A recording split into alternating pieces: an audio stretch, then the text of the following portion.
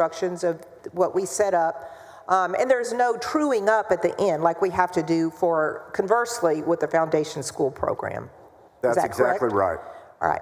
So I also see a lot of people comparing the amount of funding per ESA that you've laid out in your presentation to the basic allotment, and they use this number of $6,160, which, as you know, we provide significant funding to students in ways that fall outside the basic allotment. And the latest numbers from TEA, as we look forward to FY27, is actually, and SB1 is filed, is actually $15,642 per student. I'm going to say that again. It's $15,642 per student when you look at all the funding mechanisms that are in place that are outside of the basic allotment formula. And I'm sure you're aware of that, which of course is less than any of your ESAs would provide. Is that correct? That's correct. That's consistent with the numbers we're working off of. Okay. So secondly, let's talk a little bit about the pension impact that could possibly or not have any impact upon the TRS pension fund. You know, we've been very protective of this fund in prior legislative sessions. We contribute significant amounts of money to make that actuarially sound. When I say significant, many, many billions of dollars, and we have kept that up. And we will, it's my commitment to continue to guard that fund. Every member in this body has voted for that and is very protective of our retired teachers. So we want to look at what if there could be any impact. I see that TRS is independent, and it's independent actuaries, that's important, did an analysis, and they state that it is very unlikely to cause the pension fund to no longer be actuarially sound if some teachers were to leave the system to go to private schools or any new private schools that may be established. So that's correct. It appears from the actuary there's not going to be any harm. That's exactly correct, Madam Chair. You've led for many, many years on protecting TRS, as many members have followed your leadership. We're all aligned there. We would never design a program that would put TRS at risk. And I think when the actuary looked at the Florida system, it's been in existence in a very universal type of system. They didn't see any harm. And in fact, I had my staff look at the Arizona system as well, since that was another big, it's not as big as ours will be, but a big system to look at. Actually, their pension fund improved under it. Exactly why could just be investment returns, but there was certainly no negative impact on the Arizona fund as well. So I'm sure that we can give anyone listening our commitment, you and I's commitment. I think every person in the body, if they could raise their hand and vote on this, would say yes, that we will continue to monitor the pension system to make sure there's no negative effect, but there's absolutely no indicators that would cause us concern at this point that we were jumping into something that would harm our retired teachers. Is that fair? That's correct, and not only fair, but in recent budgets and many others through the bienniums under your leadership, we have bolstered TRS and under your plans have created more and more protections and strength for TRS, and we will all continue to be aligned in that effort. So thank you, yes, for clearing that up. Thank you. That's basically what I wanted to set out as we start the debate today, because people may have opinions, but it's very important to have the facts about the fiscal implication. I think we get much better debate and much better honest discussion about something like this if we're working with the facts. So I was hoping to establish that as we get started. Thank you so much. Thank you, Senator Creighton. Thank you, Mr. President. Thank you, Senator Huffman. Senator West, for what purpose? Questions of the author? Do you yield, Senator Creighton? Of course. Yes, I yield. You're recognized. Thank you very much, Mr. President and Senator Creighton. We know what the vote's going to be. Democrats will vote against this again. Republicans will vote for it. But I just want to make sure we put everything in context and kind of look at this bill compared to the last one from a historical perspective. You would agree that we've got to look at history in order to inform what we do in the future. Would you agree with that? First, I'm hoping to be more persuasive today, Senator West, than just that party line vote. But yes, I would agree in what you and I have discussed and worked on in committee in many, many hours, and the points that you have also made related to history. I too am trying to be more persuasive today. But you would agree. And let's just talk about the genesis of the concept of choice vouchers, that particular concept. You would agree that this concept came out of segregation and racism. Would you not agree with that? We had obviously different historical perspectives provided by witnesses in committee. That was certainly one of them. So yes, I would agree that's definitely one of the origins. What are the other origins? Well, you and I listened to the testimony together. It was just talking about need in general for students to have opportunities to serve their particular customized needs that they weren't finding elsewhere. So there were different plans established, and from Reconstruction all the way until the 90s with Milton Friedman and others coming up with these different plans that look very different in scope and nature and who they serve. But you would agree that this whole concept started during Reconstruction, right after the Civil War. Would you agree with that? When there was a fact that Caucasians didn't want to go to school with Black and Hispanic kids. Would you agree with that? I already did, yes. Okay. Yeah. And so they ended up going to churches to get away from minorities. Okay. That's how it started. And I agree with you. Over the years, there have been different iterations of it. And then we go to Brown versus the Board of Education.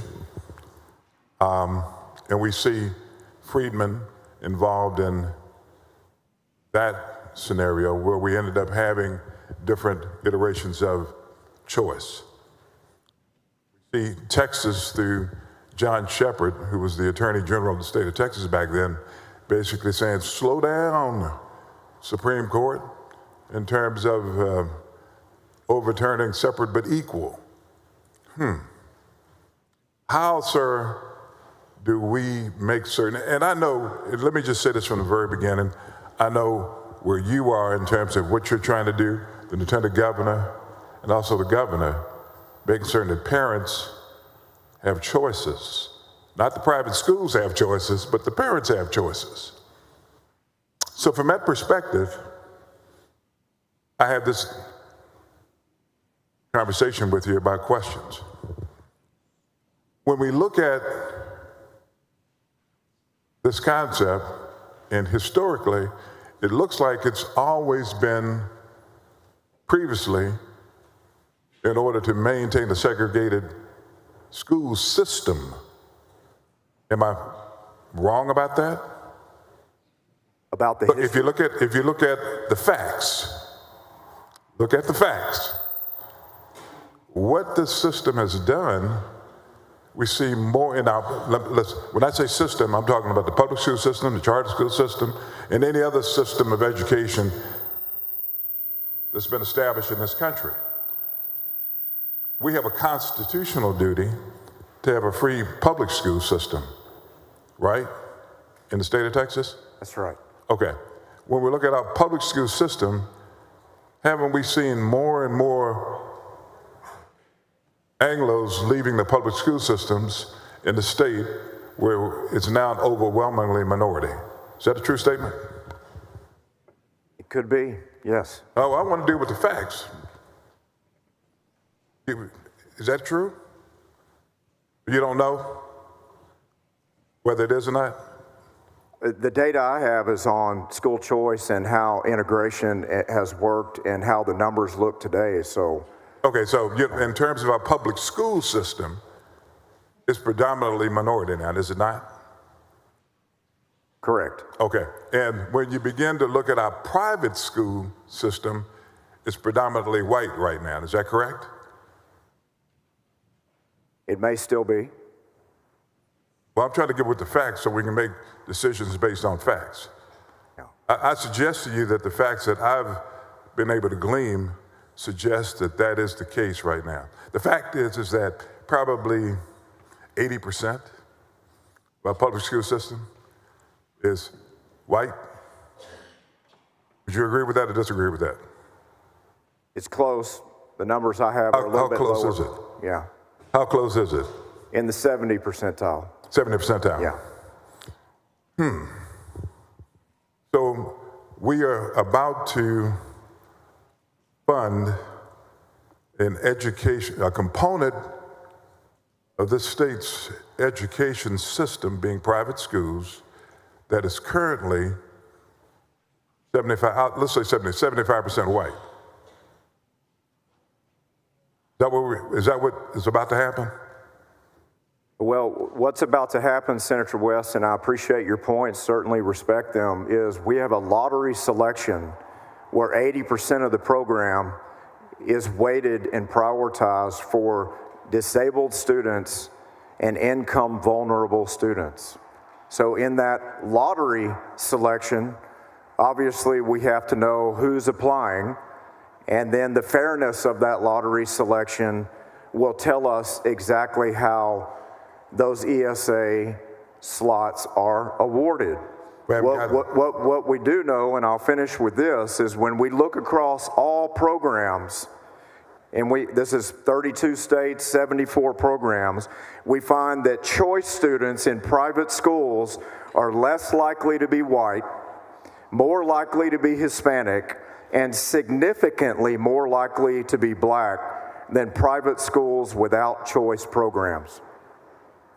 So not only that, but in Florida's tax credit ESA program, so we're talking about not just choice programs, but their ESA, participants were most likely to be Hispanic, 39%, black, 28%. The third most common group was white students at 27%. So my contention is that school choice is something that, based on your arguments of history and what we see in the demographic breakdown of public schools, would be better. Okay, stay right where you are. I will. How did you get that information? Well, we use Florida's ESA tax credit program statistics, and then we also have relied on studies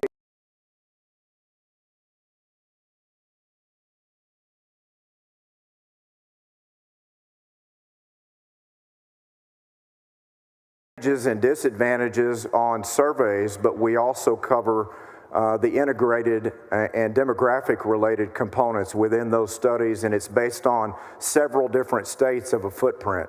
Okay, now what I'm hearing you say is that the methodology that was utilized in order to get the information, part of which was surveys, and then from the education assistance organizations that I would assume got the information from the private schools.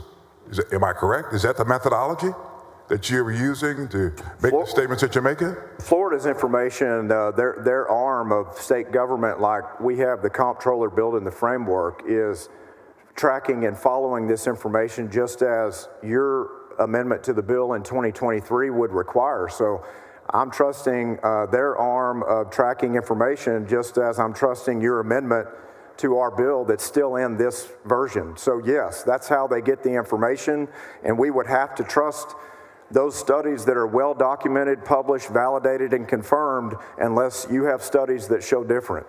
Well, I have studies now that shows that in the state, what's happening in the state of Texas.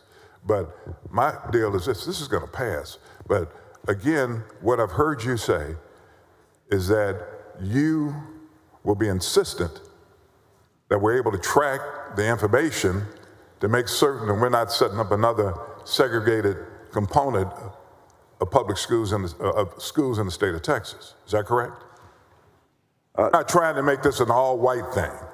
That's correct. In fact, I would say the opposite would be our result in a school choice program, that if kids are trapped in any all-white school, all-black school, all-Hispanic school, as they might have been segregated 60 years ago, this plan today allows them not to be trapped by zip code, but to have opportunities at many different education environments. And I understand it, and I understand exactly where you are. Understanding that is the impetus behind why this bill's even on my desk. But see, here's the piece: we've got to be able to see transparency in the information. Your goal is a laudable goal, okay? But what I'm saying is, I've got to be able, years from now, or whoever's sitting in these seats, have got to be able to look at the evidence to make certain that we're moving forward and we're not moving backwards. Absolutely. And I respect that completely, you and I. And so what I'm asking you, the question, Mr. President, that I'm asking, we've got to make certain, as it relates to this particular bill, that a methodology is in place in order to get the information necessary to assure that we're not propping up and providing state dollars to a system that will be segregated. You agree with that? I agree completely. All right, now, let's kind of go through the bill.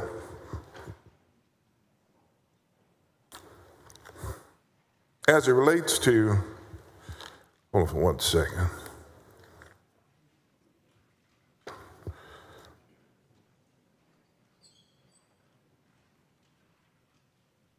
As it relates to accountability, what we have in the bill, well, as a general topic, what's in this bill compared to the bill that we had last session, we prioritize families that were in, I think, 185% of the poverty level. In this one, we're defining low income differently. What's the difference between the definitions? The difference in the threshold for the qualifications and eligibility, Senator West, were very consistent on the income vulnerable side. So we start at the lowest income levels, and this is within 80% of the framework of the use of the dollars. And then it's up to the 500% of the poverty level, which would be a middle class cutoff of a firefighter and a teacher with 3 or 4 kids at home. And what's that amount, say a family of 4?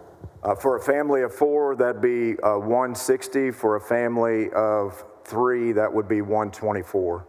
Okay, now, are we prioritizing persons within your definition of low income, or all of them equal?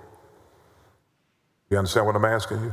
That framework is up to that threshold. So right, I understand that. That's why I'm asking, are we prioritizing? Yeah. I mean, if we have a family that's 100% within the poverty level, does that family, based on where their income is, get priority over a family that's within 400% of the poverty level?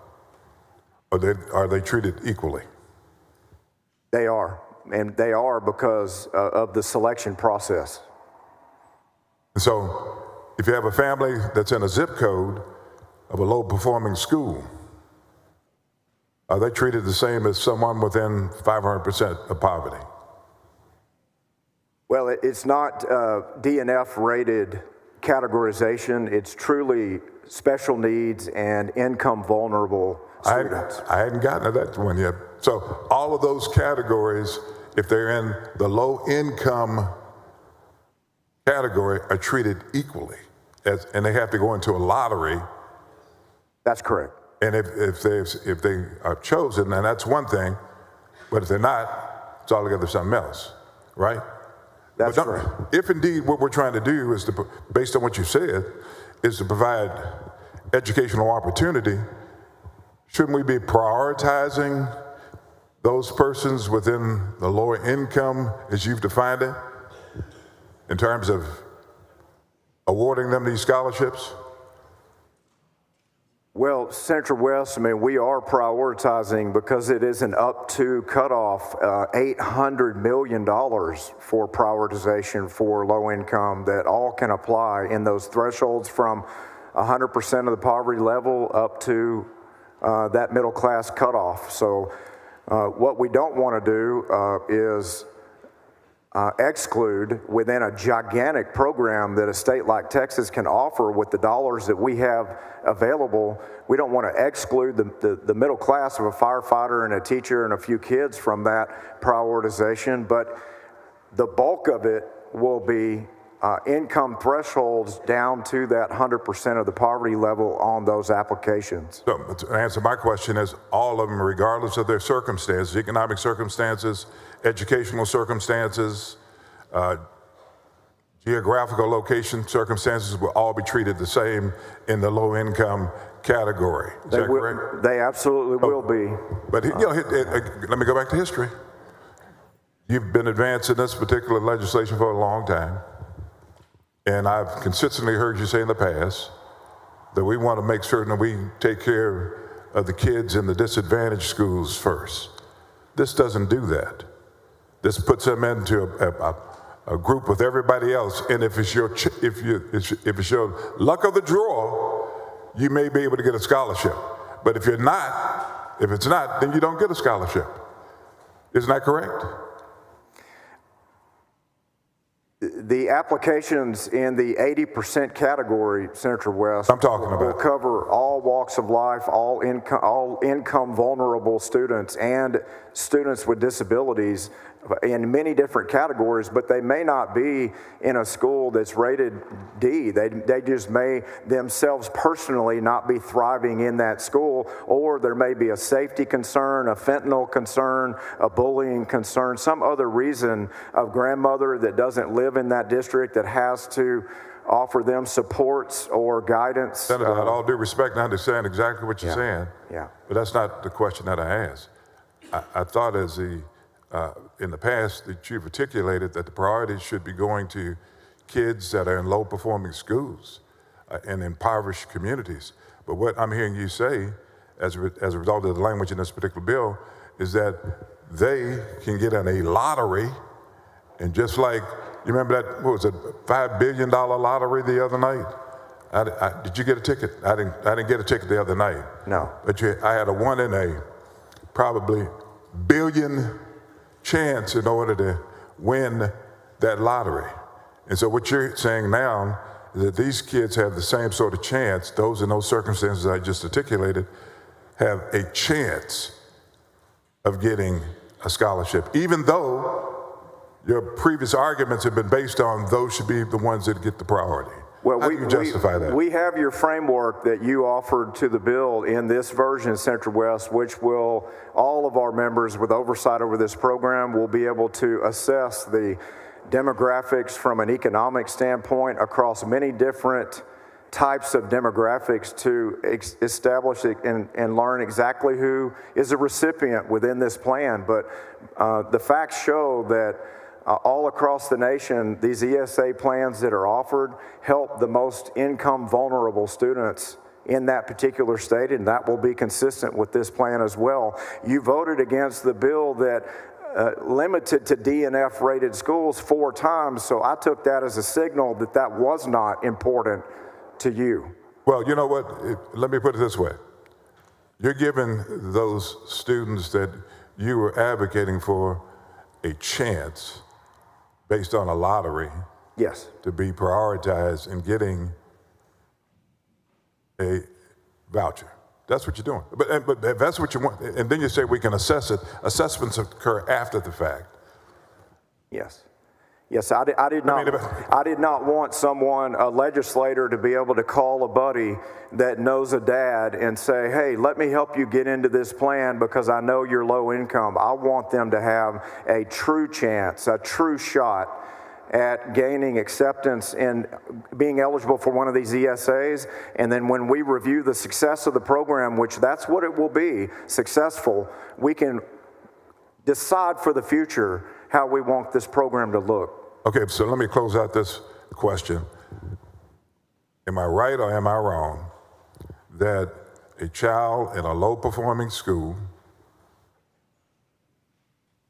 has a random shot at, let me back it up. If there were parents of a child in a low-performing school, their chance of getting a voucher is the same as a child that comes from a home that's making $150,000, $160,000. It's the same chance. Well, we see when we drop the maps of low-performing schools over income vulnerable areas of the state, we see overlap in those exact areas of interest. So we're gonna, yes, you're in that 80% category with it being up to a teacher and a firefighter with 4 kids at home having a chance, just like someone that is also income vulnerable, but more so, yes, those chances will be equal within that 80% pool. But that's a gigantic pool of selection, and that's how we show our commitment as Texas legislators to put special needs and income vulnerable as the highest commitment and priority within this program. Income vulnerable being up to 500% of the poverty level. Okay. Great. Up to that. Up yes. to, I understand, up to, but Yeah. they're not given a priority. They're in a group of students that have the same opportunity in order to get a voucher. Okay, let me move on. Let's talk about the difference between the vouchers and homeschools. All right, now I understand we're setting up these education assistance organizations, which frankly are already set up in other states, and they're going to be coming here in the state of Texas. I think they're already here because they've been having input into the decision-making process of this particular bill. Okay? Am I wrong about that?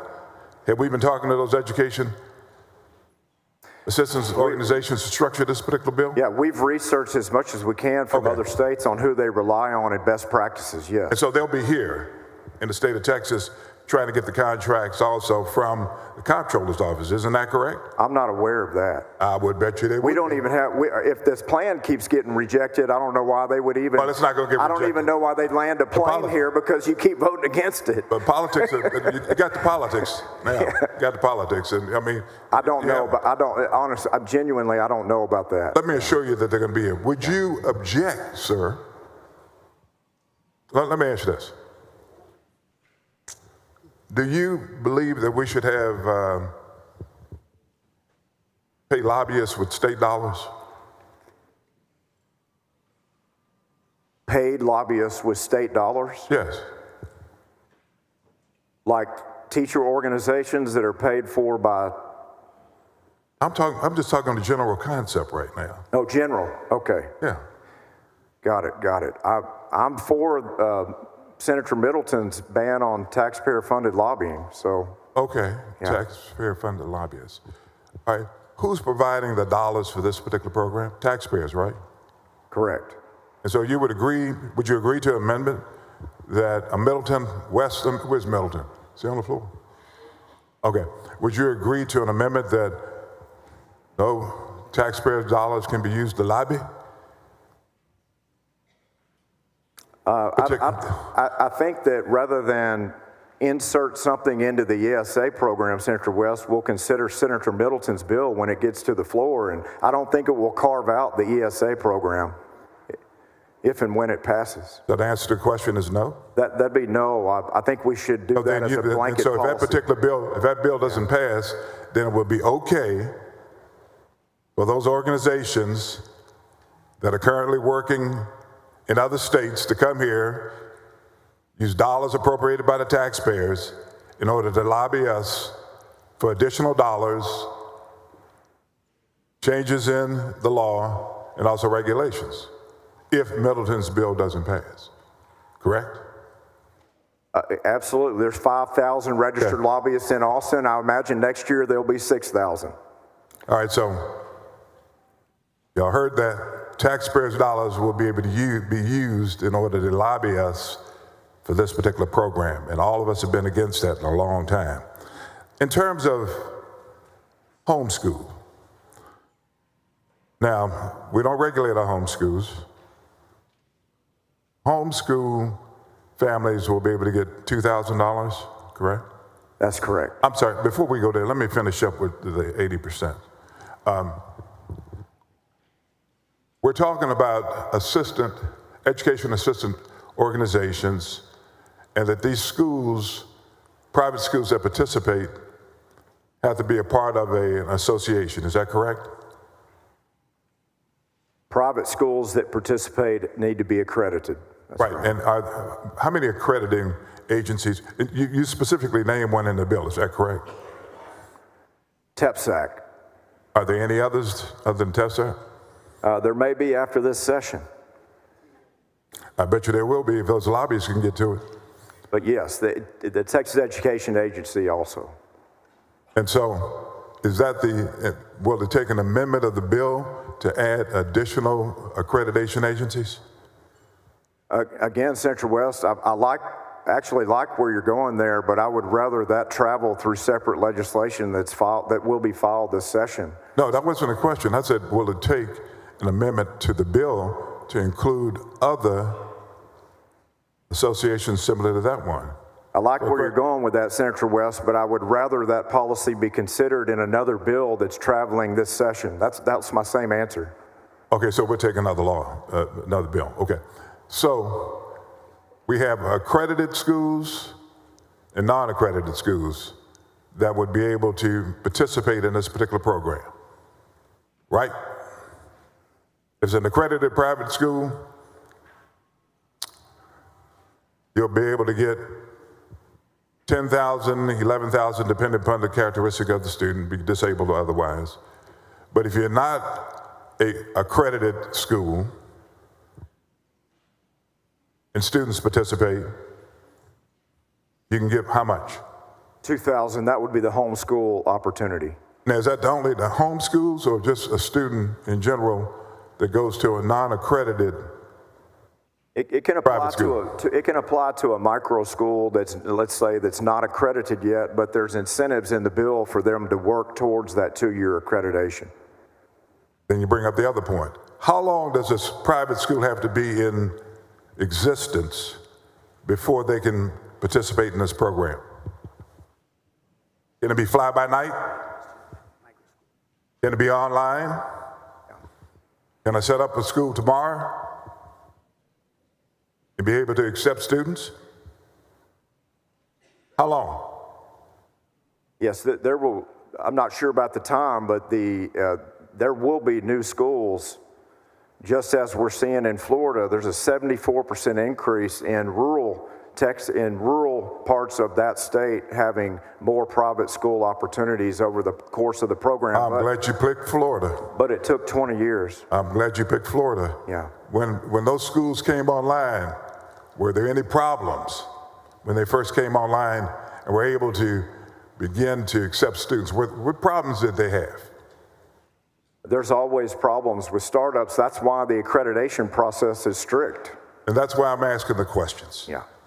Yeah. Don't you believe that there should be a minimum number of years that those schools should be in existence to prove that they are worthy of accepting these students and not wasting taxpayer dollars? I believe across the nation, Senator West, we have really good information that shows that if you're talking about the approvals and the requirements and the framework of a private school compared to other schools, it's just as rigorous, if not more, in many categories. For the accredited school, it's 2 years. For the non-accredited school, it can be a new school. You've kind of gone a different direction. That was good, though. That was very good. You're talking about the accrediting agency. I'm talking about the school itself. The accreditation process probably takes up to 2 years to go through one of those organizations that's in your bill. That's right. But my question is this: shouldn't those schools be in existence for at least 3 years? And it can be a part of the accrediting timetable too, to see exactly what type of school we have, as opposed to a school pops up online and begin to accept students. Shouldn't there be, members, a timetable for those schools to be in existence before they're able to accept students? Well, better than... many of us talk about transparency all the time and accountability. Yeah. Better than government, Senator West, moms and dads are going to police that, right? I mean, there are homeschool opportunities every day, and this is why...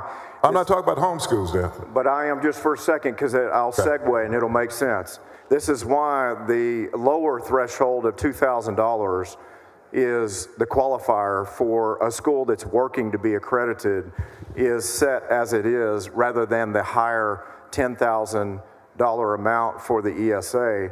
And obviously they have incentives to work fast towards that accreditation, but there will be new schools, there will be new homeschool opportunities, there will be micro schools, and to require a 3-year track record on those would put strings on homeschool opportunities that don't currently exist. I mean, in terms of, I didn't say anything about homeschools. I mean, what is a homeschool? Make sure everybody knows what a homeschool is. It could be a family teaching at home. It could be a pod. Okay. Yeah, it could evolve into, you know, a bigger entity, depending on who they're serving and how they're serving. Could be in their neighborhood, could be in their community. So suffice it to say that, so we can move on because I know other people have questions also. Suffice it to say that there should not be a minimum time period that a school needs to be in existence before it could take advantage of having students receiving vouchers as a part of their student body.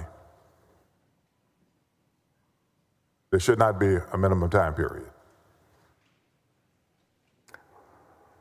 Well, the time period for pre-approval, it includes some incredible safeguards already, Senator West. Comprehensive background checks for all employees, verification against the state's do not hire registry, a review through the interagency reportable conduct database.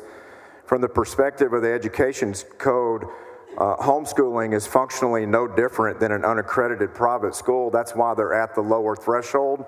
But the bill incentivizes them to work quickly towards accreditation. That's going to be tougher, but there's great incentive for them to get there because all their students would qualify for that higher amount. We're going to have some new schools that you and I don't know about that will be the best schools in Texas for a generation from now. I mean, these opportunities are a good thing for Texas students and moms and dads. That's why we have a school choice bill.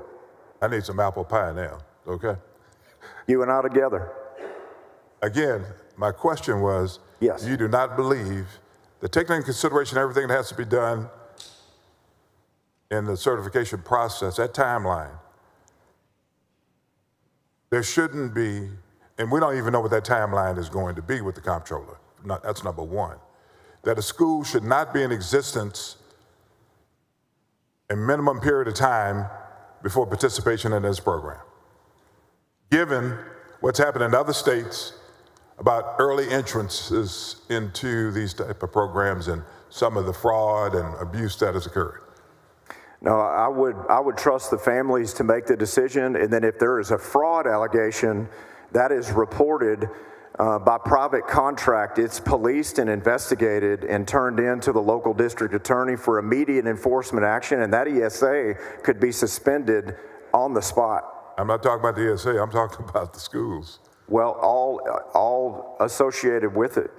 All right, so I think you've answered the question. No, you don't believe there should be a minimum time requirement for a school to be in existence before receiving tax dollars in this particular program. That's the answer to your question.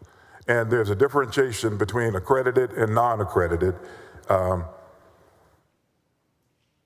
Homeschools versus private schools. And it's a different amount as it applies to how much students get in homeschools or unaccredited schools and accredited schools. That's correct. Okay. Now,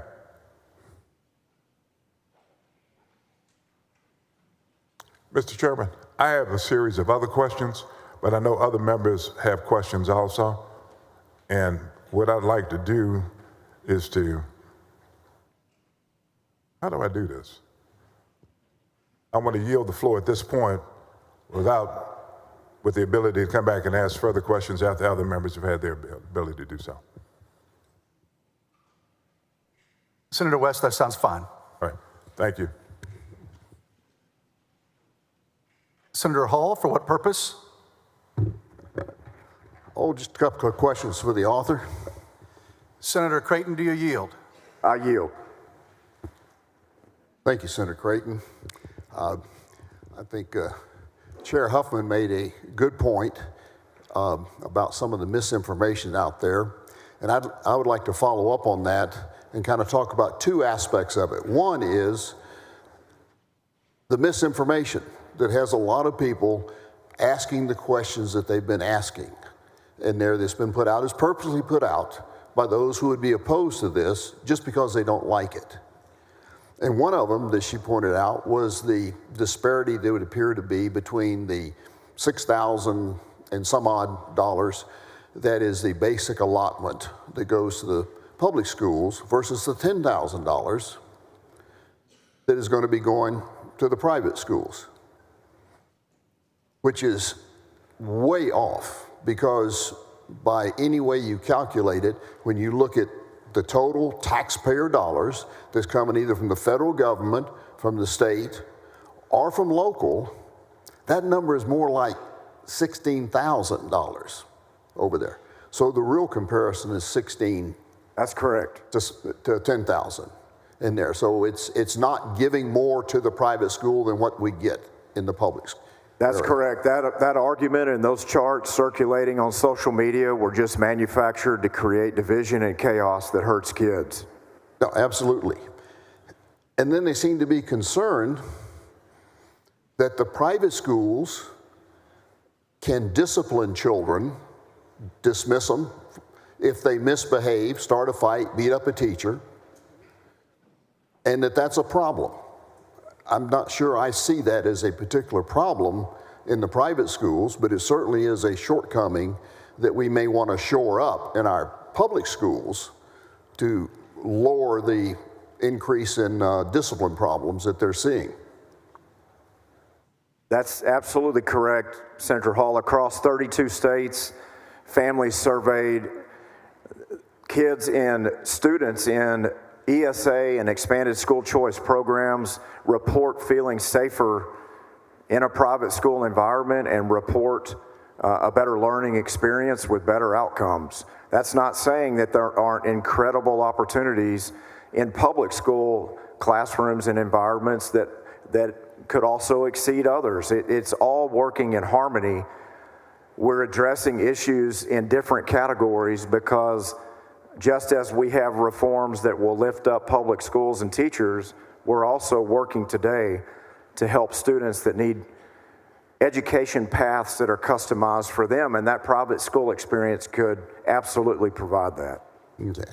And then, of course, a couple of other issues. One is brought up the question of certification. I think we got about half of our teachers now in our public schools are not certified teachers. And there's not a requirement that they be certified to teach in the public schools. That's correct, Senator Hall. Many of our public school districts, year after year, are asking for waivers on the requirement for the certified teachers that they have within their personnel, and they're receiving and being granted those waivers. And then the other concern is the private schools don't offer transportation, which we know that possibly do, that they can raise tuition rates, and no spending mandates, but that's why it's school choice. The students are there by parents' choice, and if there's no transportation, that's within their decision-making process. That's correct. The cheap shot allegations that this is some billionaire bill to bolster private schools, whoever's saying that hadn't looked at the books on an average private school these days. It's not a gigantic profit center. It's there to help kids. And so, yes, you're absolutely right. And there are also public schools that can charge a tuition bump. Yes, a public school can charge a tuition bump increase and higher academic performance requirements on a public school to public school transfer. And that exists today in state law, and it exists in practice. Right. You know, there is not much that we do as a society that's more important than the education of our children. Absolutely correct. If you think about our society as it is today and where it came from, when folks first came here and we formed this great nation with a constitutional republic of a government of the people and by the people, we fostered really the beginning of a true free enterprise system. And that free enterprise system had a lot of competition in it. And that competition brought us what we have today in food and clothing and transportation, would you not agree that we would not be where we were if we had had all government developed transportation, clothing, everything? Absolutely correct. And so competition has never really hurt any place, and it's helped. But in our public education, there has been no competition. And Senator Hall, to that point, Florida schools were near the bottom of the list, public schools in ranking, until school choice passed. And now in many different metrics, they are #1 in the nation. And that's in American history, to your point, there has been no greater incentive to increase the value of a service than the ability for a consumer to exit using that service. And what we've Competition matters. Absolutely experienced over the last 10 years, our scores have dropped in math and in reading, 5%, 5.5%, over 3%. Our spending is way above inflation and student population growth. Student population is barely up 6%. Repeat that again, I'm sorry. Our cost per student is up significantly, like 23%. Our funding for public school students? Yes. Population hasn't grown. Now, school spending and how they choose to spend the money has up. Some 30% increase in administrative positions, non-teaching, outside the classroom. So if those who are wondering why teacher pay is not necessarily rising, because our school districts do have essentially complete control of teacher pay. That's correct. Yes, over 10 years, the hiring of administrators in Texas public schools has increased over 70%. The hiring of teachers is right at 7%. Okay, so competition already demonstrated that it improves outcomes where the students win, and that's what this is about. But just to make sure for the other things that people are concerned about, for clarification, I'd like to ask you a few questions now about the intent and what would happen with this bill. Of course. And one big concern is about strings being attached. Now that we're going to have government money going into the schools, will this bill open the door for any government agency through regulation, not necessarily through legislation, but through regulation, to attach strings to our public schools? Or to our private schools? There will be no strings passed on to private schools.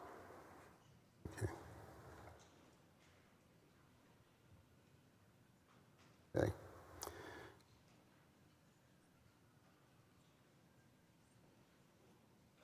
And the question about parents and the money. Will there be any circumstance in which parents would be given money and they get to decide how it's going to be used, what they could use it for household things as opposed to education?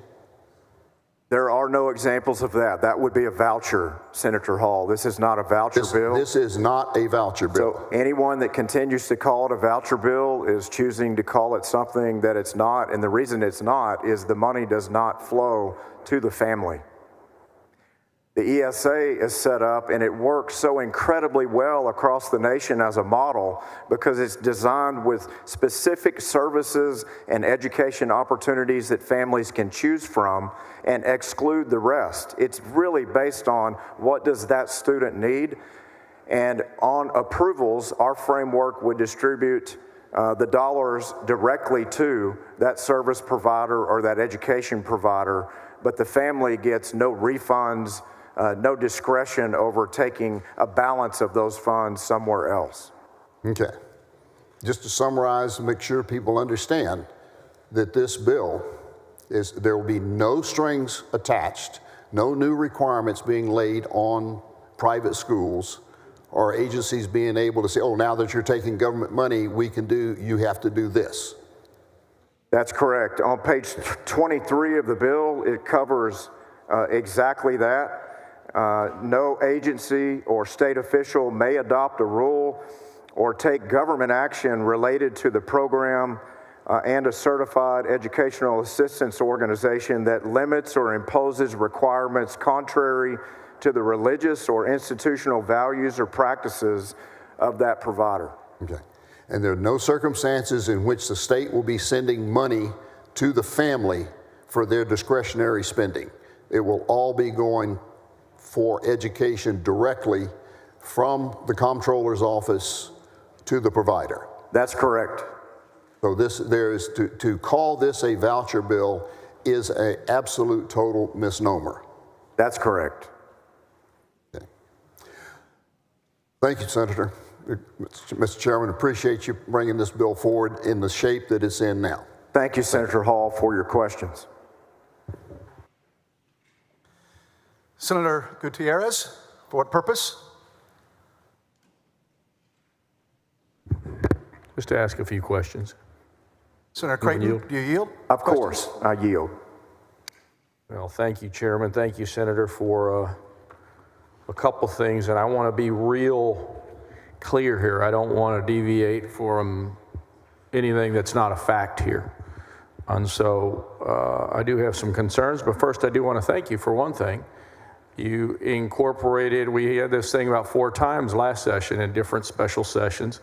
And we had a conflict of interest provision that no elected official would be able to utilize this, no state senator, no state representative would be able to use this for their own children or their grandchildren. And you incorporated that into the bill, correct?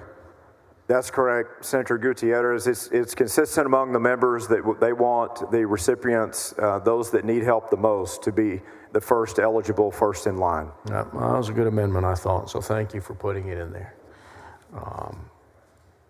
But I'm not quite done.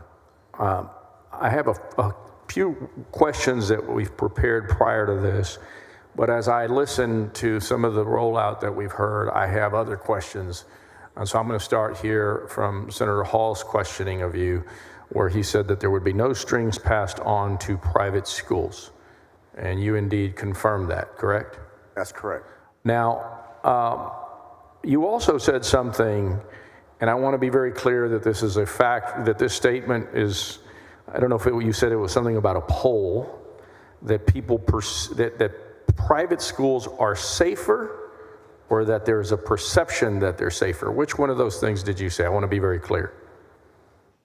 I could use either reference, Senator Gutierrez. It was polling that came from families in Wisconsin talking about their use of an expanded school choice program and their experiences from public school and private school, which part of it had to do with violence in the public school, but other parts of it had to do with civic engagement, a learning environment that was, free from disruption. It had to do with one-on-one teacher supports. It had to do with the availability of services. So across the board, the feedback in the polling was that families indicated a better experience, and that's just one poll. So I'm referencing that because it's positive, and it was relevant to Senator Hall's comments. And you suggested that some of the reasons were for safety. You mentioned fentanyl, Yes. One-on-one teaching, school shootings. We've talked about that in the past, right? There's this perception. Gun violence and fear from that. One of the schools reported in Wisconsin, one of the public schools, led all schools in the state on the number of students that had brought a firearm to school. The Tennessee school, the Episcopalian school, where 3 children were shot dead, that was a private school, right? That's right. So you have no evidence one way or another that private schools are safer, more safe than public schools. No evidence, correct? Just family feedback. That could be, inaccurate feedback. They could not be telling the truth. I'm just reporting on studies that are well documented, confirmed, and published. So let me go back to the no strings attached piece. We all know last session I was focused probably singularly on Uvalde, and it had a significant effect on those families for certain. Yes. And I think on a lot of us in the state of Texas. We felt it impacted in a real way.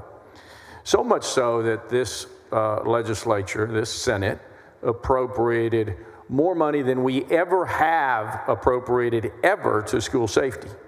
That's correct. Over $100 million. Are my numbers correct? That's correct. And part of that was funding the School Safety Commission. Is that accurate? That's right. Okay, and in the School Safety Commission, that's a commission that is there to ensure that our public schools are providing high measures of school safety, windows, doors, locks, emergency mechanisms to call the police and so on and so forth. And of course, keeping the audits of our public schools to ensure that they are providing those types of safety measures, correct? That's absolutely correct. Okay. And yet, in the no strings attached portion of your back and forth between you and Senator Hall, public schools will not be required in any way to comply with any part of the School Safety Commission's audits, findings, investigations, research, inspectors. In other words, they will not be inspected by the School Safety Commission at all, correct? No, they'll have to commission their own inspections, and they will be responsible for keeping their own campuses safe. Is that in the bill? It's not in the bill, which keeps it status quo that they have to do what they continue to do now.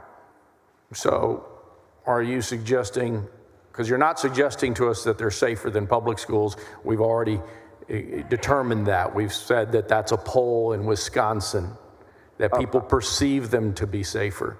So, and we know that school shootings happen in private schools as well, because we've seen it in Tennessee twice in private schools.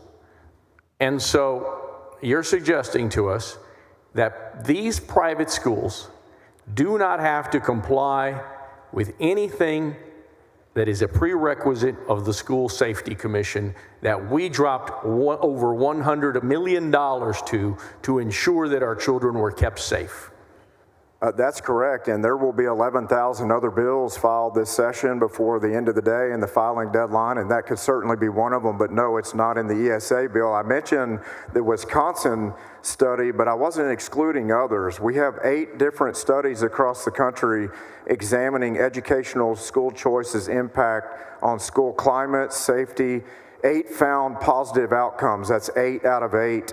I mentioned the Milwaukee program findings where there were 56% fewer drug convictions amongst school choice ESA recipients in a private school experience. There were 86% fewer property damage convictions, and there are a total of 100% positive outcomes for those studies on students feeling safer overall.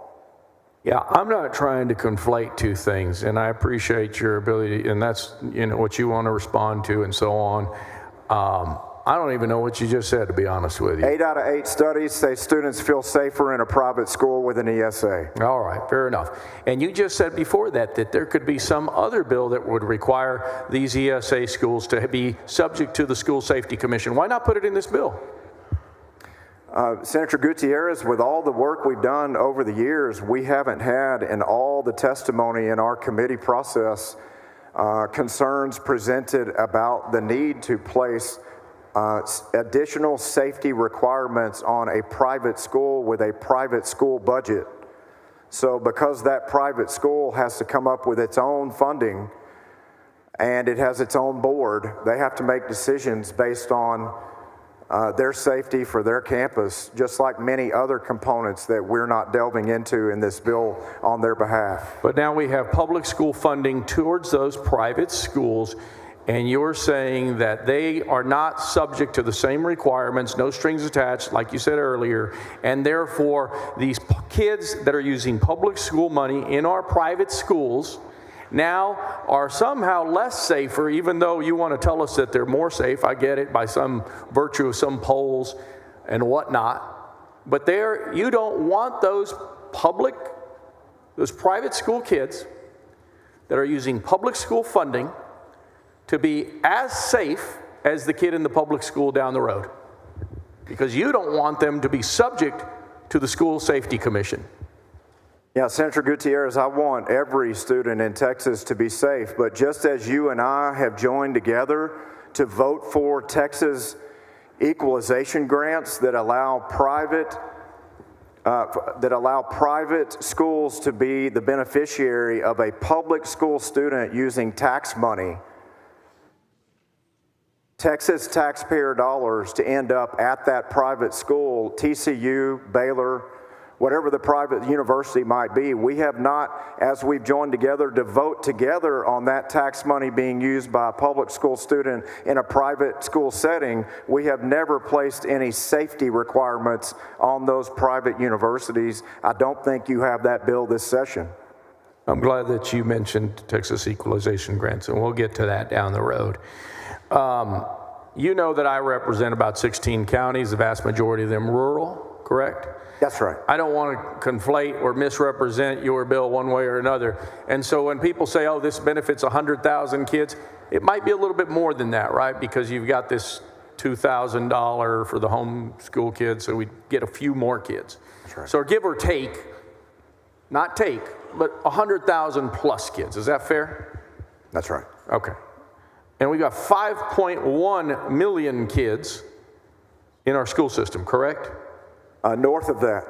North Yes. of that. Close to 5.3, 5.4, yeah. 5.3, 5.4. But 100,000 or so lucky ones. Is that right? Senator Gutierrez, if you want to expand the plan from $1 billion to more than that to cover more students, I have not seen that amendment up to this point, but we're launching a plan that Arizona started with 300 students, Florida started with 17,000 students, and we're starting with 100,000 students. So yes, in a lottery situation weighted towards the disabled and low income, I'm thinking it is fair. Well, hell, let's do it for all the students then. Let's give everybody in Texas.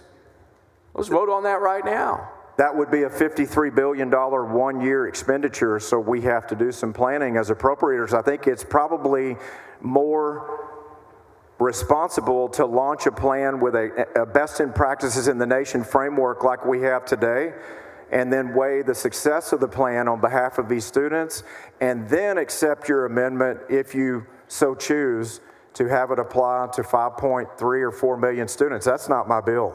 Well, okay. Well, let's talk about your committee structure and what's it called. Now you've changed the name. The name has been changed now to K through 12, right? K through 16. K through 16. Yes. There you go. Thank you. It's the combination of higher ed and K through 12 together, as we did last session. Right. And I'm not suggesting that you're being disingenuous. I just want to go through some facts and some bill analysis questions. Okay. A whole bunch of people want to ask questions. I don't want to take too much of your time. How many students are estimated by TEA to leave public schools for private schools in fiscal year 2027? One more time, I'm sorry. Under the bill analysis, how many students are estimated by TEA to leave the public schools for the private schools in 2027? Well, at capacity maximum, this legislation would serve 100,000 students out of, let's say it's 5.3 million public school students. It'd be 100,000 served. That would be 1.7, 1.8%, which again is why I don't understand why our public schools would even have concerns over a program that helps 1.7%, 1.8% of all public school students. Well, I promise you, my rural constituents, Republicans, Democrats, have real big problems with this bill because they don't have private schools in their counties. Nationally, rural Texas gets screwed on this deal. not at all. It's actually a rural Texas bill. And in the state of Florida, private school opportunities increased 74% over 10 years in Florida, in rural Florida. It's a rural Texas bill. I'll let you go. I'll take you down to my counties, and you can go talk to my county judges. I'll be happy to. I need the invitation. And you can tell them how this I'm just is a working rural off the Texas data. bill. You can tell them how there's a rural Texas bill. There's a perception because we don't have it. There's data across the nation over decades and decades that's irrefutable. Yeah, I don't want to speak over you, so I appreciate the same not being done to me. Absolutely respect your line of questioning. I'll defer and yield. My question was, in 2027, how many students does TEA suggest will leave for private schools in fiscal year 2027 from the public schools to the private schools? More specifically, what's capacity in 2027? How many seats available for these first tier, the 80% tier? It's on the bill analysis, page 3. I don't have those numbers. I just gave you a maximum. The maximum is 1.8% of all public school students could be served. All right, and here's my question. TEA, the Texas Education Agency, says there's 24,500 seats available in fiscal year 2027.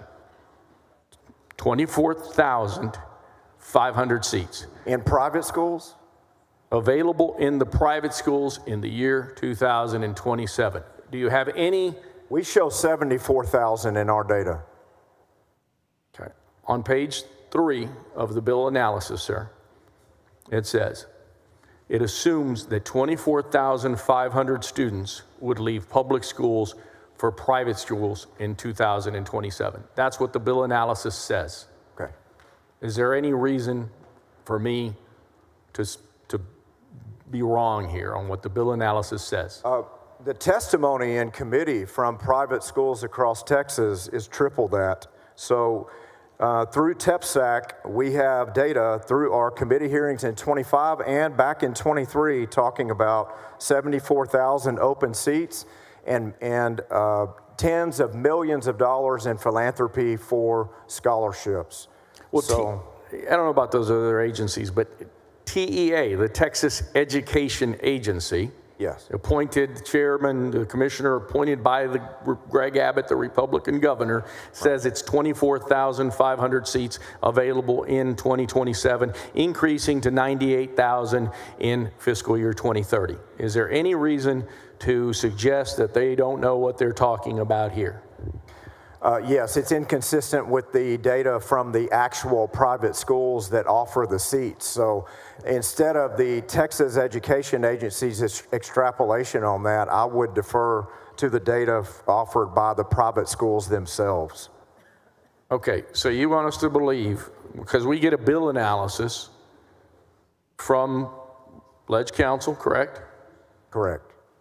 And they go to agencies and everybody comes in and they find out how to be able to do this bill analysis, because what's in the bill analysis supposedly are facts and not innuendo, not the testimony of some witness that might benefit from this thing. This is what TEA is saying, and that's all I want to know. And I feel for you on the validity and veracity of the data. For instance, we had an LBB report that this bill would cost billions and billions of dollars and would grow at 20% out to 2029. We don't have anything in the bill that grows the number of students served or appropriates any additional dollars than $1 billion. So from the LBB to your information in the bill analysis, Senator Gutierrez, they may just be lacking information. Okay, so the TEA in the bill analysis that each senator has before them suggests 24,500 seats. You disagree with that because your testimony, your witnesses, your quite frankly partial witnesses say otherwise. And so let's just go with the bill analysis numbers that have been reflected in my line of questioning. Go ahead. If you fill up all of the seats in the bill analysis suggestion, 24,500 seats, that only, and let's just round up, that only makes 25% of your available approximate 100,000. I say approximate because there might be a few more. We've already discussed that. Is that fair? On those numbers, yes. On those numbers, yes. Yes. And so therefore my question is this: what then happens if all of the seats are filled? Let's just take a different number. let's say it's 50,000 seats are available, just for the sake of argument. Not the 80,000 that you anticipate. 50,000 seats get filled tomorrow like that. Public schools transitioning to the private schools. Now all of the seats are full, the butts are in the seats. There's no more room. What happens to the other 50%? In other words, does it escheat to the kids that are already in private school and in the home schools? In other words, do more private school kids that are already sitting in those seats get access beyond your 20% allotment? No, I mean, to your first point on the numbers, let's answer them two different ways, right? Both great points. To your first point on the number of available seats in private schools being less than the demand of the receiving ESA recipient, we don't know yet how many applications there will be in this program. We don't know that there will be 100,000 applications. If there are, based on your hypothetical, we're not sure how many will be in a micro school. We're not sure how many will be in a home school. We don't know, among the variety of choices, this is a school choice bill, how those students will request and direct their preferences for available spots and to apply the ESA dollars themselves. So if capacity is less than the demand, which very well could be the case, then there would not be seats available within those requests. There would be a no when that application comes in, just as if 100,000 ESA holders, if they all asked for a private school slot, my data shows there's 74,000 seats, not 80, but that demand could exceed supply. We just don't know what kind of applications are coming. Okay, let's assume that capacity is 50,000 for the sake of argument. TEA says it's much, much less. I'm simply asking you then this. Your 20% universal category, which is kids already in homeschool and already in private school, correct? Is that correct? That's correct in the 20%, yes. Okay. And if we've attained capacity at 50,000 kids, if we've attained capacity at 50,000 kids, sir, does your 20% category automatically boom up to 50%? Yes, because it could grow. It could grow. Yes. That's my point. Okay. So yes. Private school kids, in your bill, you're telling all of us that 20% of the private school kids already in private school get to be able to have access to the chance are eligible to be part of this program. Of the 100,000 kids, 20% are in the universal category, correct? Oh, absolutely. And the rest of the 80% could become part of that population as well. I mean, that's not just the 20%, but like, for instance, in committee, we had a family, a firefighter and a teacher from San Antonio, and the firefighter was killed battling a fire. That left a widow who had 2 kids, and they were doing everything they possibly could under that dual income to provide them a private school opportunity, because the test scores in the public school that they were zoned to were, I think there were barely 34% were achieving grade level in every single grade. So instead of going back to the public school, that widow sold everything she had, including their home, and bought a much, much older home with 1 room to keep those 2 kids in a private school opportunity. And so they were already in a private school, and they would be part of this 20% that grows based on capacity that you're mentioning. I don't want to overcomplicate your bill. Your bill is a complicated bill, so we have to try to simplify it in ways that people understand. the 20% universal category has no income requirement, correct? Correct. Okay, that's clear. You could have 100,000. Well, you could be over $160,000, and you would still be able to qualify for one of these ESAs. You could. It's poverty level up to no ceiling. Or $1 million. That's right. All right. My question is, if I've reached capacity on the 50,000 seats that are available in our hypothetical, TEA says it's 25,000. You say it's 74,000. Who knows? If I reach capacity in my hypothetical at 50,000, I got 20,000 reserved for the millionaire kids, from 0 to millions.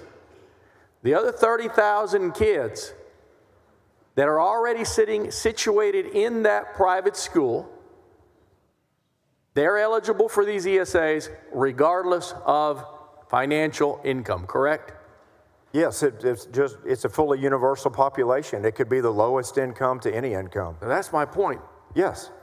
Your universal population in this scenario can exceed the 20% and go to as much as 50% in this hypothetical, correct?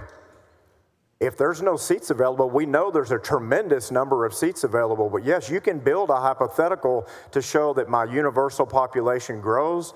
That could be a positive for many on this floor. But it's clear that the universal population is 20% of the program. 80% serves more, unless your contention is correct that there's just not enough seats available to in any category. Well, I'm not. Let me get a hold of my emotions here sometimes. It could be a tremendous number of homeschool families. It might not be a private school issue. I'm not making up the numbers. This is the Texas Education Agency says there's 25,000 seats available. And I'm using the Texas Private School Association for the entire state that has better numbers than any stakeholder that could testify. All right, so the millionaire kid,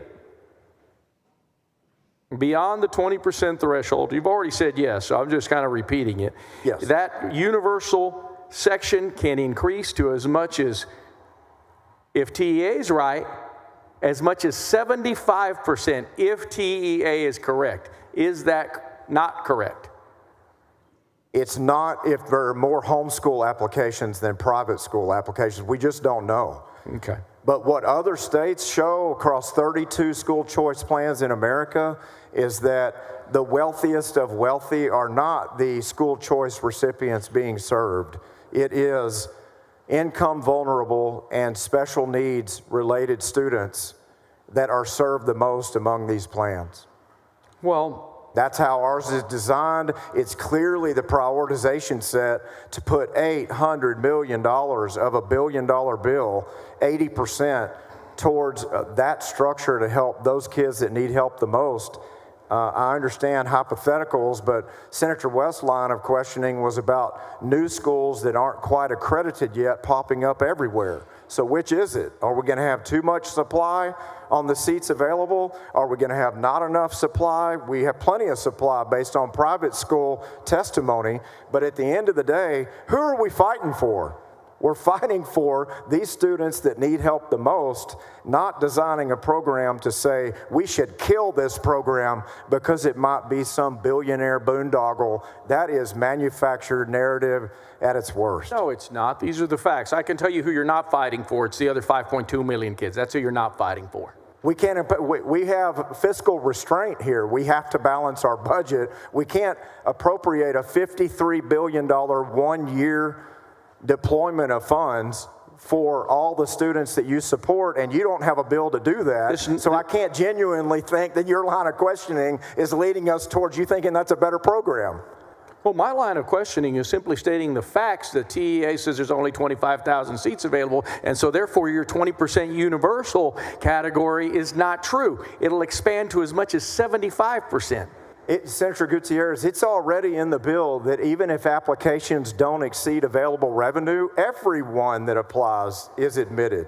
So if I'm wide open and transparent about the fact that everyone is admitted if applications don't exceed available revenue, let's say there's 100,000 spots and 29,000 applications, we're launching a program to see exactly this.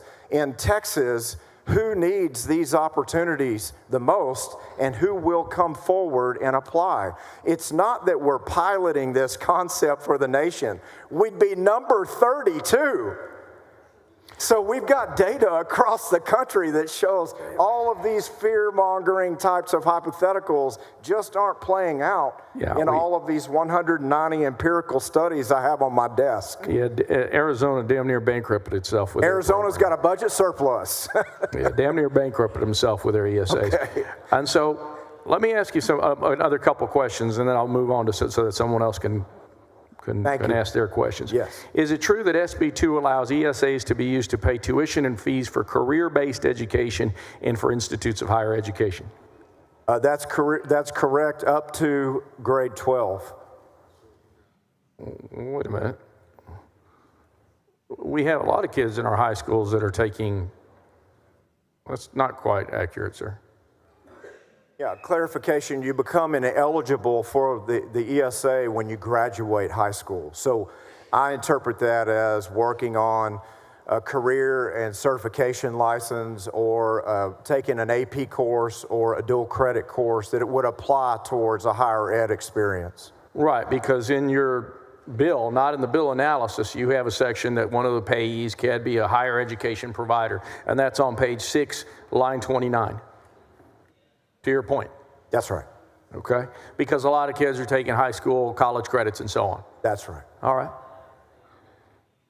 That's right. We want to, we hope the most that for in-demand jobs and skills and trades and certifications, what our workforce is showing in Texas that these students and these kids could benefit from the most in getting an education and then entering the job workforce and really getting what they bargained for, getting a wage that is a generational change for their family, establishing a trade or a skill that can never be taken away from them. That's part of this plan. You actually took my next question out of there. You said that establishing a trade or a skill, because in the program, it also provides training for industry-based credentialing, correct? That's correct. All right. So under your bill, ESAs can pay for college courses for those young folks that are so doing in high school. They're already doing that. And even under SB 2, ESAs can already pay for obtaining an LVN certificate, correct? Yes. Or some other permit or license. That's right.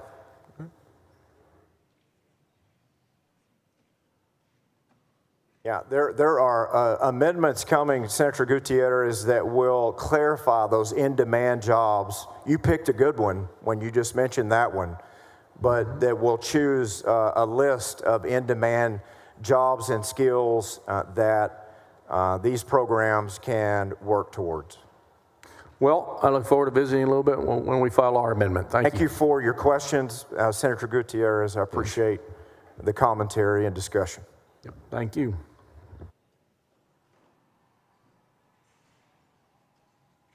Senator Colcourse, for what purpose? To ask the author some questions. Senator Creighton, do you yield for questions? I yield. Of course I do. Senator, you and I have had a lot of discussion about this bill. Yes. We did, 2 years ago.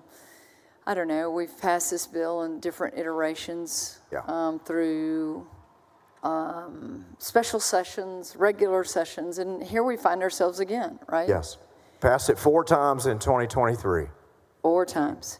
Always a separate funding bill from this. In the Senate, we've always done it separate from the funding for public education, correct? We've passed 2 different bills in Senate across the rotunda.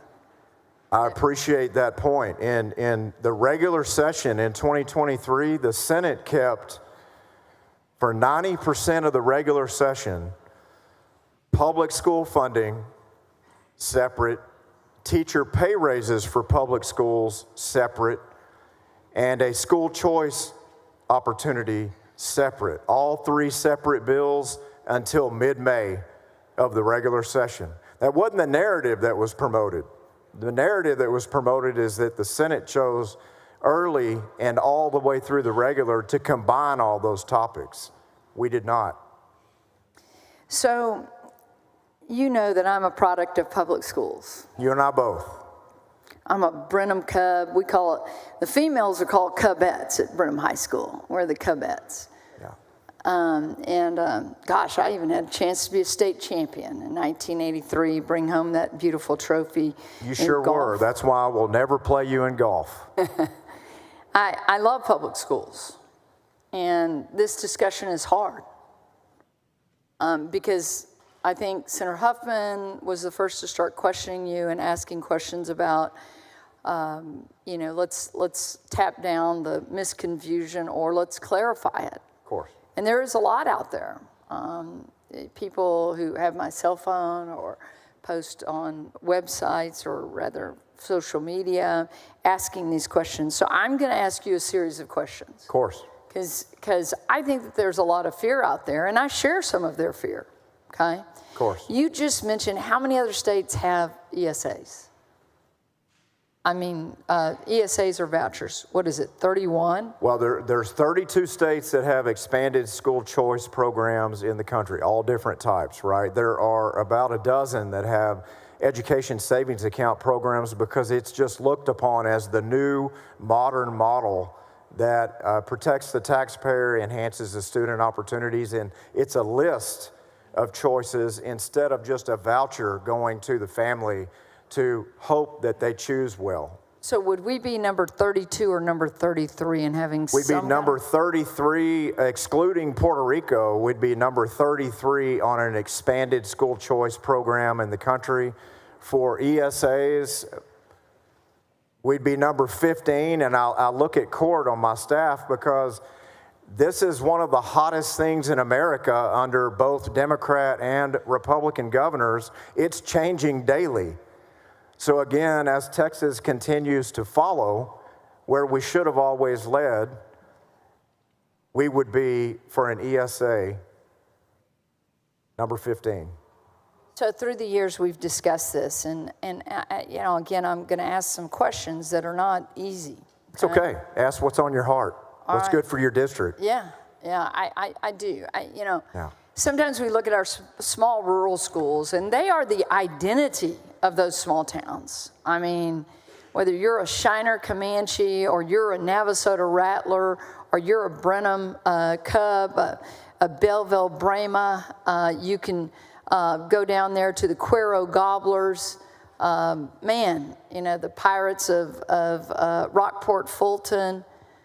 And there's a lot of pride in that. And it's not only on Friday nights, but a lot of times we rally in the fall, those Friday nights. Your son is in public school right now in Montgomery ISD. Yep. Last night, your Brenham Cubs beat my son's freshman basketball team by 15, but we won't bring that up. Go Cubs. I didn't know that. Thank you. Go Cubs. Hurt and didn't play, so I'll just leave a caveat there. Okay. But you see that. Yes. I mean, we have a lot of pride. Absolutely. I thought it was great at Christmas before, actually, it was Thanksgiving weekend, and the Brenham Cubs were playing the Thomas Randall High School. Dr. Thomas Randall, a Brenham Cub who went on to be the superintendent of Lamar Consolidated ISD, was so beloved there that they have named a high school after him. That high school is coached by his son, who went on to win the state championship in 5A, Division II. Incredible. But when we went to that football game, Lois Kate had come in. Jake was home from college. Lois Kate's boyfriend went with us. And we went over to Waller High School where they were playing, and it was incredible. And Lois Kate's boyfriend, hard to say, but born in California. He's here in Texas now. But one of the things that he was amazed at was the camaraderie from all walks of life as we walked around that stadium. I sat by Tommy Sullivan, who was Jimmy's baseball coach in high school, an African-American product of Brenham that was on the school board, the camaraderie. Her boyfriend was shocked when we were leaving, and one of Jimmy's former teammates said, "White Lightning, what you doing?" Because Jimmy was pretty fast when he played with football and had so much respect and so much camaraderie. We love all of that about our public schools. And so what I hear from my constituents is the fear that Senate Bill 2 or programs like this is going to destroy what we share with our classmates, with that rallying on that we saw there as we played Thomas Randall High School on both sides of the field. Do you think that's going to happen? Not only do I not think it's going to happen, there's just absolutely no data in the nation that shows that school choice programs are anything but good for private school outcomes. This is a percentage of the total number of students in the state, a fraction. So a day in the life of Friday Night Lights as a Brenham Cub at a varsity football game changing because of this bill, there is not one provision in this bill that does anything of the sort. In fact, private schools have increased in areas of states where they weren't prevalent before, in other states like Florida and Arizona as far as choices, but the bill's not mandatory. So no one in this legislation, the fraction of students that it supports, has to change any way of rural life or a choice to leave a public school in any regard. So we're not the canary in the cave. We're number 33 to do this. And in all the data, and I see that, I see your staff, I know that there's been tons of research done on this. You don't see this bill as destroying public education? The NAEP scores for rural students in Arizona under 28 years of school choice got markedly better for rural students, and they attribute, many of those experts attribute that to school choice options and competition. That's but the same. NAEP score, I mean, but not just those that were able to get one of the ESAs, but you're saying that all votes rose. I'm only talking public school outcomes. Florida, the same. Florida public schools went from near the bottom to number one in several different metrics after school choice passed. So not only is it, as I mentioned to Senator Gutierrez, this bill helps rural Texas. If we've fallen into narratives and fears that somehow rural Texas isn't served, so we need, rural Texas members need to just step aside and keep status quo, that is not what the national data shows. The national data shows that it helps them. Separate from that, we have all these incredible funding initiatives for public schools like Brenham ISD and teachers in Brenham ISD that will take this fraction of what we're investing from the surplus, $1 billion, and apply the $96 billion that we have for public schools and $8.5 billion new dollars, which is normally $2 billion of new money, in ways that a day in the life of schools in your district will see a generational lift. So that's my follow-up question. So Senate Bill 2 is here. We haven't seen the funding bill. We know it's in the General Appropriations Act. We're working through that in Senate Finance. But I'm going to ask that question. Of course. Is, last session we had a bill. It was different numbers, but we were investing in our teachers large amounts, $3,500, catching rural schools up with a $7,000 pay raise. Are you committed to do the same this session? Because we're just seeing Senate Bill 2 as a separate bill right now before we get to vote on that bill. Yes, and I think, Senator Colcourse, to your point, that's where much of the fear comes from, is because this is an emergency item and we're out of the gate with it, and many stakeholders can't see all the other wonderful pieces of legislation and funding that we have to bring forward across this entire floor of the members that are here to fight for public schools. They can't see it yet.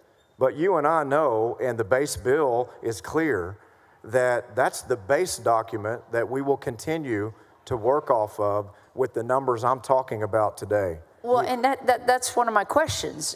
Can I have your commitment that the next bill that we're going to see for education is going to be an investment in our public school teachers and into the system that's going to educate Well, you say this is 1.7%, so back that out at 98.3% Yes. of the children. Is there a commitment there from you? My teacher bill of rights that has across the board teacher pay raises and funding initiatives for additional pay streams and bonuses and all kinds of incredible opportunities beyond that across the board pay raise. Yes, I'm coming back with that teacher bill of rights again that we passed off of this floor in 2023, and the House took it to the floor, bounced it around like a beach ball, and postponed it until 2029.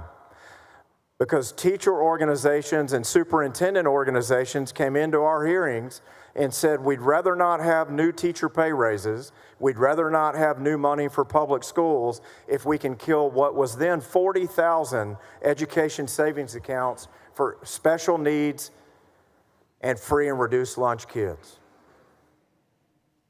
So yes, Senator Kolkhorst, I'm coming back with what DeSantis announced as a national model when he took my version that the House killed. I'm coming back again as we stand for the safety of teachers, the validity of the opinions of teachers, a reasonable learning environment without disruption for teachers, and strong compensation increases for teachers. But we're not there yet. You did see that the governor announced teacher pay as an emergency item. I saw it, and I was happy about that. To your point, we're going to be able to move even faster on that bill this session, but we need a full Senate unanimous on that bill to stand for Texas teachers, just as we brought that bill forward last session, separate from the school choice bill. So let's go to strings attached. Yes. There's been some talk here from my colleagues, and that's one of the things. You know, I listen to teachers and hear from them. Just got a text message. I'm going to clarify something.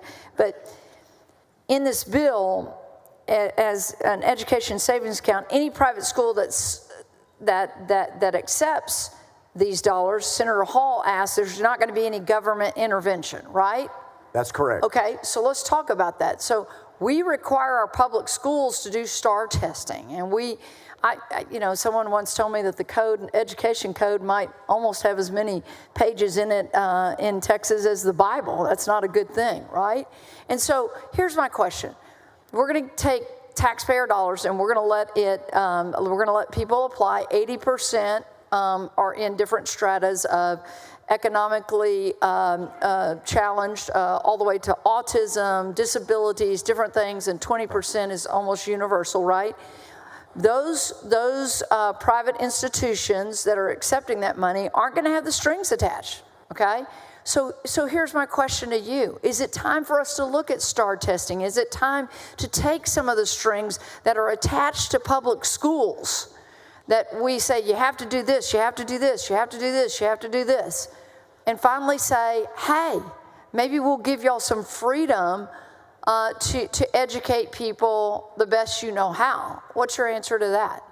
Yeah, my answer to that is there may be an incredible amount of validity in reducing the requirements or strings or mandates on public schools that everyone on this floor can bring a bill forward to accomplish. An incredible amount of opportunity, but most public school stakeholders say they would like to get rid of the STAR test. Why in the world would a public school stakeholder then pivot and apply the test that they want to abolish to an entire different category of students in the state? That is absolutely without logic. So the norm reference test that private schools require now has been acceptable to public schools for decades. It's called the SAT and the ACT. There is no member trying to get rid of the SAT and the ACT being used in a public school setting by a junior or senior applying to college. We're not going to apply that string. If a ESA recipient chooses to take the STAR test, they can. But it's a choice because this is a school choice bill, that string will not be applied because it doesn't make sense if public school stakeholders want to remove it altogether. Well, I think that's the question of, how can we make public educators feel that they are getting fair treatment? Right. I mean, it's a great question. If we're gonna open up the can of worms, let's open it up and let's look at all of them.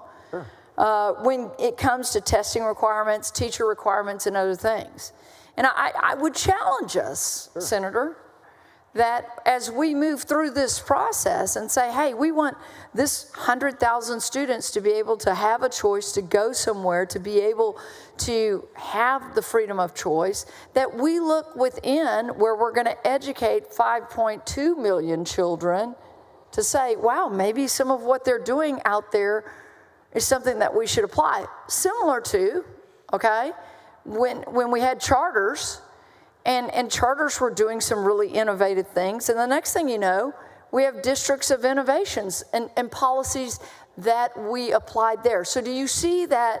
I'm asking this as a question. Of course. A public school supporter and product. Everyone in my family is, being my family. You and I both. I have 7 public school teachers in my family. Do we see that we can apply? I mean, districts of innovations, we took the best of charters and said, look, man, they're doing some really cool things there.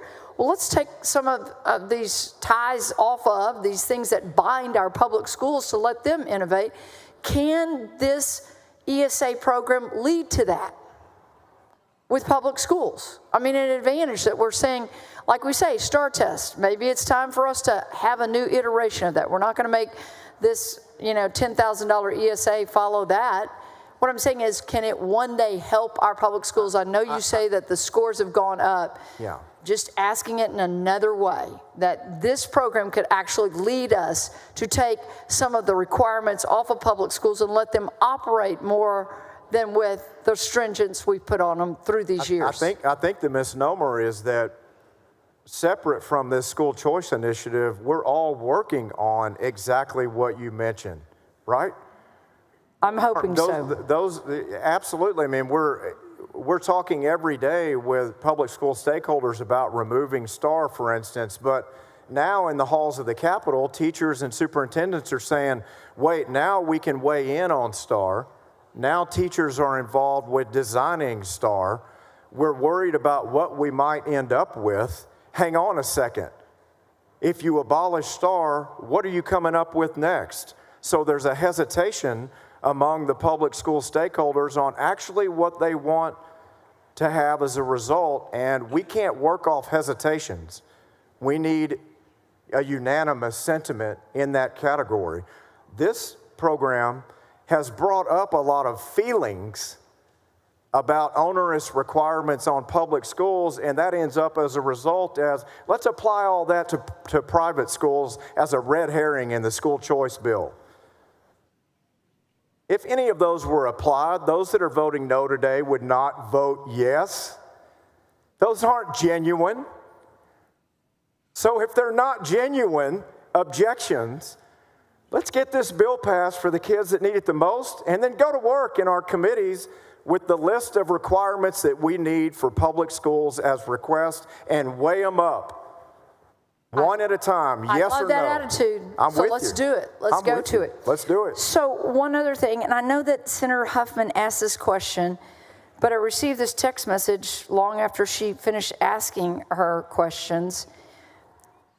And it says that there is a section in the bill that could potentially harm teacher retirement. True or false?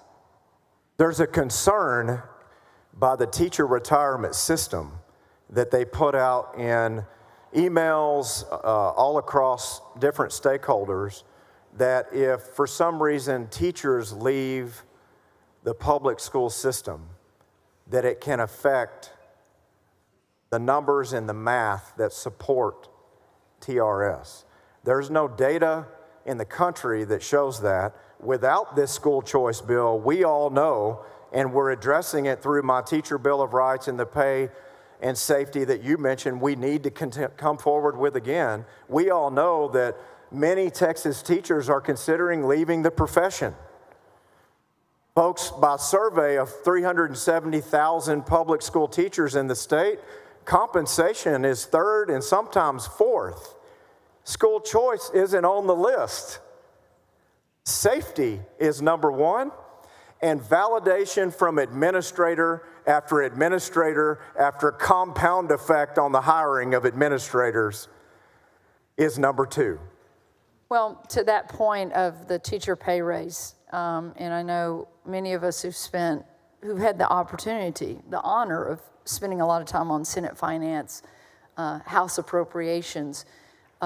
We've put a lot of money in the teacher retirement system. I think it's the 5th largest retirement system in the world. And we continue to bolster it. Well, and we should.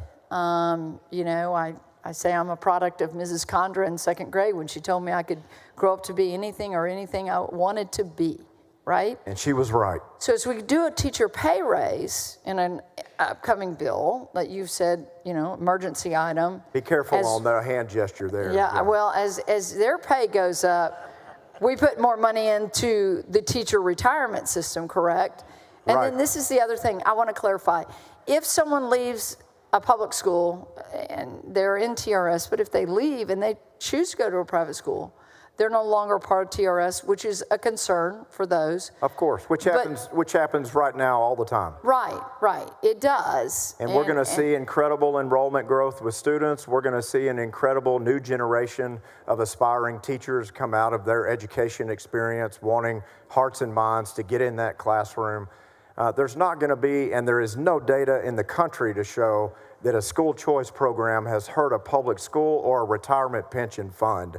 In fact, it shows the opposite. So in my last question, I saw where one of my daughter's teachers, remember her in 7th grade, and she was also a cheerleader sponsor, which was great. She was wonderful. And she said something on social media that really stuck with me over the weekend. And she said, if something doesn't change within the public school system, I can guarantee you good teachers will continue to leave this profession. And so I know that, Senator Perry, you have a discipline bill that's going to help teachers, hopefully. Senator Creighton, I know that you're working on some things, whether it's teacher pay raise or, as you say, security and making sure that they're safe. This is a new day for Texas. Now, we're not the canary in the cave, as you said. We're number 33 in the nation of offering some kind of school choice, correct? Correct. A lot of programs out there. But I look forward to working with you and other members. I'm not on the committee, but public education is Fortune 1 in the state of Texas. As you said, it's $96 billion and growing.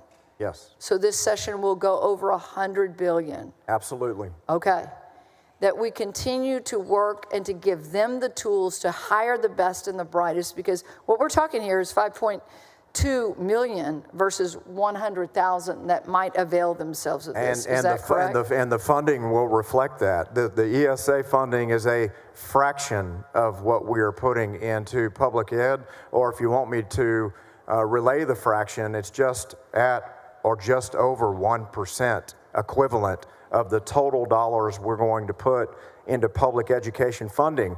If we are not all telling our school districts that, or conversely, your school districts are telling you something other than that, they are being misled.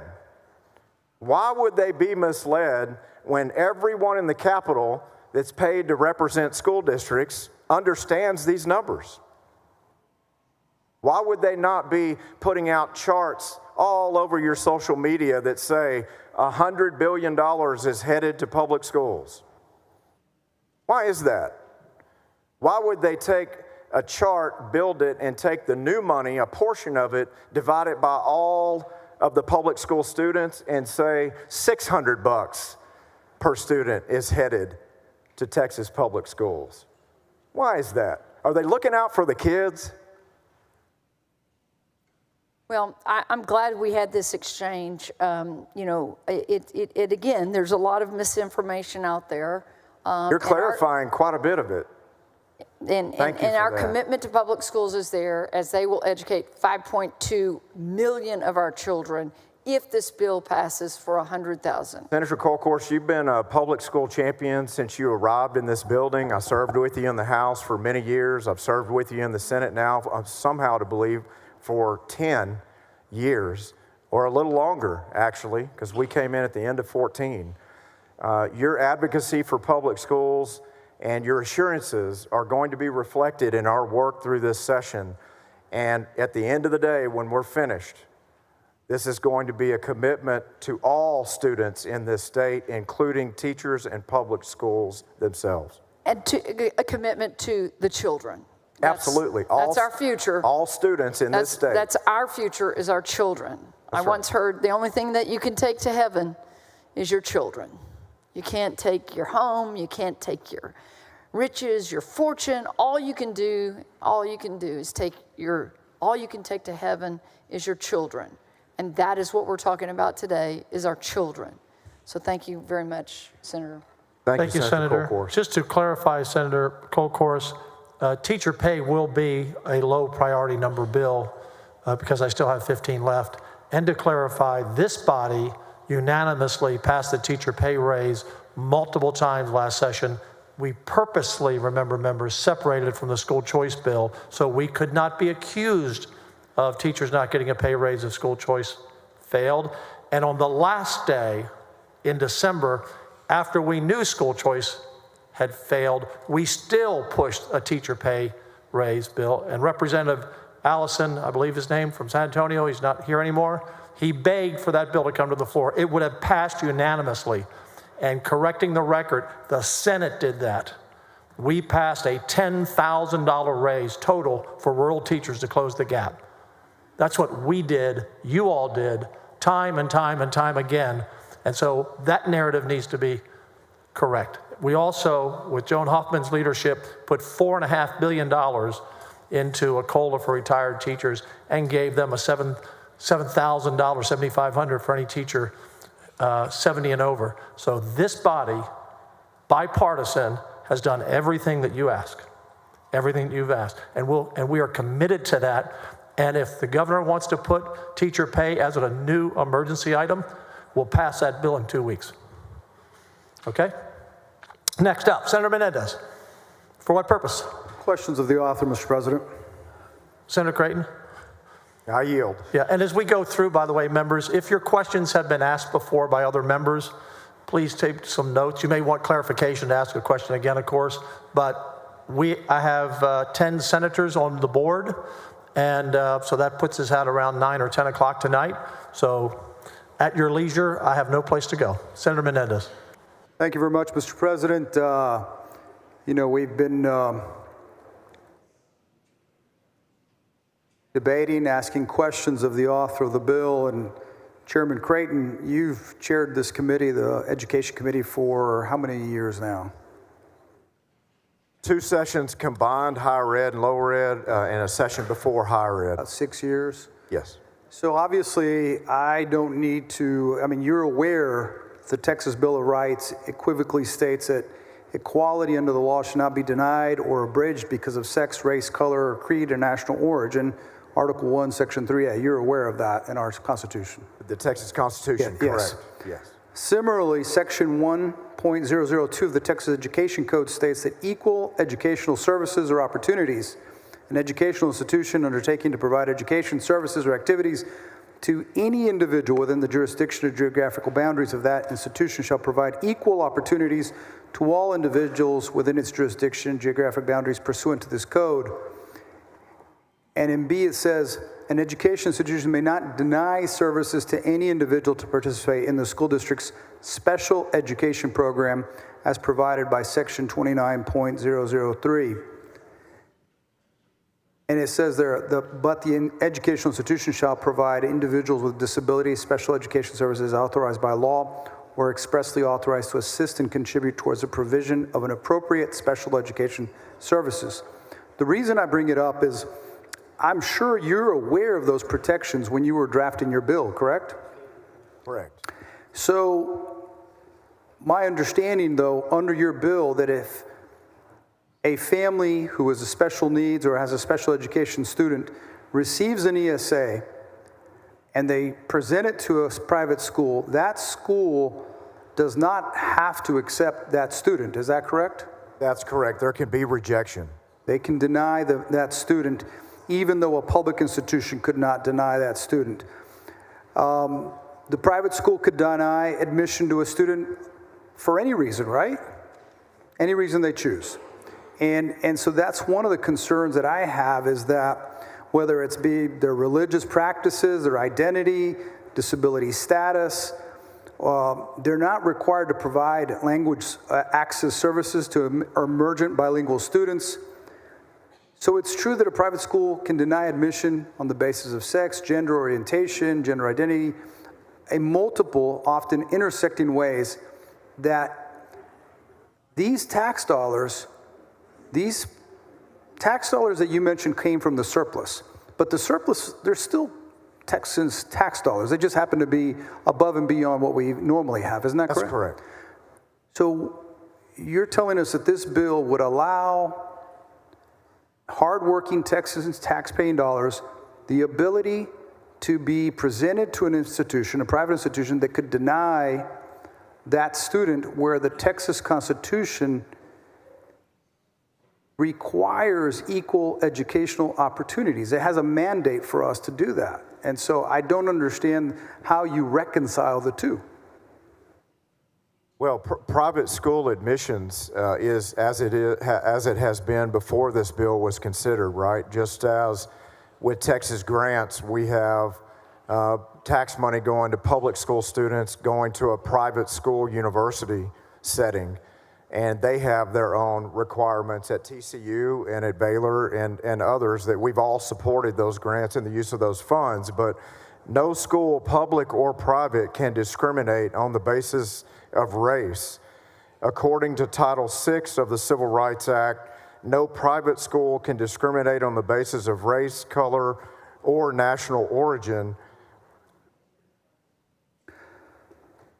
You mentioned earlier the no strings attached for the private schools.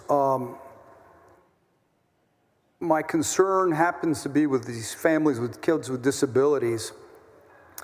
Isn't it true that in similar previous versions of this bill, parents with students with disabilities, if they move from a public school to a private school, they waive their rights to their protections from IDEA and free and appropriate education, accountability, and dispute resolution for those services?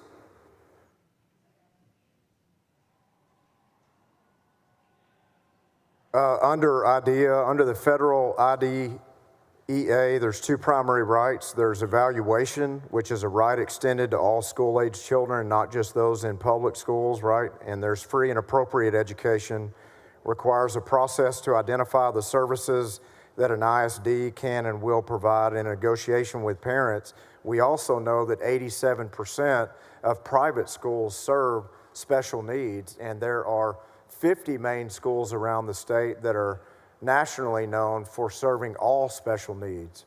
So, of course, if a student with a particular disability, like, let's say, a need-based tied to autism, is accepted, but a student with another severe challenge and disability is rejected because that school either doesn't serve that type of special need, or maybe they don't have seats or capacity, that is seen as a difference between rejection and bias and discrimination, or worse. Correct. Why is there any reason that 504 students are not included under the definition of disability? Because that leaves out children with dyslexia and other health issues that could require additional flexibility and or accommodations. Senator Menendez, you have championed opportunities for students with special needs and disabilities and challenges, including 504, as long as I've known you in the House and in the Senate. 504, I know you've worked on through other bills, not just dyslexia, but other components of 504. But There are migraines included in that. There are peanut allergies included in that. There are just differences within that 504 and those challenges that are not quite through that threshold that you would, and maybe many of us would like to see. I agree that we need to tread carefully, because I think that where public schools are required to complete special education evaluations for their students who request them, we've already seen an increase in these evaluations, the request over the years. So considering this program aims to provide even more money for students with disabilities, and it prioritizes them in the lottery that you've set forth, I'm concerned about the potential uptick in evaluations being requested of the public schools simply so that they can leave and take this ESA. So I want to ask you a question. Are you open to ensuring that public schools have the necessary funding for these evaluations? Because as you said in your layout, that this is about the children that are in the schools. So if you want to give everyone this opportunity, especially where you have set aside 80% for people with special needs or people who are at 500% of the federal poverty line or below. So that is the concern that I have, that they're going to get $11,500 if they have a disability, so $1,500 more than a student that does not have a disability. Would you be open to ensuring our public schools have the funding for the evaluations over the next few years? Well, I'll be supporting significant funding initiatives, as I mentioned in our exchange with Senator Colcourse. I know Senator Betancourt is championing a bill for special education and has significant funding together with that. Last session, I led an effort on the Senate floor to uncouple the basic allotment so that school districts would have incredible flexibility in their diverse needs to be able to apply those dollars in different ways. That was rejected. So even though it passed the Senate floor, the House turned down that opportunity. And with that uncoupling of the basic allotment, we created a new teacher allotment, teacher pay allotment for compensation as a permanent budget culture in our budget, and that was also rejected in the House. Net of it is, yes, I'm committed. It won't be through this legislation for creating an ESA program, but with the different bills and the budget that I mentioned, I'll be working with you on those solutions. Appreciate that very much. On page 9 of your bill, on lines 51, it states, number 1, states that that a private school is not subject to federal and state laws regarding the provision of educational services to a child with a disability in the same manner as a public school. What does that mean? Well, just as I mentioned, if there's like the Thrive School in Magnolia, Texas, that is statewide known for assisting students with autism, right? Mm-hmm. They may not either have the capacity to take more students, or they may not have the ability to serve another student with a severe disability or challenge in that category or another category. So that rejection is possible. A public school would need to accept that particular student, and the significant and tremendous difference in the public education budgets that we bring forward are to apply federal, state, and local dollars towards the needs of that child. Private schools do not have that kind of help, even with the fractional dollars we're putting into an opportunity that they might have a fighting chance to get a better education there. Yeah, that whole section is the special education notice, where the Certified Education Assistance Organization needs to post on their website so that people know that the private school is not subject to the same laws as a public school. So I see where the differentiator is there. I'm going to close with this. And thank you for mentioning the notifications in the bill. Right. The bill requires those specific notices to be on the master website for the ESA plan, of the differences in the service that's available between a public and a private. So again, as you and I would share together, we want these families to be informed.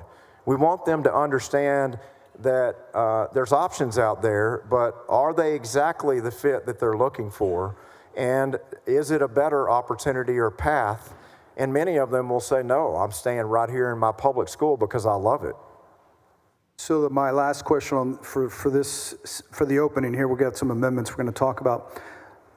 How did you come up with, when you said that you set aside 80% of the programs weighted for special needs, and then you go on to say low income, and you say special needs and low income.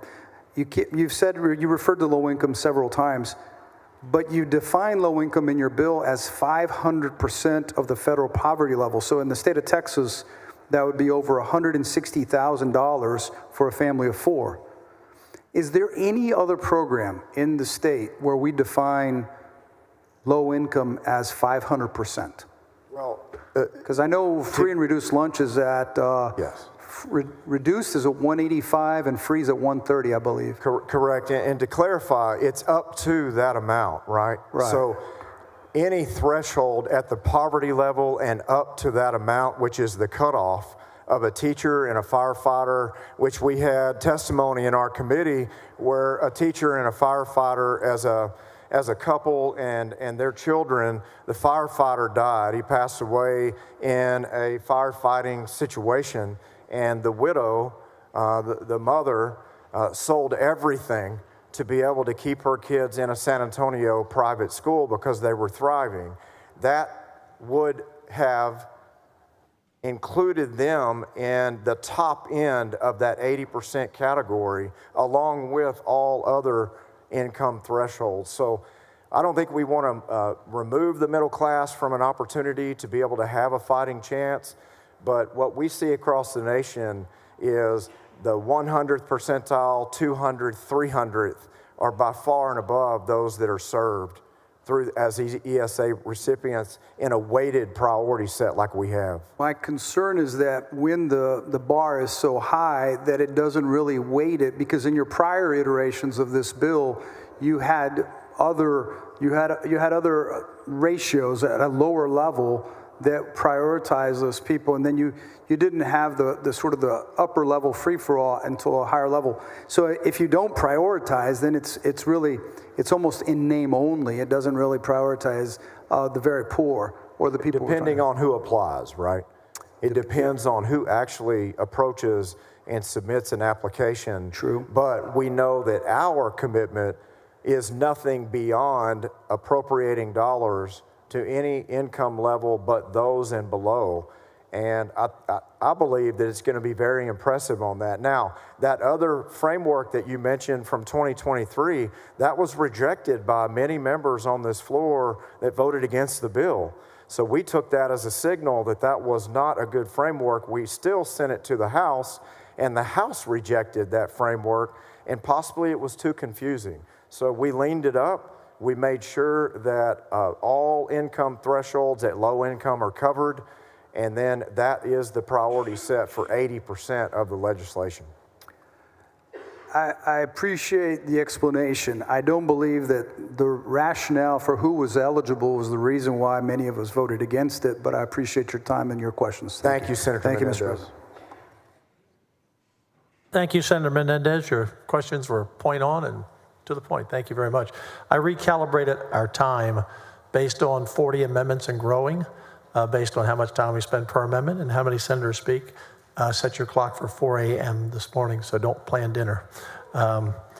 Senator Johnson, he's not here on the floor. Let's go to Senator Campbell. For what purpose? To ask a question of the author. I yield. You yield? You're recognized. Thank you, Mr. President. How do we know that Senate Bill 2 won't allow for high rates of fraud? How are we protecting against any kind of fraud? Thank you, Senator Campbell. I couldn't hear you at first, but yes, how are we protected against fraud? There are some of the strongest anti-fraud provisions in this legislation that you'll find in the country. So not only can the contractor, the comptroller, contract with a private entity for investigation services tied to whether or not the ESA program is being handled in accordance with the expectations of the bill. If there are any improprieties found, the comptroller can call upon the local district attorney to assist with that investigation. There's also background checks, criminal background checks. Senator Betancourt has a bill coming soon on a do not hire registry list that he's worked on for years. There are many different protections in the legislation for the student, for the taxpayer, and for the entities that are involved that all want to be a part of a quality protected program. And I think that's great for everyone listening today, that you do have protections in there against fraud. The last question I want to ask, a common criticism of school choice that we've heard is that rich kids in private schools will disproportionately benefit. Will you just touch on that? You said something about it, but just touch on that as to why it's not set up for any rich kid, if you will, to disproportionately be favored. Yes, we've had some very good discussions on that, and I appreciate the question because it's important for the members and also those listening to understand our priority set. It's amazing to me in the channels and in the mediums and in the communications throughout our public school systems that it's still not known to them that this bill serves a fraction of Texas public school students. It's capped, and at the same time, your concerns are, well protected in the fact that the priority set is for income vulnerable students and students with a disability. Yes, very good. Thank you. You've worked hard on this, and we champion the school choice. Thank you very much, Chairman Creighton. Thank you, Senator Thank you, Mr. Campbell. President. Thank you, Senator Campbell. Senator Middleton is Mace. There you go. I have to check with the desk again where everyone is. For what purpose? Will the gentleman yield? Do you yield, Senator yield. Creighton? Thank you, Senator Creighton. Thank you, Mr. President. I just had a couple questions. One thing we wanted to clear up here, and this is sort of a point of information. Senator Creighton, there's a section of the government code, 556.005, and it's long, but it goes into basically prohibited practices, and it's actually a ban on state appropriations from being used on lobbying. Have you heard of this section before? I have. Okay, so that was brought up with Senator West earlier, so just want to be clear here. For example, charter schools right now cannot use their state appropriations to hire lobbyists, right? That's correct under this provision. And so what that would mean is under this program, under the ESAs, that this is a state appropriation, as Chairwoman Huffman said earlier.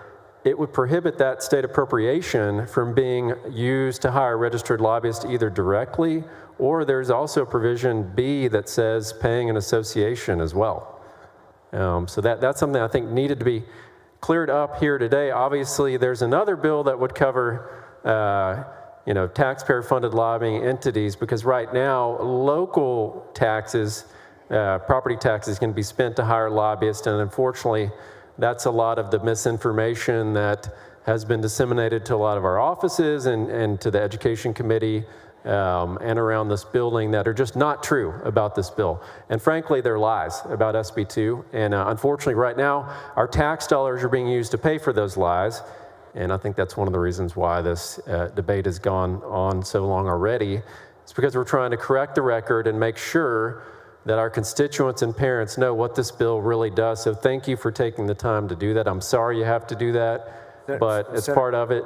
Senator Middleton, I appreciate your comments and bringing this statute forward. I mentioned your bill earlier when Senator West brought up those concerns and that we should all be supporting it. At the same time, absent the trend in this building for the bills that are advanced and filed every legislative session, the advocates for this bill are moms and dads and families, not lobbyists. So the narrative can be as much garbage and innuendo and subterfuge as it needs to be, but at the end of the day, Texas moms and dads and their families and students that need help the most are the advocates bringing this bill forward, and they will continue to be. That's right. That's right. And I had a couple other questions, hopefully pretty quickly here. So, you know, we brought up the tuition equalization grants earlier. I'm glad you did that. It's a long-time program, and the great state of Texas provides school choice for higher education. So can you tell us more about those tuition equalization grants and how public funds are being spent there? Yes, again, it's a program that Republicans and Democrats have supported for 51 years, since 1972 or 3 when it was created. I think it can be up to $5,800 in the amount that a public school student can take to TCU as a university experience at a private school, relying on taxpayer-funded dollars, and it's been incredibly successful. The threshold is financial need, so it is a very bland threshold, and it's usually tied to the delta between an average of state tuition costs and the cost at whatever private university there might be that student is seeking an opportunity with. So it doesn't cover that full cost, but we've all joined together for many, many years in supporting those opportunities with great success. There's no difference here. So there's been about 50 years of an opportunity for a member of the legislature to have outrage of public funds going to a religious-based private institution, but we haven't really seen any bills to take that away, right? And we haven't seen any bills filed to repeal those Texas grants, equalization grants, and we haven't seen any bills filed to place strings on those private schools through the use of those Texas equalization grants. Fascinating. Thank you for clarifying that, Senator Middleton. So we're trusting Texans to decide how public funds are spent at private religious universities. We're trusting Texans to decide how public funds are spent with private doctors with their Medicaid dollars. We're trusting Texans to decide how public funds are spent at private grocery stores with food vouchers, which is food stamps, right? And we're just saying, look, we just want to trust moms and dads too in education. Same thing, right? It's the same concept. That's exactly correct across many different strategies and disciplines that we fund every session. And just one question on homeschooling. So this has been brought up to a number of our offices too, and I want to make sure that this is clarified because it's important as a homeschool dad.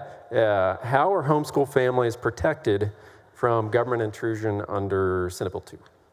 Page 23 of the bill itself speaks specifically to no state agency or state officer or official can interfere or overreach into, for religious purposes or curriculum or driving certain decisions and outcomes related to how that child is educated.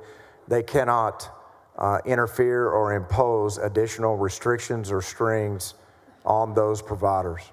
And it's very strong on and that's vendor autonomy and participant autonomy. So I think that's important to point out that it's not just protecting the homeschool parents, it's also protecting vendors where the state isn't going to go in there and regulate, you know, the providers under this program and have any strings on it or force them to modify. I think you actually have that word in the bill that they can't be required to modify their curriculum or method of instruction.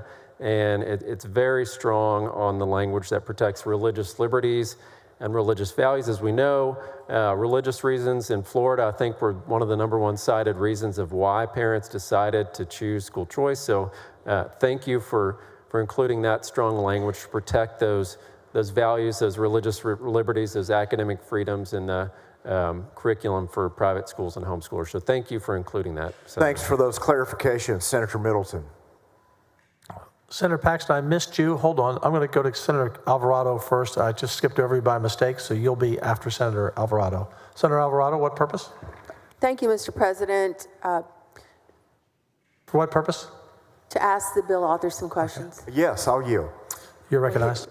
Well, here we are again. Seems like just yesterday we were debating this issue. Speaking of clarification, I think that's the note you ended on with Senator Mays. I think it's important to be crystal clear and transparent when we're talking about funding, basic allotment, and what that number is versus the money that's going for this program.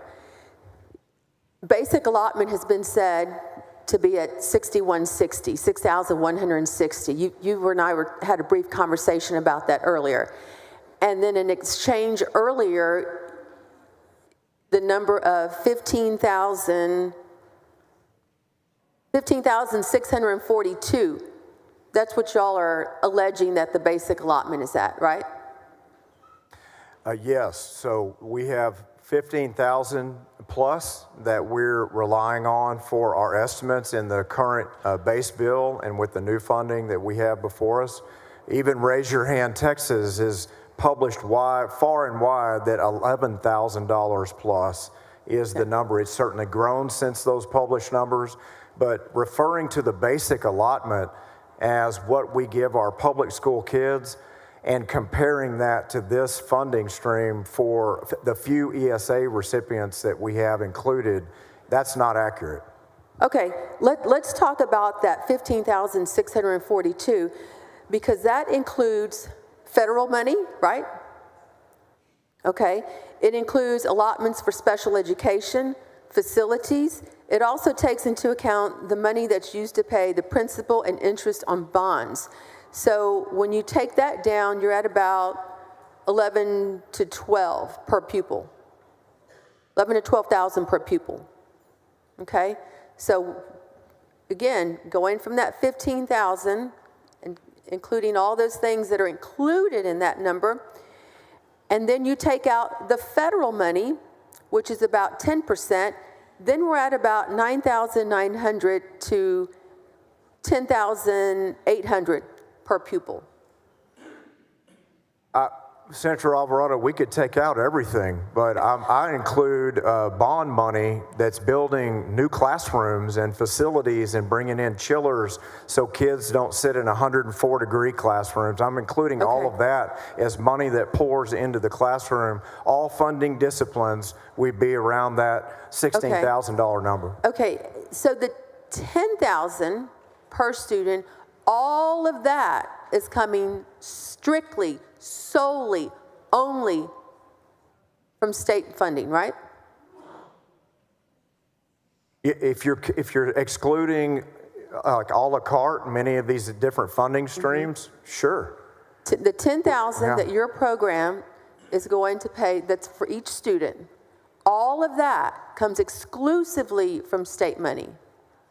Yes, you have the basic or initial allotment, and then you have K through 3, and you have income, and you have special needs. You have all kinds of different allotments that average up to the number that I mentioned. That I mean, all the teacher organizations that support, campaign efforts for you and many others across the state, publishing an average of state assistance around that $11,000 number.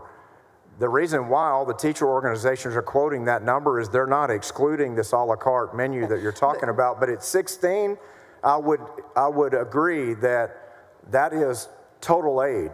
Okay. And the point I'm trying to make with this is that this program, the 10,000, again, is all from state money. But what we put into public education, it's a lot less per pupil. Because if you take the, as I went through the numbers, you take into consideration the allotments for special ed, the facilities, the bond, the federal money, then we're at about almost 10,000 per pupil. But of that 10,000, 43% comes from the state, only 43%. The rest is locally funded, okay? So then that means that the voucher program or your ESA program is 100% state funded. And then what we spend on public education, solely from the state, after you take out all those things I went through, you're looking at 4,257 to 4,644. So that's the big problem that many of us have with this, is that you are giving more per pupil to the voucher program as opposed to what the state, if you dwindle it down to what the state is solely responsible to, is dramatically less. Senator Alvarado, of course, federal funds flow through coffers just as ESSER 1, 2, and 3 went straight to school districts and billions of dollars showed up that who knows where it went. All I'm saying is that we have to consider that if we have a $96 billion budget for public schools and you spread that across 5.3 million students, I'm a lawyer, I'm not great at math, but I think that's north of $18,000 a student. So if that's the case, yes, you can a la carte exclude all these different items, but I think if you went back to your public schools and you said, I'd like to exclude all these different allotments from your funding streams because let's just reduce it to the ridiculous. They obviously don't matter for the debate on ESAs. They would absolutely tell you, stop saying that. I think what is happening here, and I think it's spending in a very irresponsible way. I don't think you're comparing apples to apples when you dwindle everything down, okay? I think that there are some other things that haven't been taken into consideration in this. Recapture is one. I haven't really heard anybody talking about that, but recapture is going to be an issue in this, because if you take into account the attendance that will be lost, okay, as student enrollment declines, a district will appear to be wealthier and push school districts into recapture. Senator Alvarado, as the exchange indicated with Senator Colcourse and I, we have 40 other bills that deal with propping up and lifting up public schools and public school teachers, including reducing our reliance on recapture, which Republicans on this floor have shown a budget culture of doing over the past few bienniums, and on STAR, for instance, where we've taken the test in previous sessions from 15 down to 5 and counting. We have so many different pro-public school funding initiatives and reforms that are on the list of the teacher organizations for us to accomplish, and we're completely aligned on them, and we're going to accomplish them. This is bill number 1 on the Senate floor for this session. And I wish that we were taking up, and I know we're taking this up, it's an emergency bill from the governor, and that's why we're doing it right now, but it would be responsible, I think, and prudent if we were also having conversations about what those other bills are going to be and what we're putting into public education. The comptroller had said that the economy is strong, however, that revenue collections are set to return to normal levels of growth. And I think it was at maybe our first finance meeting that it was said to keep that in mind, cautious not to commit short-term spikes in revenue to new ongoing state expenses. So I think, there's potential for a very slippery slope here when it comes to the funding of this, and I'm going to save the rest of it as we take up some amendments. Thank you for answering my question. Thank you, Senator Alvarado.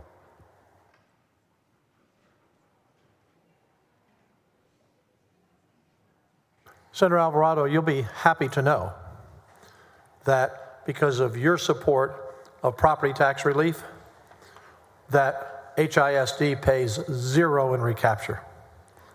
We have saved them over $200 million, and that was always the big issue, recapture. So your school district, where you live, you represent, pays zero in recapture. Just wanted to get that on the record. We've done a great job on that. Senator Paxton, for what purpose? To ask a question of the author. Okay, and after Senator Paxton, we're going to take a 10-minute break. So our ladies up front, anyone else can use the restroom up here. You all can walk off, but they can't. So we'll take a 10-minute break after Senator Paxton. You're recognized. Thank you, Mr. President. And Senator Creighton, thank you for bringing forth this bill. I had a question regarding the education service providers.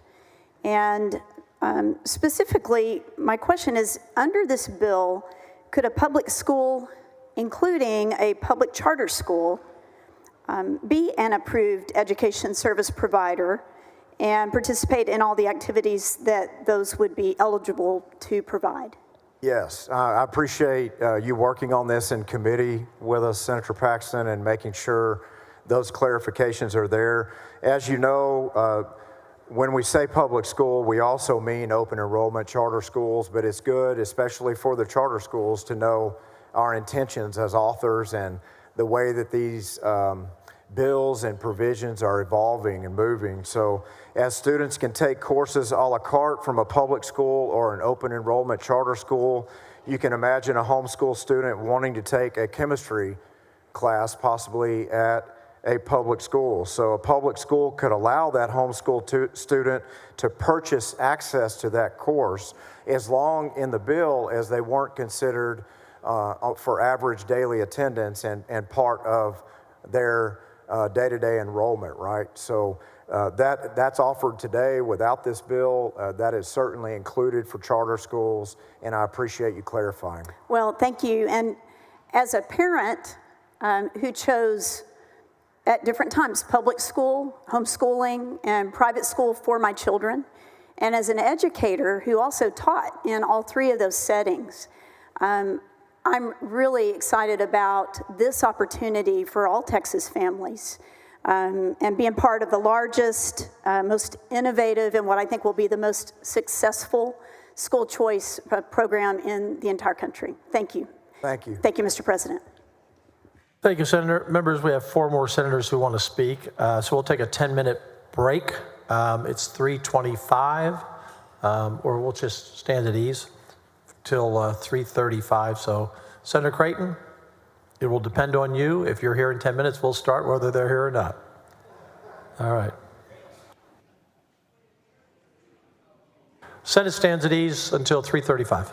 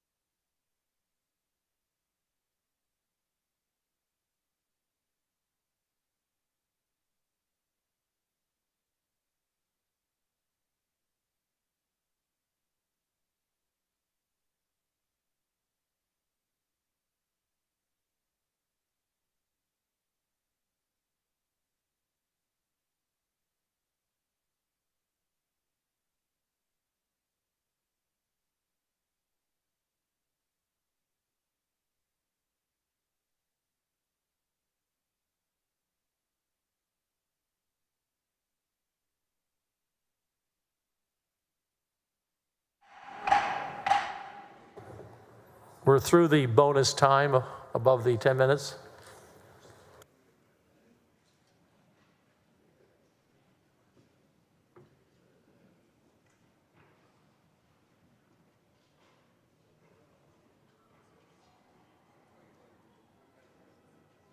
For those of you keeping track, I said Senator Nathan Johnson would be next, but he is not going to ask questions, so we'll go to the next person.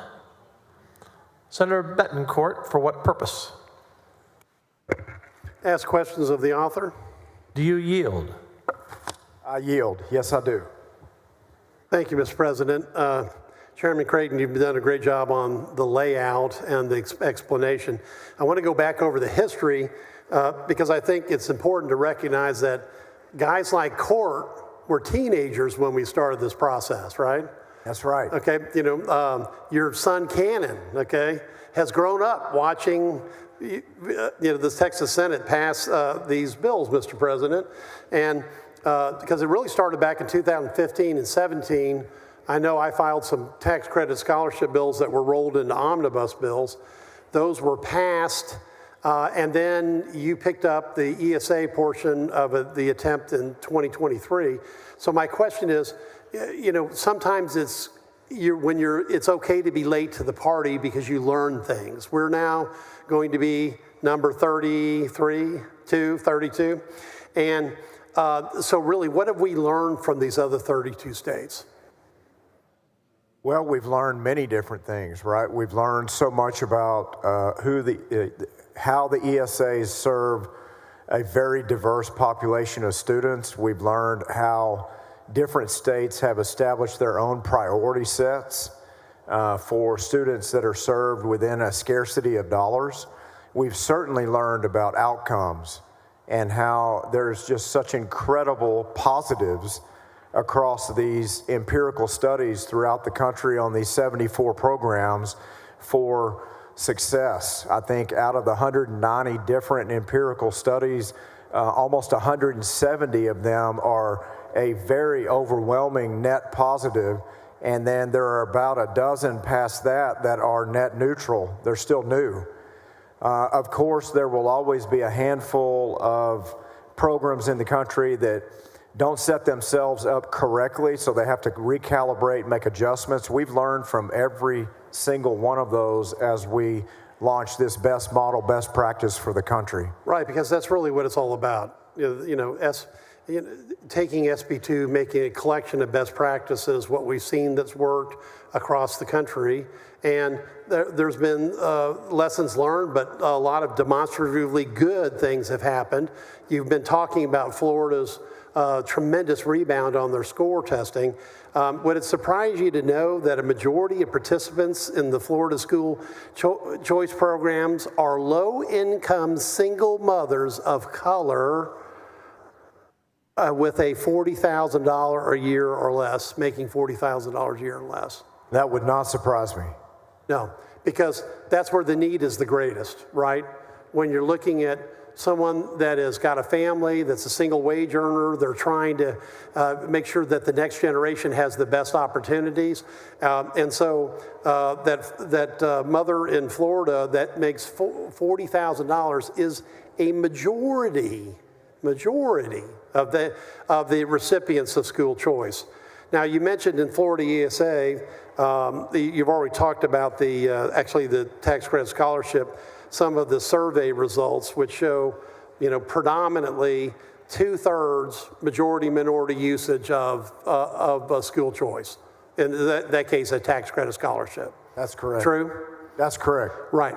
Now, the other mathematics of this are really simple, which is the state of Texas, I think the last data I saw was free and reduced lunch is close to 57% of the cohorts of all the kids in the state of Texas.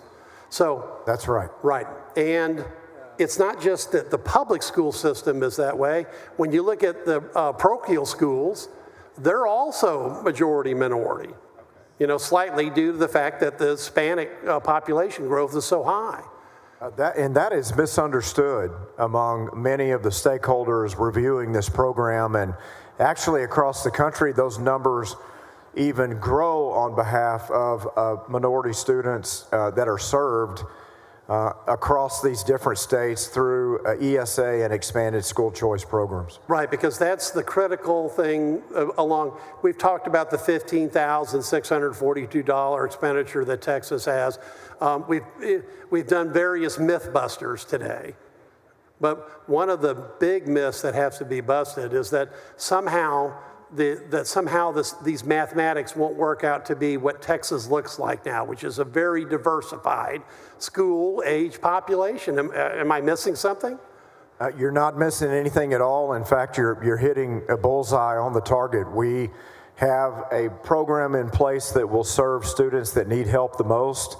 Our priority set is a heralded structure and model that the Lieutenant Governor even presented in the West Wing just a few days ago among the nation's leading school choice plans, and they were just going on and on about the Texas model itself. So I think this might be an America First model for success across the country, and we may see significant federal dollars flowing for that exact reason. Well, and importantly, the population that is going to use the inescapably by any mathematics I understand is majority minority that's going to be using these ESAs, because that is the population that's being drawn from.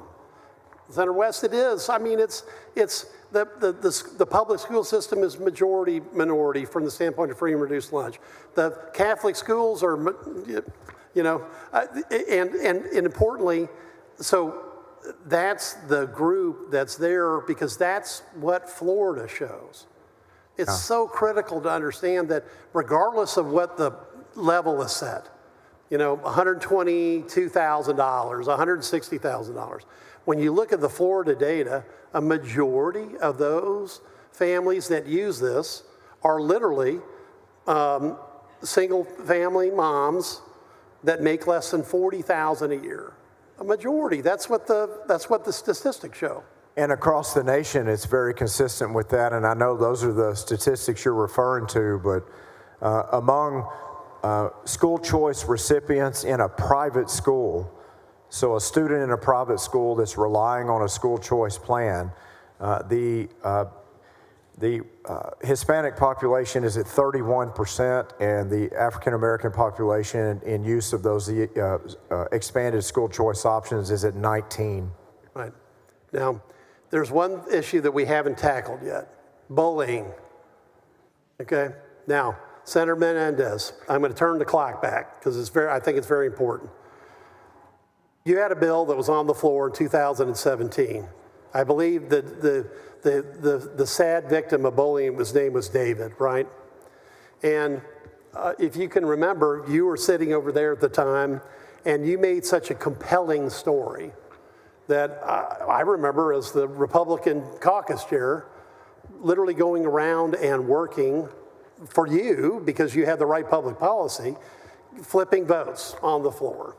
Because, David's story, and I don't want to go through the whole thing of it, but it's basically was enshrined as David's Law in 2017, and the co-authors of that bill, with you was myself, Senator Campbell, Senator Hinojosa, Chewy, not Adam because Adam wasn't here yet, Senator Huffman, Senator West, and just this morning, we got a note in from David's Legacy Foundation that they support Senator Creighton's bill.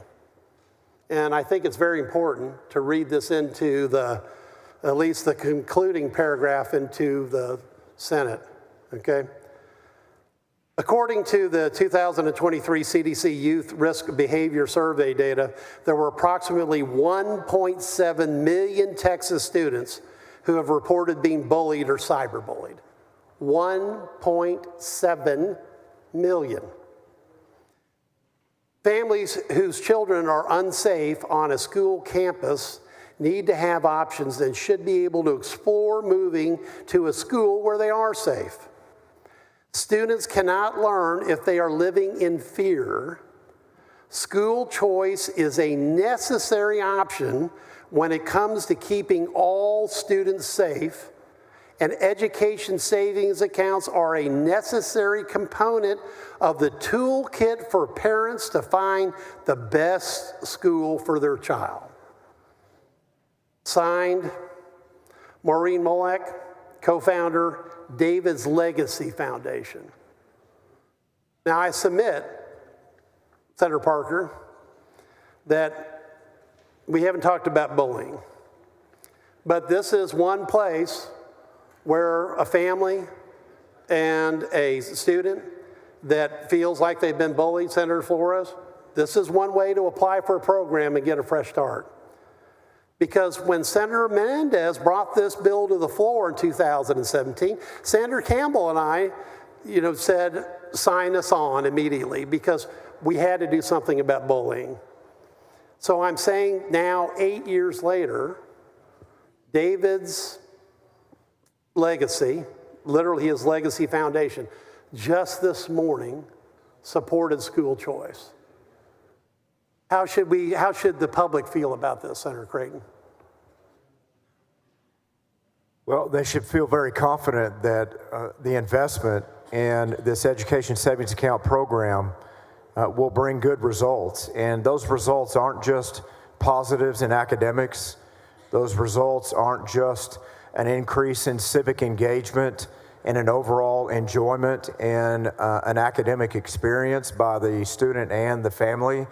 Those results tie specifically to safety. And so the safety requirements and the reports that you mentioned that are so important, we find those also in studies that reflect among school choice families that have experienced the program, the school choice recipient matched to the public school student on agreeing strongly with a particular statement. The school choice recipient was 10 times more likely to say, my school provides a drug-free environment. My school is more likely to keep classrooms safe and orderly. 10 times more likely. See, we've talked a lot today. You've done a great job of the academics.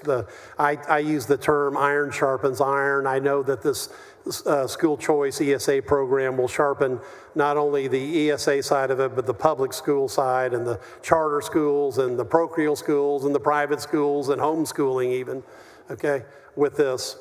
But we haven't talked about a safe environment. We haven't talked about the legacy of David in this case. The bill that we passed on the floor that was not going to be unanimous, but became unanimous because of a great, presentation by Senator Menendez, and also the rest of us encouraging all of the Senate to sign on against bullying. And here, this morning, David's Legacy endorses ESAs as a necessary component of the toolkits of parents to find the best school for their child. Is that not, I think it's probably one of your best endorsements that have come in, because this is a recognition of the obvious that bullied children and families have got to have some place to go. It's one of the best endorsements, Senator Betancourt, and it's certainly not exclusive from many, many other examples and endorsements. Well, it's also an example of how well written this bill is. And, we will become the 32nd state, and we've learned a lot. And you have done a great job of amalgamating all these best practices. But right here in Texas, we've got a clarion call from a group that was basically formed after the Senate passed a bill bipartisanly that said, let's do something about bullying. And so now we have their endorsement because they see the endless positive permutations from this.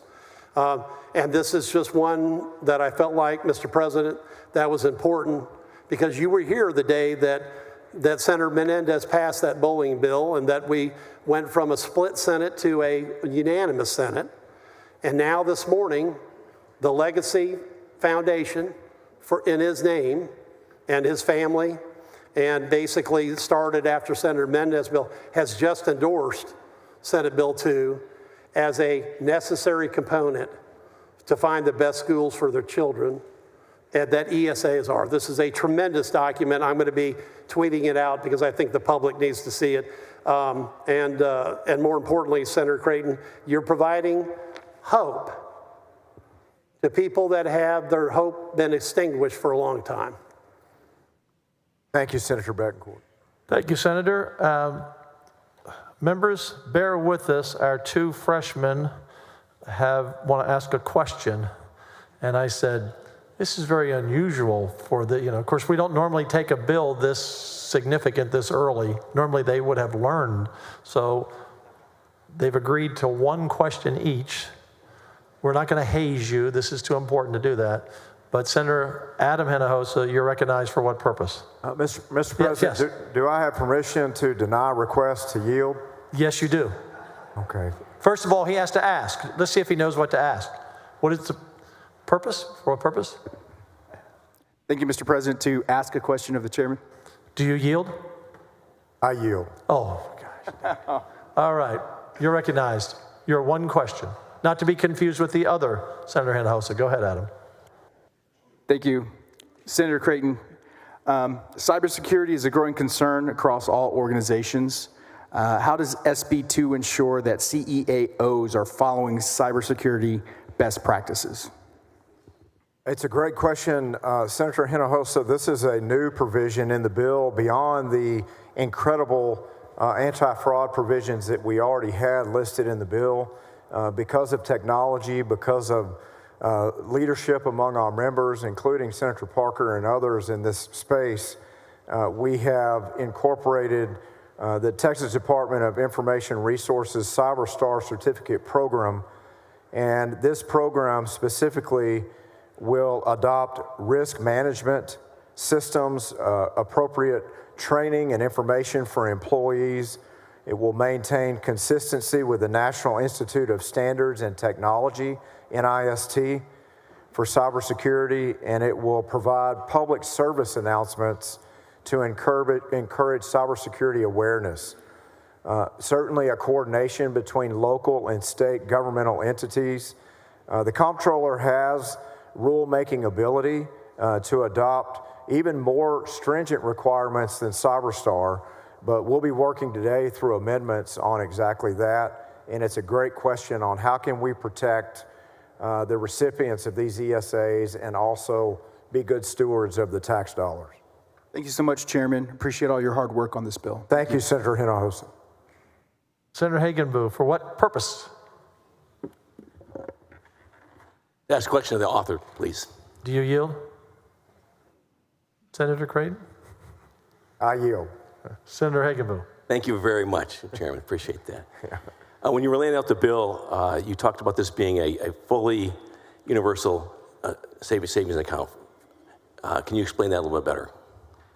Yes, absolutely. So we have a prioritization set in the legislation, Senator, that we've talked about quite a bit today on making sure that if applications in the program exceed available revenue, then we immediately go into a priority set that creates weights or priorities for first in line consideration for our students with disabilities and those with income vulnerabilities coming from a public school.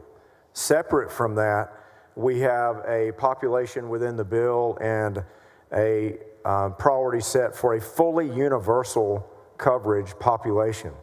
Put a different way, just the $200 million in the legislation for that fully universal eligibility is the largest launch in the country for such a program, if you just isolated that out as its own program in and of itself.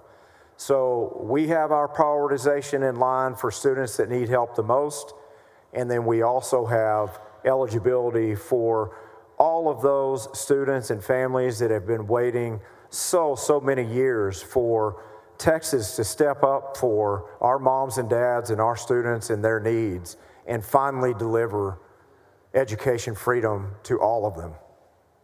That's so good. Appreciate it. Just a quick follow-up. Does that mean that all 5.3 million students in the state will receive an ESA, an educational savings account? It does not, but even though the program is fully universal, if applications into the program do not exceed available revenue. So picture, if there's a certain amount of 100,000 spots and 10,000 applications come in, well, then the bill is completely universal, right? All would be admitted. But we're assuming, because of scarcity of dollars and because of the tremendous amount of interest in school choice, right, we're hearing it from all of our families session after session as we go home. We see it in the polling at supports of 77% among Republicans and over 50% among Democrats. These families are eager to apply. So if the applications exceed the revenue that is provided, then it's a framework, and that framework will be strictly followed. Thank you, and I just want to say thank you to you and so many others here that worked so many years to get this passed so parents can have a choice in their kids' education. Appreciate it very much. I'm sure appreciate your questions and clarifications. It's been good, both of you and Senator Hinojosa, both chiming in and making sure that it's very important for the members considering this bill and this vote today to truly understand who they're helping and who they're standing up for or who they're not. Thank you. Appreciate your question. Thank you, Senator. And I did ask our other freshman, Senator Cook, if she wanted to ask a question, but she's going to defer until an amendment, which she's already talked to you about. Thank you, Mr. President. Senator West, we don't normally come back around on suspension, but you asked for another question, so can you keep it to 2? I will. Thank you. Thank you very much. Do you yield, Senator Creighton? Of course. As it relates to issues concerning this bill, someone in this chamber always says, what gets measured gets fixed. I wonder who that would be, Senator West. I think that'll be that guy right there. All right. And I think hesitation among some people that are opposing this bill is the historical perspective. And so I just want to make certain that we're able to measure what's going on, like in Florida and Arizona. And the numbers are correct. I've already checked those numbers. And somehow they got those numbers. And I just want to make certain, Senator, is the methodology that's being approved in this particular bill suitable in order for us to get the data that's been provided to other states to understand the demographic breakdown?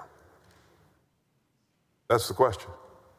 Is the methodology that you have in this bill suitable to make certain we can get the demographic breakdown that other states have been able to get?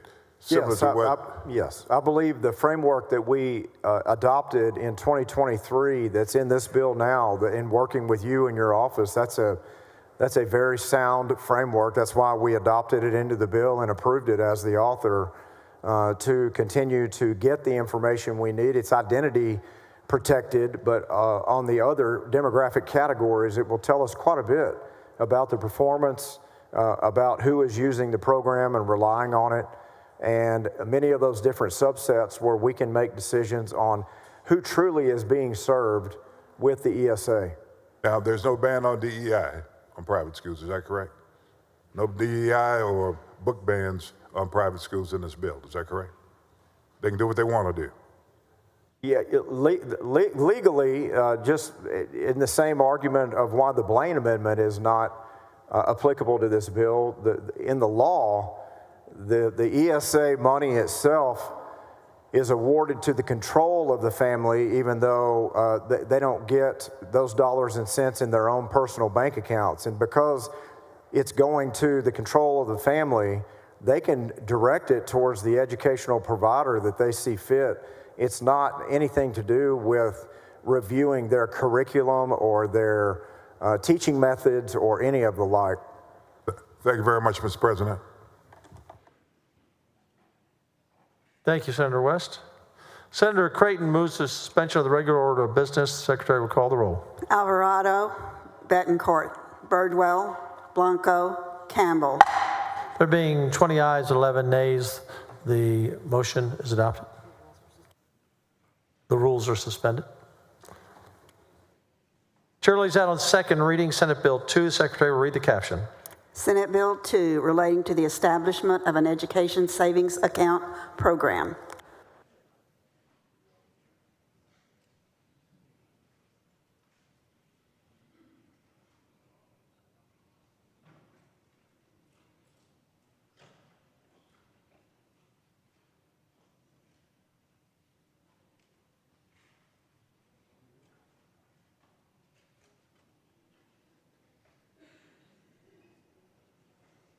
Members, and be patient with our new messengers up here because this is their first day for a lot of them, and they haven't had the normal practice. Senator Creighton, you're recognized on the motion. Members, we have amendments. The following amendments, Secretary will read the amendment.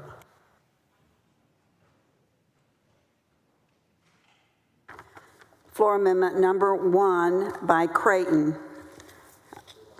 Senator, let them get all the way to the back row.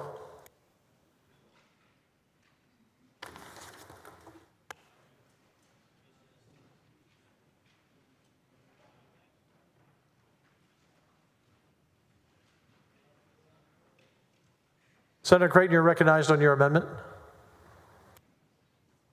Thank you, Mr. President. I've just received the amendment. Appreciate that. And yes, members, we have a clarification in the legislation where the comptroller can decide on up to 5 education assistance organizations. And we don't have it clarified that among those 5, it can be a for-profit or a nonprofit organization. This amendment is making it clear that among those education assistance organizations that will help build the infrastructure, prop up the program, assist the comptroller with providing a framework that will serve 100,000 students, that it can be a choice of a profit or a nonprofit entity depending on who brings the best proposals and the best presentation. Senator Creighton moves adoption of the amendment. Any objection? Hearing none. The amendment is adopted. Members, there is an amendment. Secretary will read the amendment. Like that one, Jose.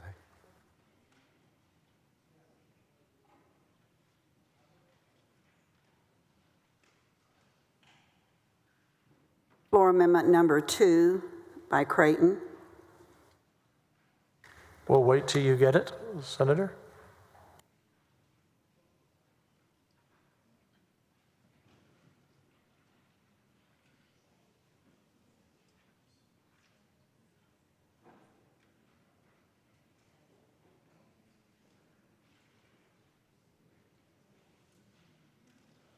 Senator Creighton, you're recognized on your amendment.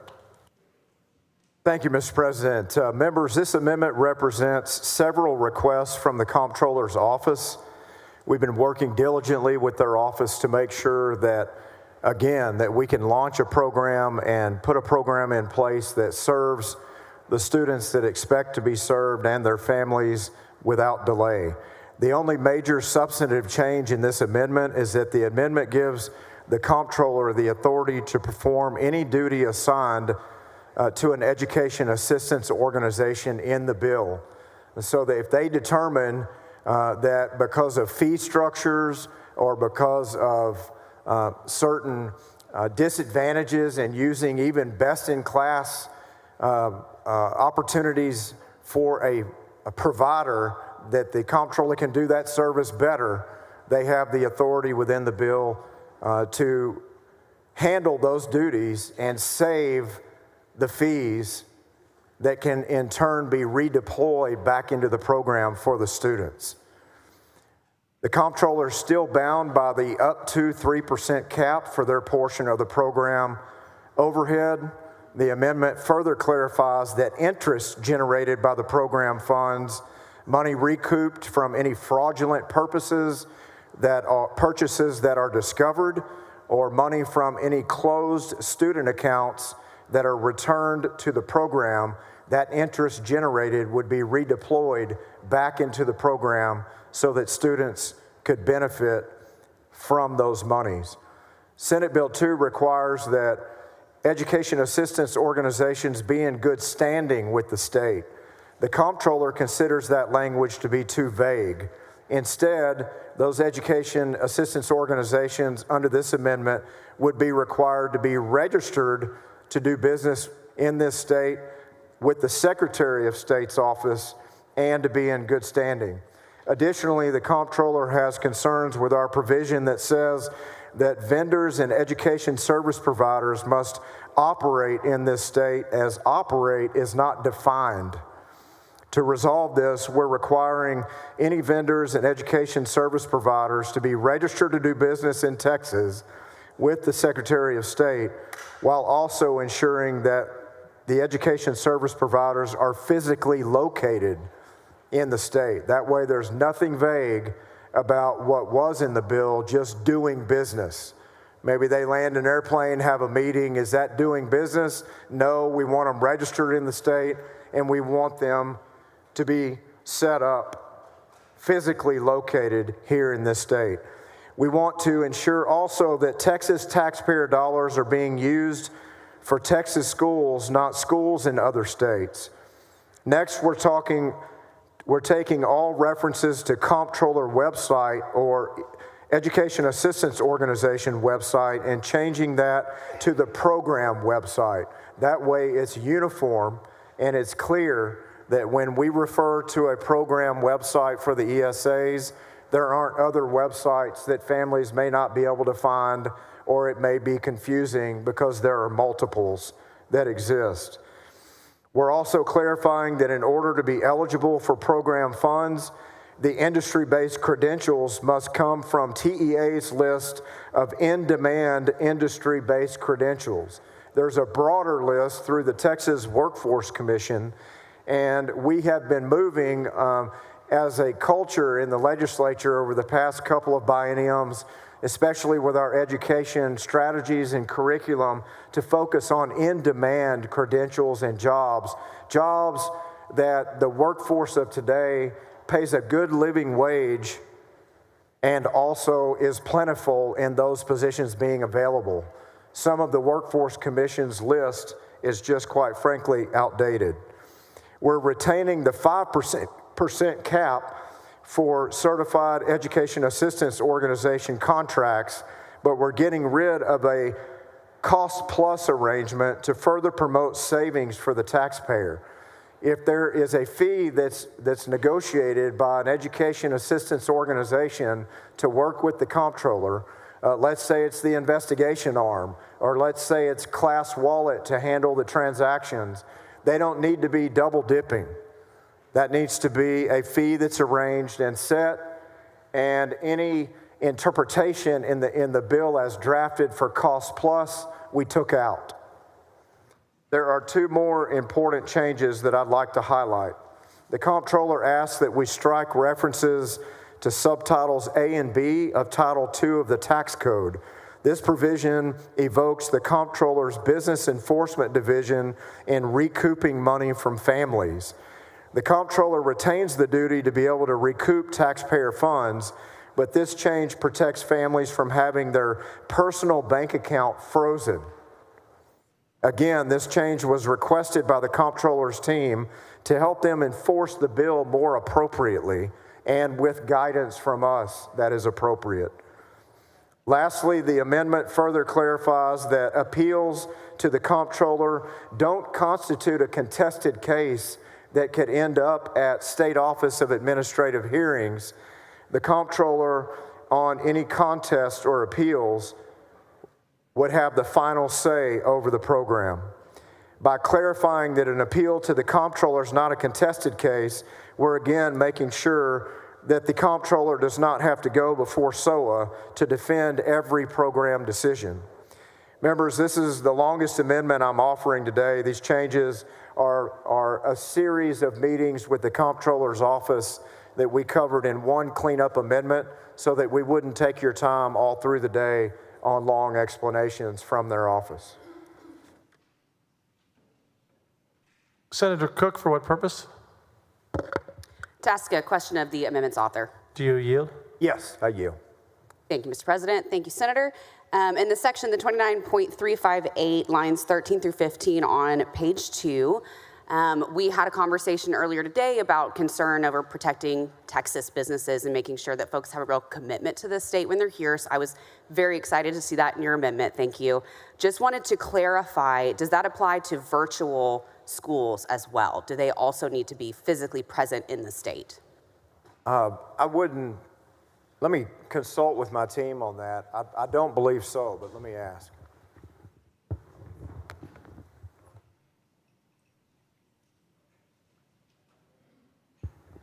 Yeah, it's very clear in the legislation that the campus of the school has to be located in the state to receive monies as a recipient or a participating vendor or education service provider in the bill. So if they're offering online courses and they're positioned in the state and operating here, then they would be eligible. Otherwise, the answer is they would not.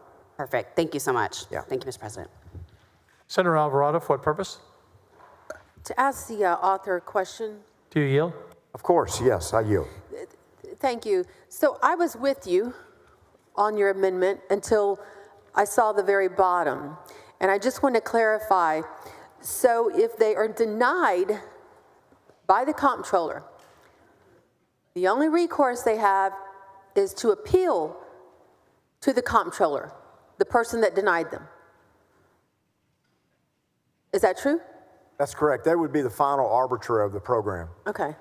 Okay, I just want to make sure everybody's aware of that, because for all other agencies, TCQ and others, you can go to the to SOA for your appeal. But in this case, you get denied by the comptroller, the only person that can deny you, then the only recourse you have is to go to that very person that denied you. Okay, I just want to make sure that I had that right. Yes, that's correct. Okay, that's quite an appeals process. Thank you. And again, I was with you until I saw that, so thank you. I'll keep working on you, Senator Alvarado. Senator West, what purpose? Just a question of the... Do you yield? Yes, I Senator yield. Creighton, would you check with your staff to see whether or not, even though you have the appeal going to the comptroller, whether a claimant can then still go to district court based on arbitrary and capricious? Or is it just the comptroller and that's it? You understand what I'm saying? It's final with the comptroller's office, yes. And the reason that is what? So, I mean, we're cutting off a person's, we've got a great comptroller right now, okay? But what I'm asking is, if we believe the comptroller is wrong, can't you go to district court?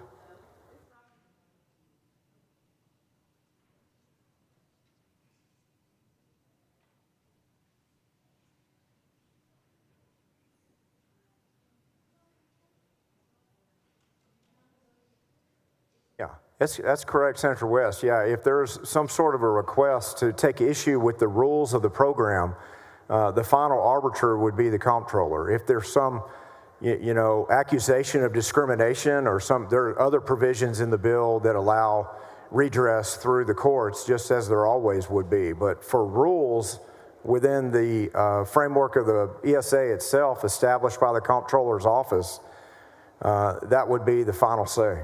The administrative rules. Thank you, sir. Thank you.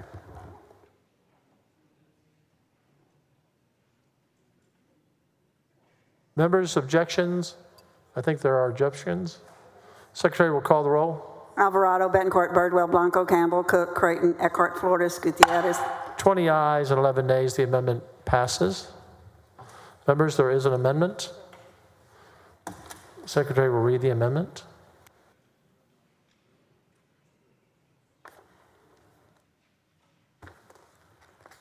Floor amendment number 3 by Creighton. Senator Creighton, they put it on your desk right there. You're recognized on the amendment.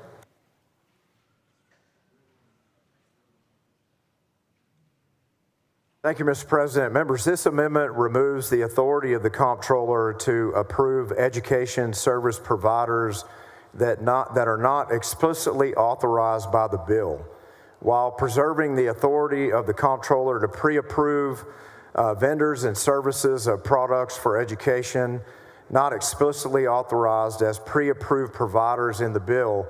Our original intent for this language is to ensure that homeschoolers have options to buy curricular materials or take advantage of transportation services from a wide variety of vendors.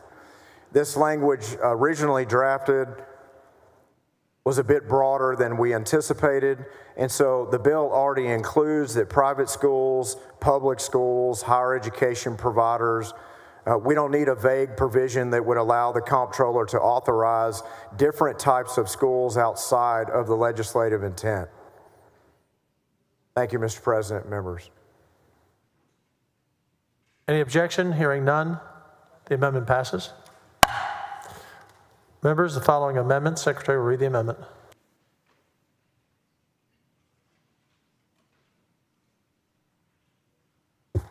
Floor Amendment number 4 by Creighton. Senator Creighton, on your amendment. Thank you, Mr. President. Members, Senate Bill 2 provides $2,000 for homeschool students that are awarded an ESA. This is a 100% increase in funding for homeschool families from where we left off last session. Each time we've come to the floor with an ESA bill, this body has taken additional steps forward for homeschool families, and today is no different. This amendment provides an additional $500 on top of the $2,000 for homeschool students with a disability to use towards educational therapies. Any objection? Senator Menendez, you're recognized for what purpose? Mr. President, quick question of the author of the amendment. Do you yield? I yield. Thank you, Mr. President. Sir Creighton, so this $500, would this come out of the money that's already allocated in the program, or would it be new money? It would come out of the money already allocated to the program. Okay, thank you. Thank you, Mr. President. Thank you. Any objection? Hearing none, the amendment is adopted. Members, there is an amendment. Secretary will read the following amendment.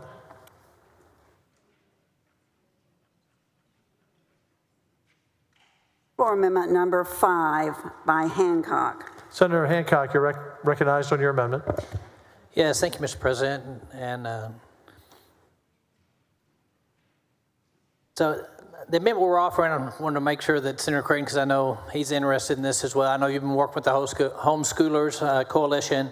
As many of you may have as well, I've received hundreds of emails from the Homeschool Coalition, and so we reached out to them and talked with them. And one of their concerns in moving into the ESA arena was that going to eventually bring any requirements into those that are homeschooled? Because as I think Senator Huffman pointed out, as Senator Kokors pointed out, in the state of Texas, they have autonomy. They're homeschooling, and we do not have regulations there or requirements of any type of testing. However, those that participate in the ESAs, there is some accountability. And so this amendment simply seeks to clarify existing law and the points that have already been pointed out and that you've agreed to, that just puts into this statute and this legislation the fact that we are not going to require any additional testing for those that are not participating within this ESA program. So we're simply putting in language that clarifies what we know to be law, what you've already stated is the case, just to provide a little suspenders, you might say, of what we already know is taking place within the state of Texas. That's and great. I would hope it'd be acceptable to the author. Senator Creighton on the amendment. It's acceptable to the author. Any objection? Hearing none, the amendment is adopted. Members, there is an amendment. Secretary will read the amendment.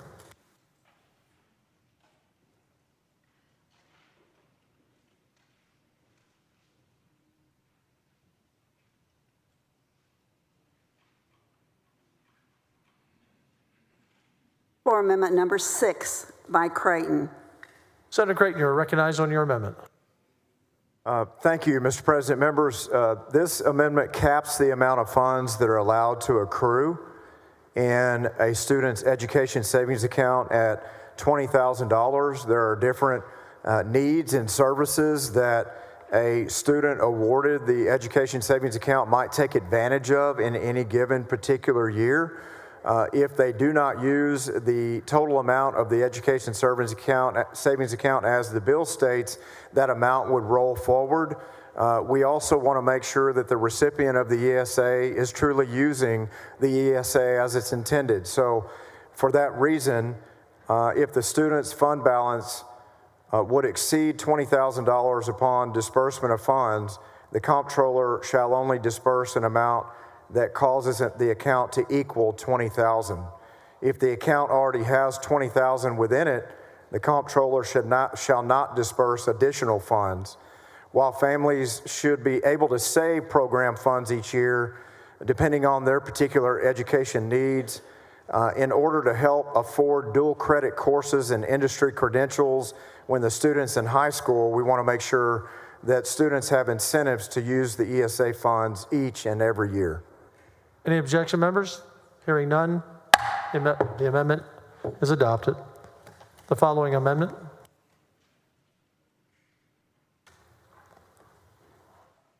The secretary will read the amendment. Floor amendment number 7 by Creighton. Senator Creighton, when you're ready on the amendment.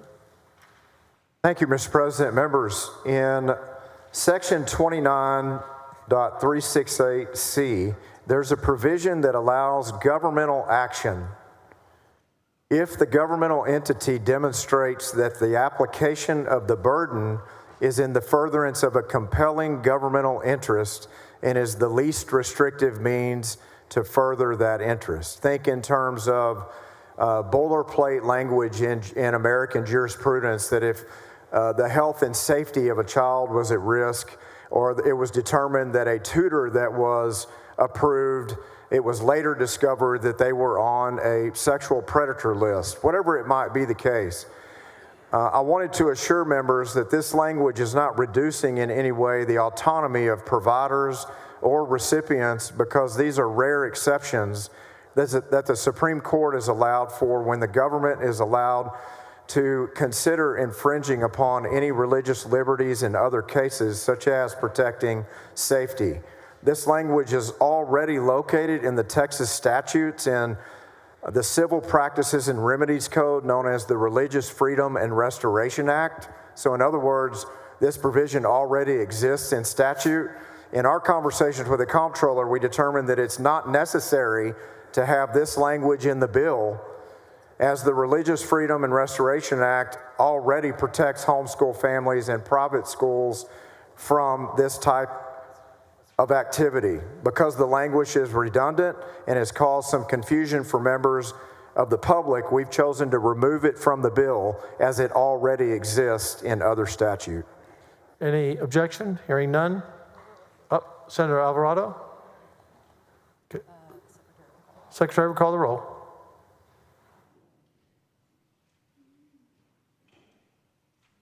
Alvarado, Betancourt, Birdwell, Blanco, Campbell, Cook, Creighton, Eckhart, Flores, Gutierrez, Hagan, Boo, Hall, Hancock, Hinojosa, Nueces, Hinojosa, Hidalgo, Huffman, Hughes, Johnson, King, Colcourse, Menendez, Middleton, Miles, Nichols, Parker, Paxton, Perry, Schwertner, Sparks, West, and Zaffarini. Being 20 ayes, 11 nays, the amendment is adopted. Members, the following amendment, and the secretary will read the amendment.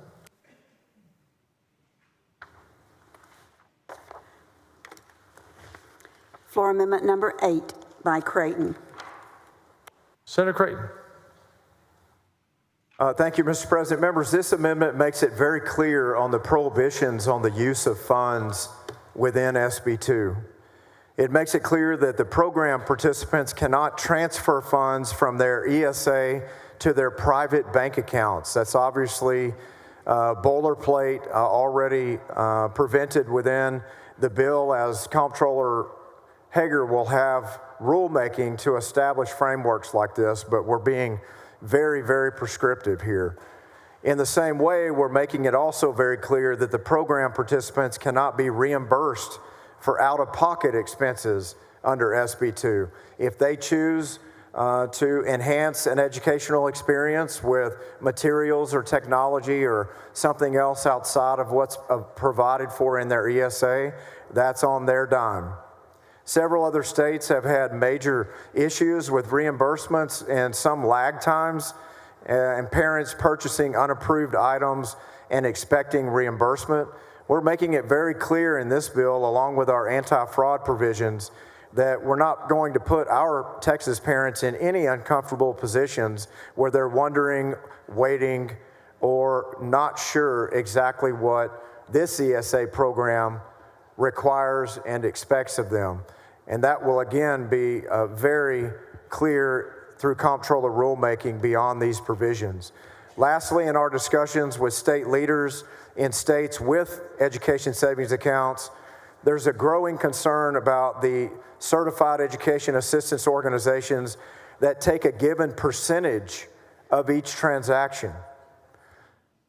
We want to prohibit that practice in Texas, and we've given the comptroller the ability to negotiate with an allocation of 5% of program funds towards contracts with these education assistance organizations that will help prop up and help administer the program itself. We expect those dollars to be used efficiently, but we also expect that our program recipients will not be nickeled and dimed 2%, 3% by transaction at a time. So we're making it very clear in this bill that those entities cannot do that to our families and our ESA recipients. This amendment keeps that from happening, and I appreciate the opportunity to explain the amendment. Any objection? Hearing none, the amendment is adopted. Members, the following amendment.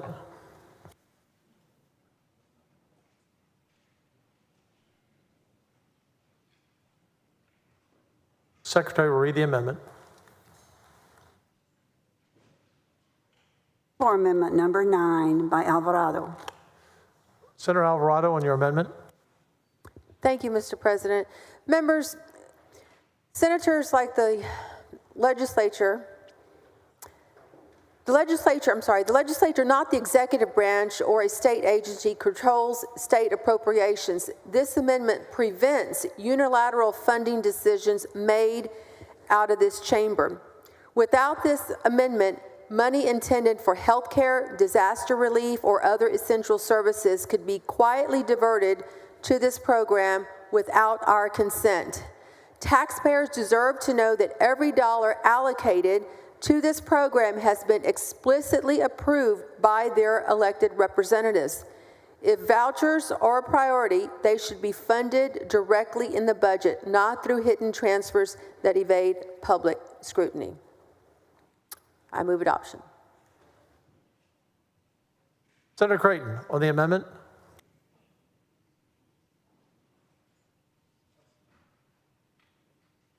Thank you, Mr. President. Members, I will oppose this amendment. What purpose? For questions of the author of the amendment. Senator Alvarado, do you yield? Thank you, Mr. President. Senator Alvarado, you were in this legislative body in the 88th legislative session in 2021, yes? Yes. Do you recall that session, what the regular session appropriation was for border security? How much that was?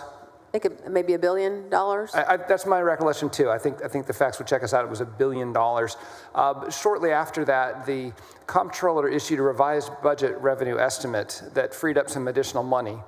Do you recall whether or not any further funds were appropriated to border security in a subsequent special session? Did we put more money into it in special sessions? In the specials, I don't believe so. Whether it was a special or the regular, do you recall that we had $1 billion appropriated, and shortly after that, it was $3 billion because we got more in the budget revenue estimate? Yes, and I believe more was added after that. The more was added after that. And then in the interim, another $2 billion went for border enforcement. And no, we are not talking about whether that was good or bad. We are talking about money that is spent beyond the initial appropriation. If your amendment is accepted, it would stop us from having some sort of interim appropriations to the program, wouldn't it? That's correct. That means that only the legislature could appropriate money for the continuation of this program. Not the executive branch, not the LBB, not agencies. This means that only we and the House could appropriate money for future funding for this program. And it would have to be done in a regular session. Aha, so that interim extra couple of billion that happened on the other topic wouldn't happen if we did the fiscally responsible thing and adopted your amendment. That's correct. And in fact, in, I believe it was Arizona, I know that this was mentioned earlier about their budget shortfall, and I know Senator Creighton said there was a surplus now, but they did go through some rough patches where they had basically a budget meltdown of about $1.4 billion, a shortfall, and a good portion of that came from the voucher program. So what they had to end up doing was they cut about $333 million for water infrastructure, Senator Perry, and then they also made some cuts in highway expansion and repairs in congested areas, Senator Nichols. So there has been a budget impact, and so if more money had to be appropriated, and without this amendment, we would have no say. And so, Senator, hard word, in short, your amendment would hold us to what we're saying, what this legislature says it's going to do, which is a $1 billion appropriation, and says that's what we're doing, not some larger number that's going to take away from other funding. Correct. Thank you for bringing this amendment. I'll be voting for it. Senator Creighton, on the amendment. Thank you, Mr. President. Members, I would move to oppose the amendment. Secretary will call the roll. Alvarado, Betancourt, Birdwell, Blanco, Campbell, Cook, Creighton, Eckhart, Flores, Gutierrez, Hagenbu, Hall, Hancock, Hinojosa of Nueces, Hinojosa of Hidalgo, Huffman, Hughes, Johnson, King, Colcourse, Menendez, Middleton, Miles, Nichols, Parker, Paxton, Perry, Schwertner, Sparks, West, Zaffarini.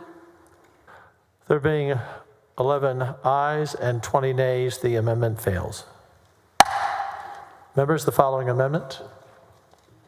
Secretary will read the amendment.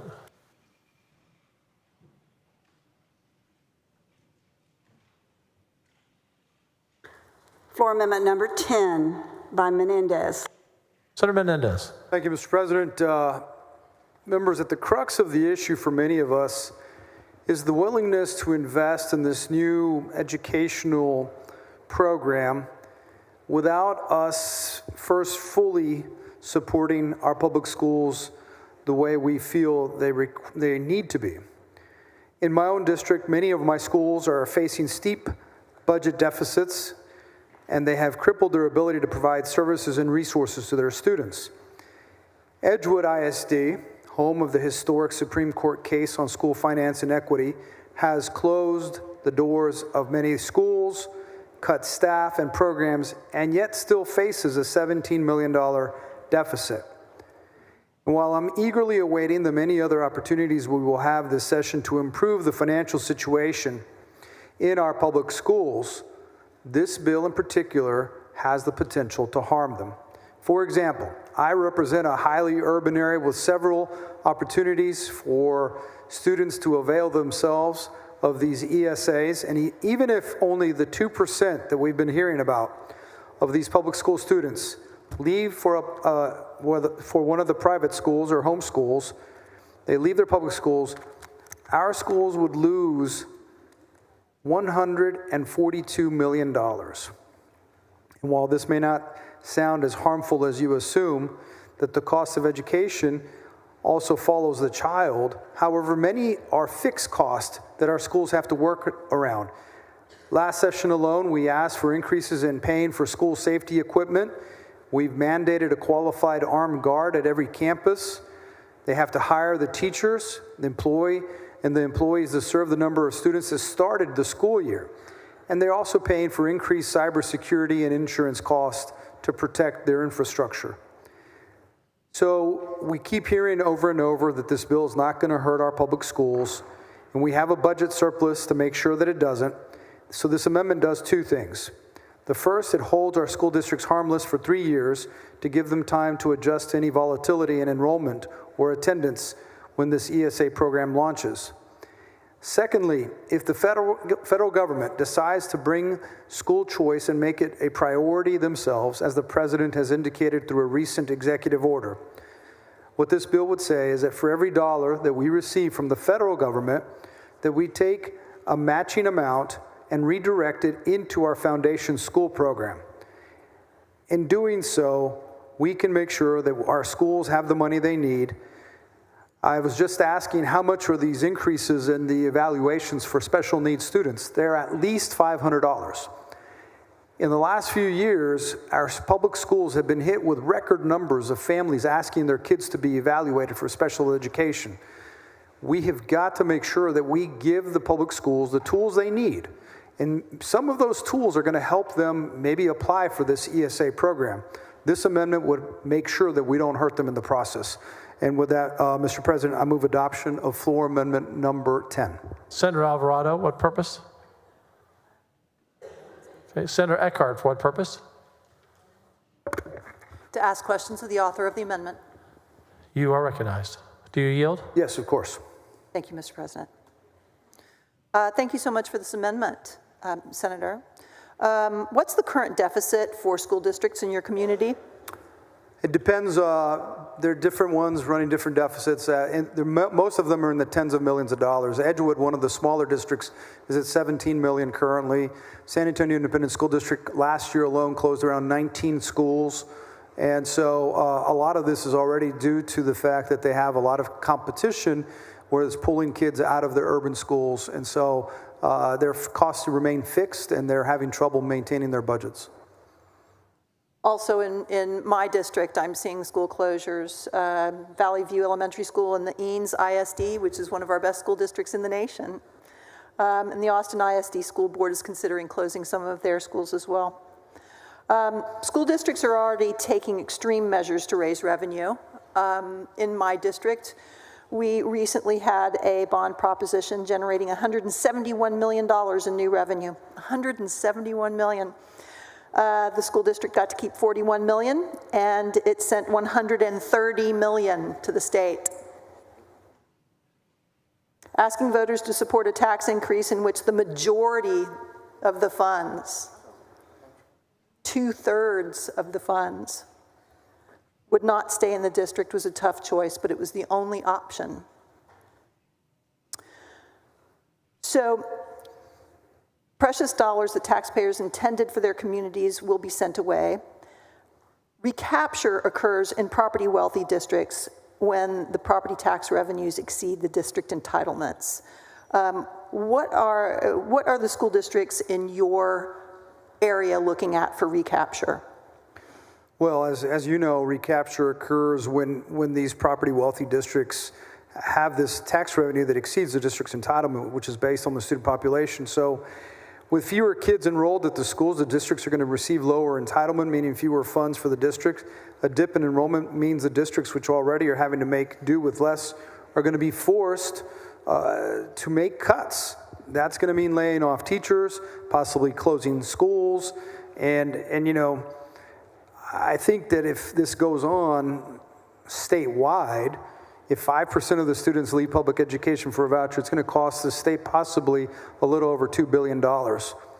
And I just received some information. San Antonio Independent School District has a $40.8 million budget deficit at the end of this school year.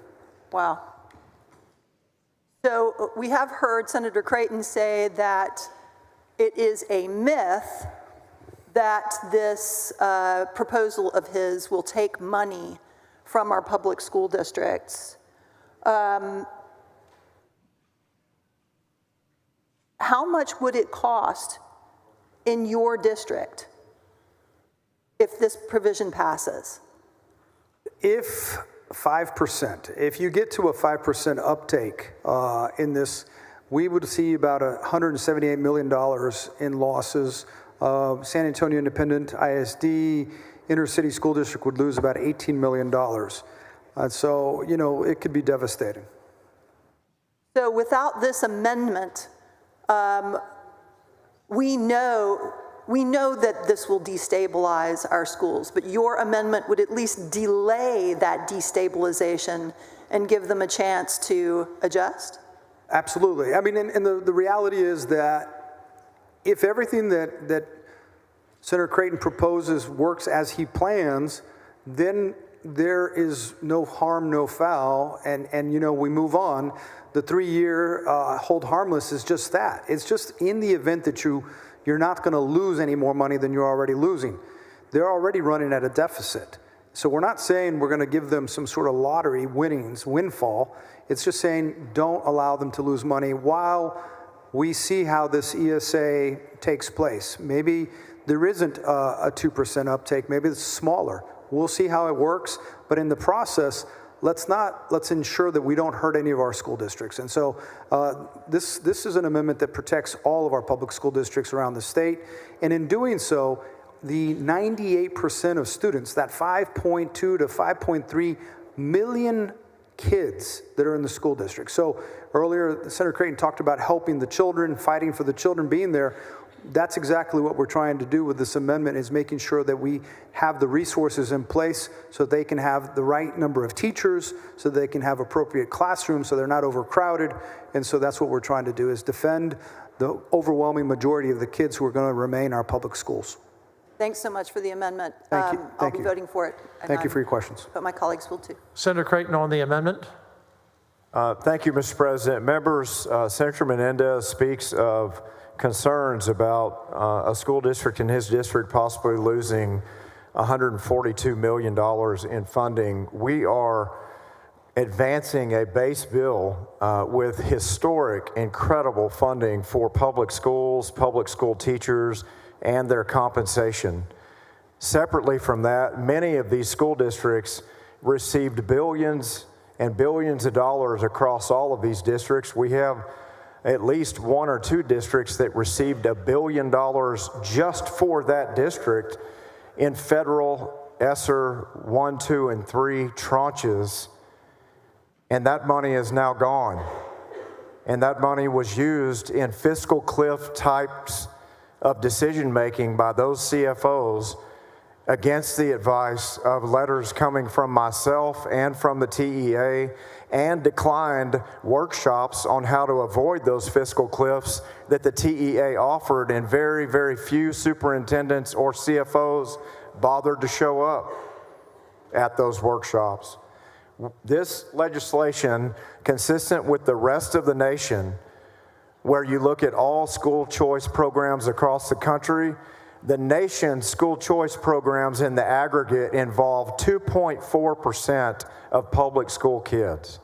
With incredible enrollment growth in Texas, with incredible budgets that we're bringing forward on behalf of public schools, this amendment is not only necessary, those budget concerns and fears are unwarranted. I move to oppose the amendment. Secretary will call the roll. Alvarado, Betancourt, Birdwell, Blanco, Campbell, Cook, Creighton, Eckhart, Flores, Gutierrez, Hagenbu, Hall, Hancock, Hinojosa of Nueces, Hinojosa, Hidalgo, Huffman, Hughes, Johnson, King, Colcourse, Menendez, Middleton, Miles, Nichols, Parker, Paxton, Perry, Schwertner, Sparks, West, and Zaffarini. 11 ayes, 20 nays. The amendment fails. Members, the following amendment.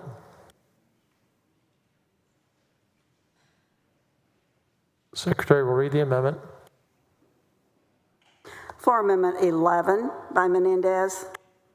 Senator Menendez, on your amendment. Thank you, Mr. President. Member, Senate Bill 2 has been marketed as and promoting educational choice, particularly for low-income families and students who may be experiencing a disability, who are not being effectively served at public schools.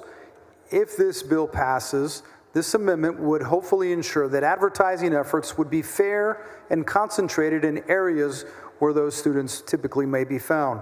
We typically don't typically find a state-funded advertising campaign for public education. So if we're going to be investing in an educational choice, we need to make sure to include all choices available to families. We'd like to see some fairness, including painting public education in a fair light as one of the many educational options students have. We should also be sure to secure investments in our public schools and require that these ads do not compel students to simply leave public education. Finally, I believe it's imperative for consumer protection that these ads follow the Deceptive Trade Practices Act. And with that, I thank you, Mr. President and members, for your consideration. I move adoption of floor amendment number 11. Chair recognizes Senator Creighton on the amendment. Thank you, Mr. President. Members, I certainly understand the validity behind Senator Menendez's proposal here. We've allowed the comptroller ample funding through the 3% category that comes to their agency to foster a good plan, to prop up this plan and to promote it. And we expect them either digitally or across major media markets to do an exceptional job promoting this ESA opportunity so that all Texas families will understand it, will learn about it, and will have the choice to take advantage of it and apply. For that reason, I would oppose the amendment.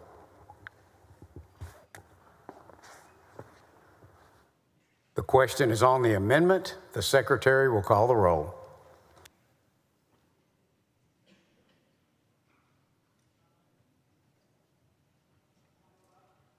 Alvarado, Betancourt, Birdwell, Blanco, Campbell, Cook, Creighton, Eckhart, Flores, Gutierrez, Hagenbu, Hall, Hancock, Hinojosa, Nueces, Hinojosa of Hidalgo, Huffman, Hughes, Johnson, King, Colcourse, Menendez, Middleton, Miles, Nichols, Parker, Paxton, Perry, Schwertner, Sparks, West, and Zaffarini. There being 11 ayes and 20 nays, the amendment fails. The following amendment, the Secretary will read the amendment.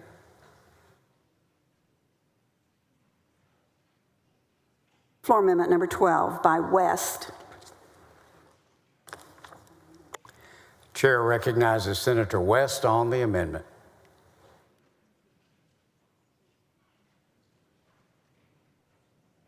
Thank you very much, Mr. Chairman. This is a pretty simple amendment. For government contracts of every size, from a few dollars to providing pens, we have a process in place. And frankly, the only thing this bill does is make certain that that procurement process is followed in procuring these services. I move adoption. Chair recognizes Senator Creighton on the amendment. Thank you, Mr. President. Members, the practices, best practices that Senator West is suggesting through this amendment, it's already part of the best practices model that the comptroller follows, and for that reason and the redundancy of the amendment, I would oppose the amendment.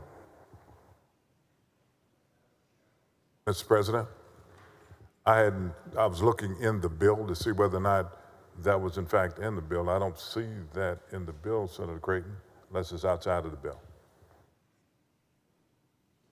Best practices. Senator Creighton, you're recognized. Yes, I'm speaking about not the bill. I'm talking about the comptroller's current best practices within their agency on contracting. Follows this state law. That means yes? Well, The comptroller would already follow the framework that you're suggesting within this amendment, and because they would do so, there's no need for the amendment to be placed in the bill. okay, I've tried to find out whether or not that is the case, and I assume that you want that to be done. And so what I will do, working with you as this bill moves through the process, let's verify that, and if that's the case, then this is not needed. So I'll pull it down at this time. That'll be great. We'll continue to talk about this provision, Senator West. Thank you. Members, floor amendment number 12 is withdrawn. Members, floor amendment number 12 is withdrawn.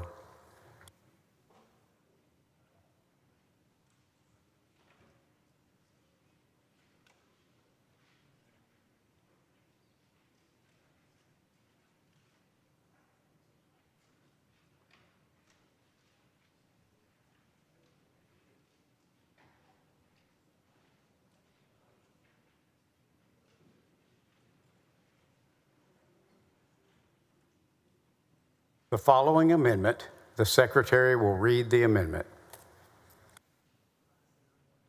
Floor Amendment number 13 by Campbell.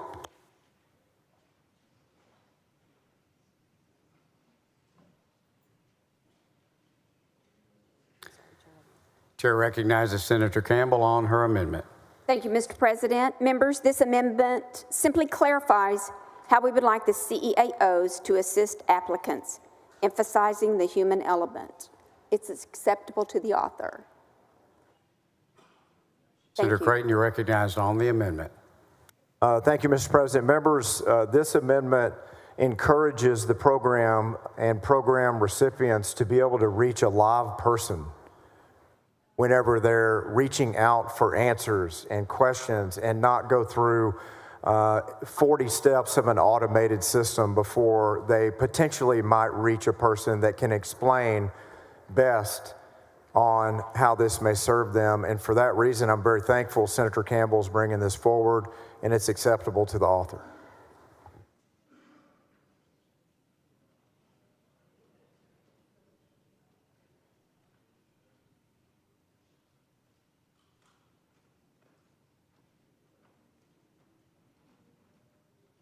Is there objection to the amendment?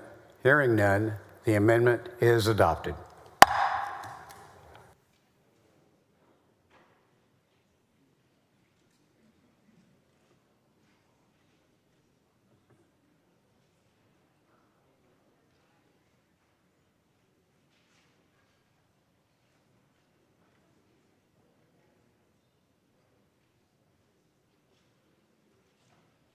The following amendment, the Secretary will read the amendment.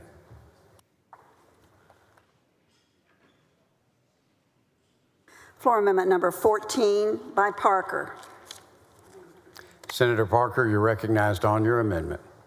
Thank you, Mr. President. Members, this amendment requires that certified education assistance organizations comply with reporting requirements for data breaches under Chapter 521 of the Business and Commerce Code, otherwise known as the Identity Theft Enforcement and Protection Act. This amendment requires businesses to follow best practices to protect sensitive personal data. It also requires CAOs to notify individuals impacted by a data breach and authorize a civil penalty if a business fails to comply with the requirement. This amendment is in line with best practices that the comptroller already implements in all of its contracts. Senator Creighton, you're recognized on the amendment. Mr. President, thank you. Members, this is acceptable to the author.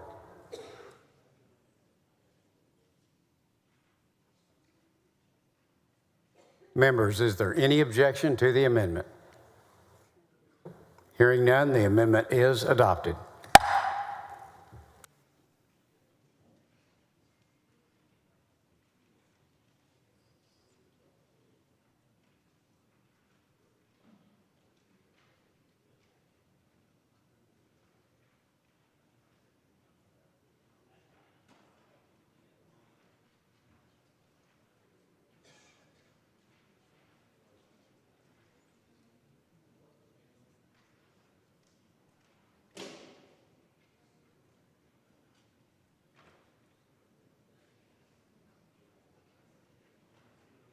The following amendment, the Secretary will read the amendment.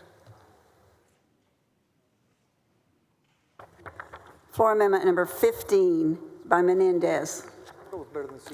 Senator Menendez, you're recognized on the amendment. Thank you, Mr. President. I was just telling Senator Creighton his original bill had some better parts than the sequel. So this amendment has 6 parts. And look, it's rare that we kick off a program, a $1 billion program, without any type of strings attached. And so what I think this amendment will help to do is better administer the program.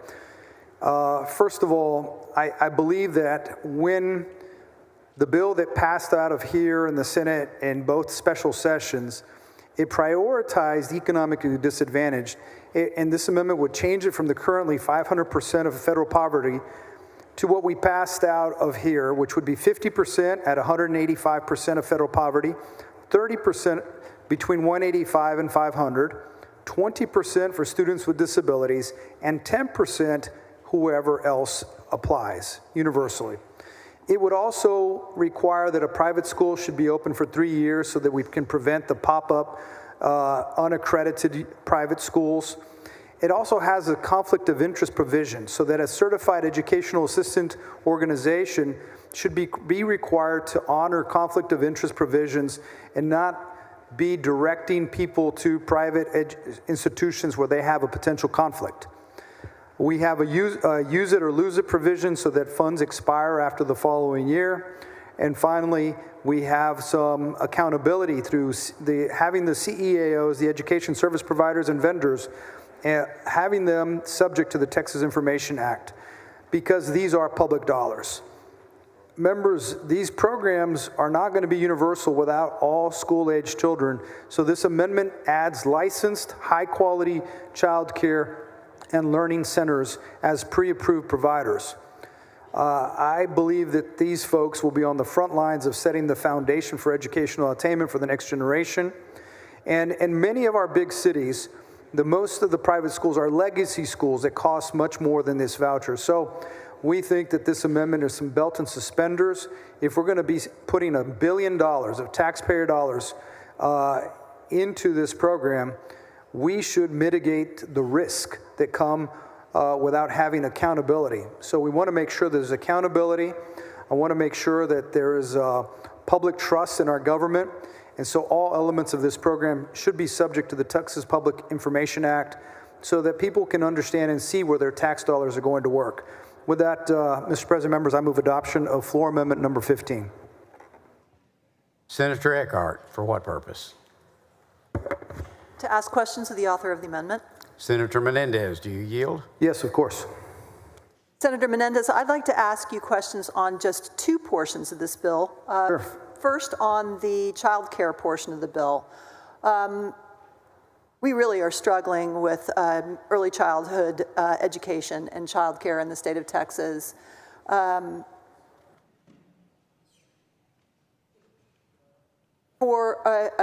you know how much child care is in my county?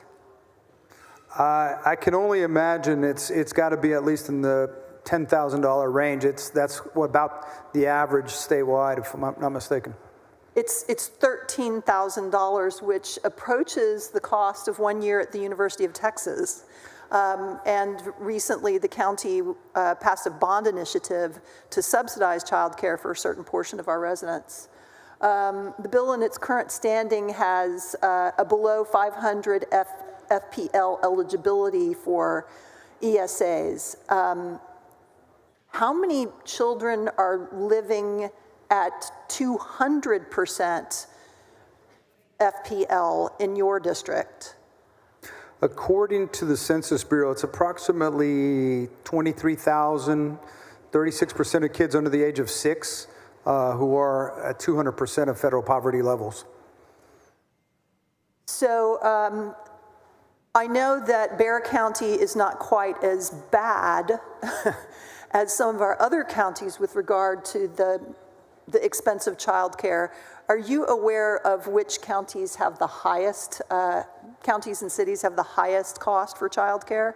I would imagine Austin, I would imagine Dallas, probably Houston, probably our most populated areas, because there is such a demand for it. And if you have a higher populations, possibly higher paying jobs, and therefore the market they're going to get whatever the market will bear.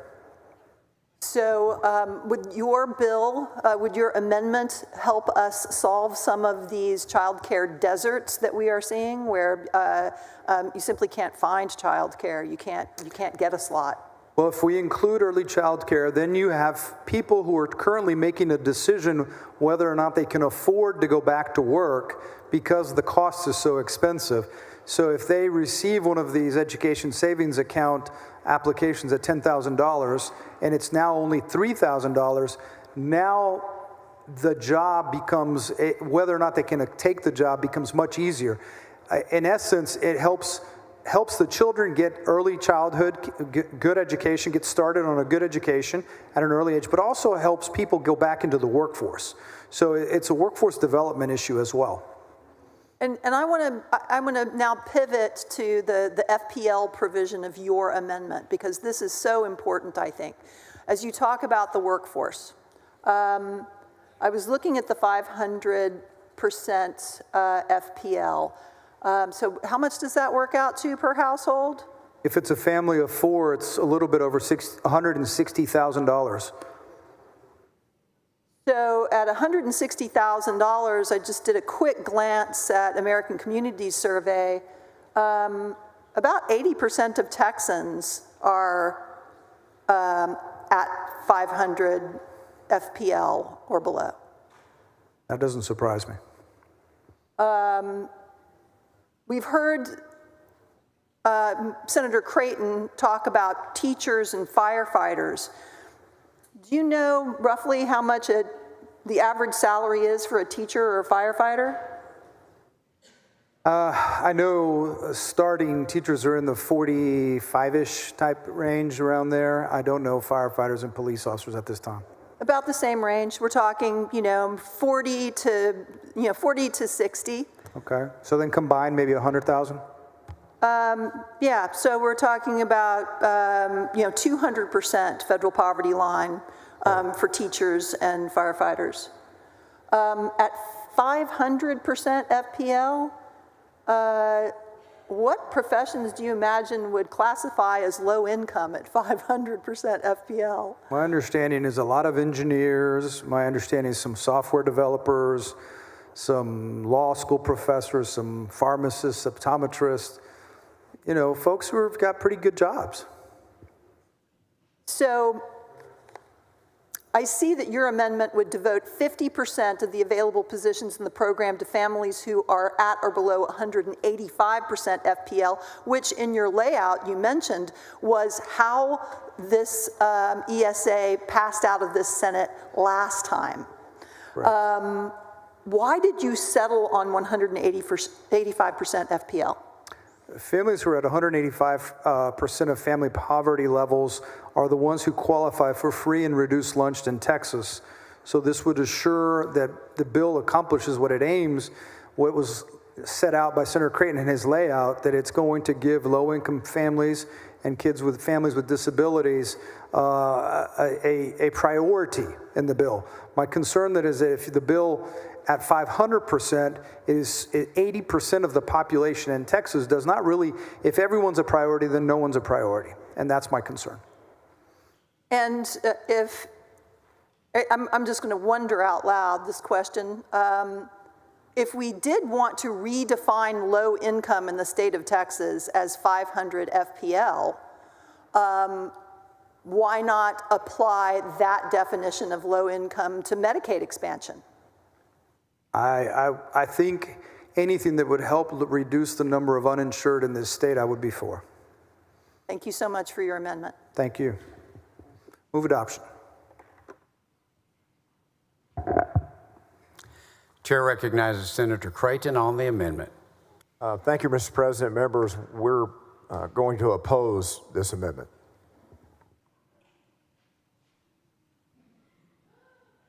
The question is on the amendment. The Secretary will call the roll.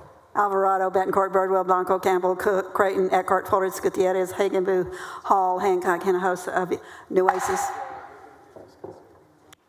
There being 11 ayes and 20 nays, the amendment fails.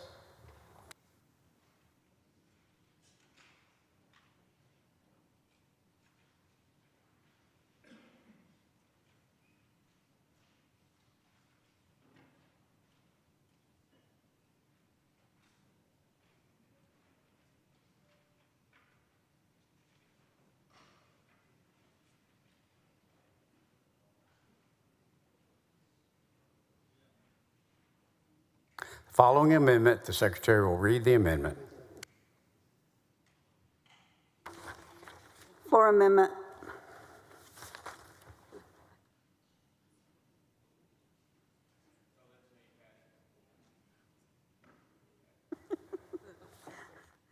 Floor amendment 16 by Gutierrez. I'm sorry, Ms. Spaulding. Senator Gutierrez, you're recognized on your amendment. I have bad penmanship. I need to go back to school. Thank you, Mr. President. Members, this is a really simple amendment. And we had a back and forth with the author of the bill earlier how high school kids are getting college credits. We all know these kids are in our own communities, and they're getting 40 and 50 hours of college credits in high school.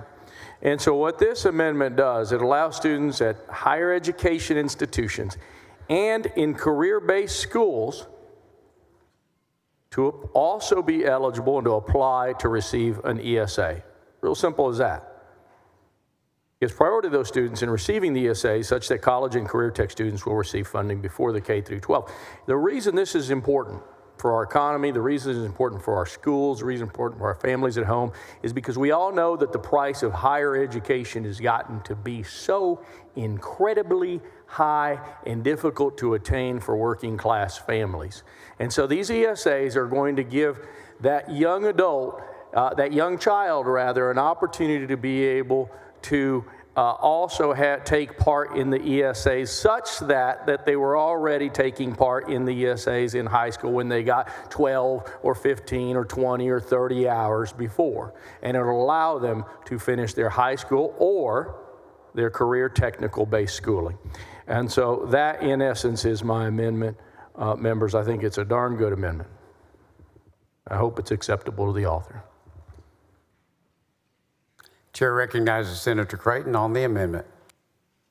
Thank you, Mr. President. Members, we have not had this amendment presented to us up to now, and there are many different references to different sections in code. There are some very valid suggestions in the amendment, but at this time, we would prefer this be a separate bill, and for that reason, we would move to oppose the amendment. Mr. President, will the author of the bill yield for a question? Senator Gutierrez. Will he Yes. yield? To Senator Creighton, do you yield? Sure. For questions? We'll yield. Go Yes. ahead. Senator Creighton, you said earlier that, well, and let's be clear, in the bill itself, in page 6, section 29, or line 29, it says that one of the payees is higher institutions of higher learning, correct? That's in the bill. Yes. Your committee is K through 16, correct? Yes. Okay. And all this does is it opens ESAs so that working class families will give their child, who's 18 or 19, the opportunity to continue their education at an institution of higher learning. And so it does nothing more to your bill than you were already anticipating. There's no definition in this bill one way or another what a child is. Do you understand all that? I understand. So what's so complex about this amendment that you just don't understand? I mean, I don't get it. Maybe you can clarify your confusion here. Senator Gutierrez already clarified. We just received it. There are some redeeming qualities and good suggestions in the amendment, as I mentioned. Apparently, you're not satisfied with that, but I'm moving to oppose the amendment because I haven't had time to digest all of the consequences. If we decide that it is worth pursuing as a separate bill, we'll set it early in the Education Committee and have a hearing over it. But at this time, I'm not exactly sure what the consequences are or what we may want to add to these provisions. Mr. President, may I close on the amendment? Not at this time.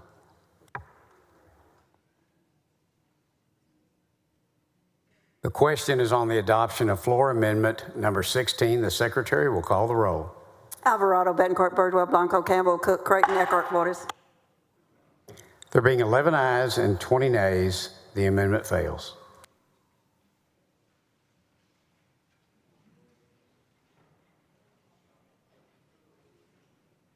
Following amendment, the secretary will read the amendment. Floor Amendment 17 by Middleton and Creighton. Senator Middleton, you're recognized on your amendment. Thank you, Mr. President. Members, this is an amendment that is acceptable to the author, and what it does is it allows vendors and providers who have already been approved by the TEA through the Parent-Directed Special Education Services Program, known as SSES, to be pre-approved vendors under the ESA program. I move adoption. Chair recognizes Senator Creighton. Thank you, Mr. President. Members, thank you, Senator Middleton, for working with us well in advance on this. It obviously makes sense for that previous program to be eligible as vendors, as they are already pre-approved and in good standing. So for that reason, members, I would recommend adopting the amendment. Is there objection to adopt, excuse me, is there objection to adoption of the amendment? Hearing none, the amendment is adopted. Oh, let's back up. Senator West, for what purpose? I just want to read it first. Give me 1 second. Senator, the amendment's already been adopted. And I was saying, hold it. I mean, If there's an issue, could you bring it down front? I just need to read it.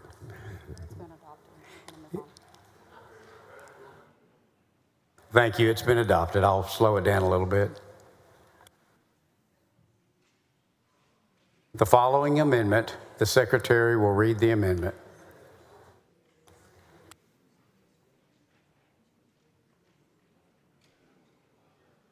For Amendment 18 by Menendez. Chair recognizes Senator Menendez on his amendment. Thank you, Mr. President. Members, you know, even though we've debated this bill several times, we cannot lose sight. This bill's gone from $500 million to $1 billion of taxpayer dollars. So with this amendment, we combined 6 requirements, expectations that currently exist for our public schools after years of policy making and case law. Much of what's in this amendment, many of you have already voted for. Our public schools spend a lot of money and resources in order to comply with these regulations. And just as Senator Creighton said that he did not want to lower the standards for our students, I too do not want to lower the standards. And so, what I'd like to see is that when we send tax dollars to any school, they be schools with certified teachers, employees that have been trained in minimum standards for school safety, minimum standards, the same standards we use for bullying. I want to thank my good friend, Senator Betancourt, for bringing up the bullying bill, because the bullying bill that we passed, these are the same standards we should have in all schools, because kids in all schools have bullies, not just public schools. And just as we have the governor of the state of Texas declare every year Holocaust Remembrance Week that is observed by our public schools, I believe that our private schools should also, that those who participate in the program should observe Holocaust Remembrance Week. I think that all schools need to be transparent about their curriculum and the materials they use, and that they should be able to share that with parents so that parents can make an informed decision about the best choice for their children. They should be able to access the curriculum the school uses to make sure that their values line up. And along those same lines, I believe private schools must be held to a similar standard in regard to oversight, data collection, monitoring, performance, and financial reporting to ensure accountability and non-discrimination for academic equity. Finally, when calculating cost savings from the program, all factors must be taken into account, including information about the number of school jobs and school closures. So it has 6 parts. I talked about teacher training parity. I talked about the Holocaust Remembrance Week, bullying standard parity, and parity in safety training, curriculum transparency, and additional reporting, because these are, after all, state tax dollars.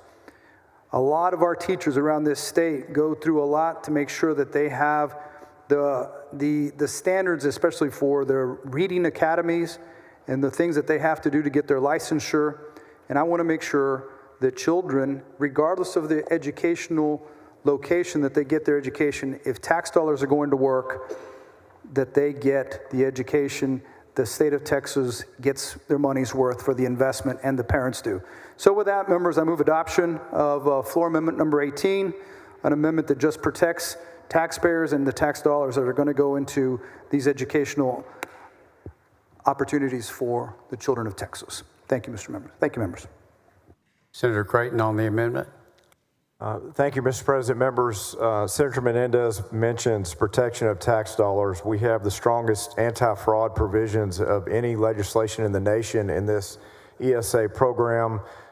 He mentions certain requirements to be placed on private schools, such as certification of teacher categories, but there's nothing in the amendment that forces public schools in their districts of innovation to cease requesting and receiving waivers on the number of certified teachers that they have to have in public schools. This is a list of strings passed on to private schools. And members, if we're going to turn private schools in Texas into public schools, we don't need an ESA bill. For that reason, I would oppose the amendment.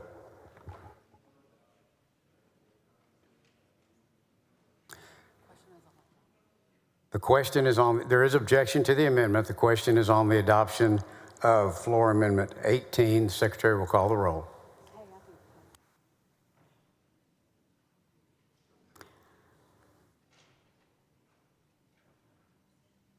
Alvarado, Betancourt, Birdwell, Blanco, Campbell, Cook, Creighton, Eckhart, Flores, Gutierrez.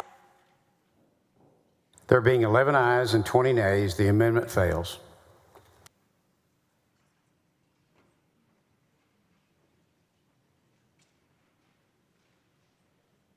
There is an amendment. The Secretary will read the amendment.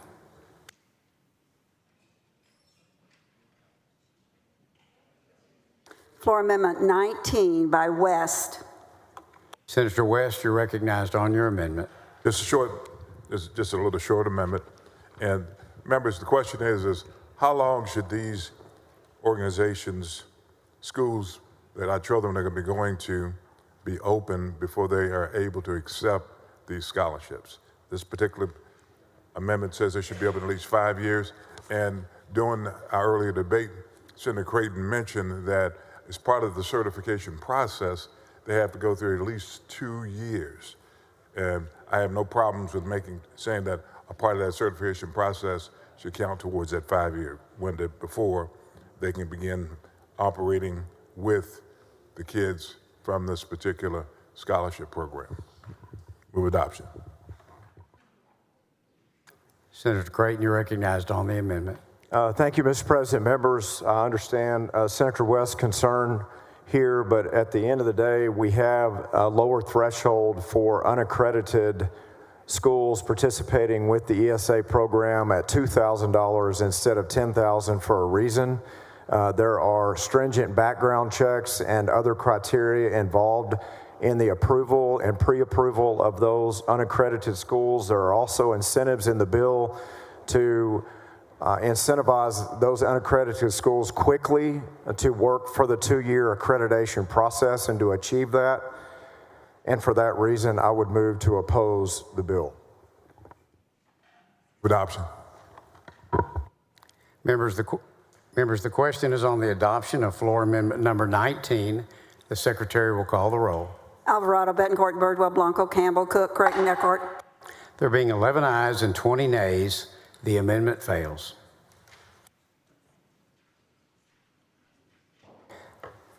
There is an amendment. The Secretary will read the amendment.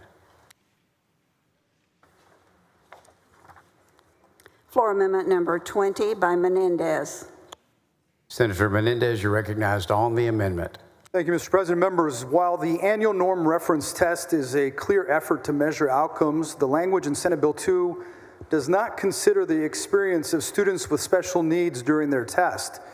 In a public school, a student can receive accommodations and take what's known as an alternative STAR test. What this amendment would do would be elevate the concerns that we heard in committee on this issue and ensure that the student and the school convene and discuss accommodations to the standardized tests required by the bill. It doesn't call for any outside state strings. It calls for them to convene a committee composed of appropriate school personnel and the child's parent. In some cases, it may mean a booklet with larger font. It could mean more time to take the test. It just means take into consideration that some kids with special needs need accommodations. We just want to be sure that when they get those accommodations in their public school, that if they do go to a school, a private school, that they receive the same level of accommodation. It's something that was brought to us by the disability community, and we move adoption of floor amendment number 20. Thank you, Mr. President and members. Senator Creighton on the amendment. Thank you, Mr. President. Members, we will oppose this amendment. Members, the question is on floor amendment number 20. The Secretary will call the roll.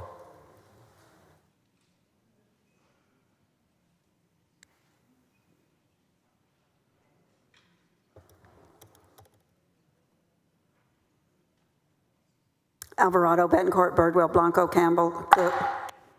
There being 11 ayes and 20 nays, the amendment fails.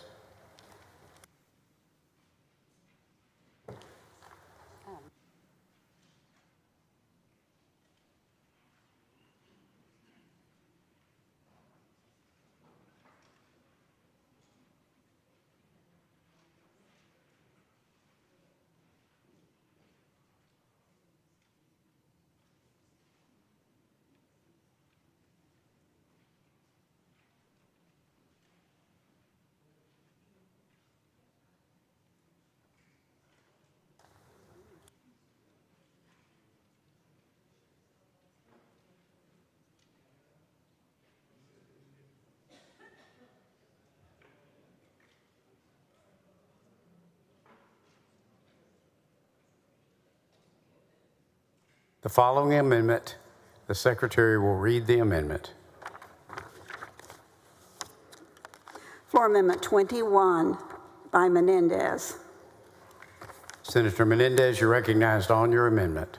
Thank you, Mr. President. Members, I want to thank Senator Betancourt for bringing up the bullying concerns that we heard. I want everyone here to know that I agree that children sometimes feel forced to leave their schools because of bullying, many schools. In the time that we worked on David's Law, in the year that we worked on that, from 2016 to 2017, about 13 children took their lives in Texas. This is a simple amendment that just means that we extend the same protections granted under the law that we passed unanimously off this floor in 2017 to the students, wherever they go. I think that a student who is bullied should have a pathway to report what their bullying is and have remedies. And, this is something that was passed unanimously here. I don't think that, I know that for a fact that private schools are not an exception to this issue. Bullying goes everywhere, unfortunately.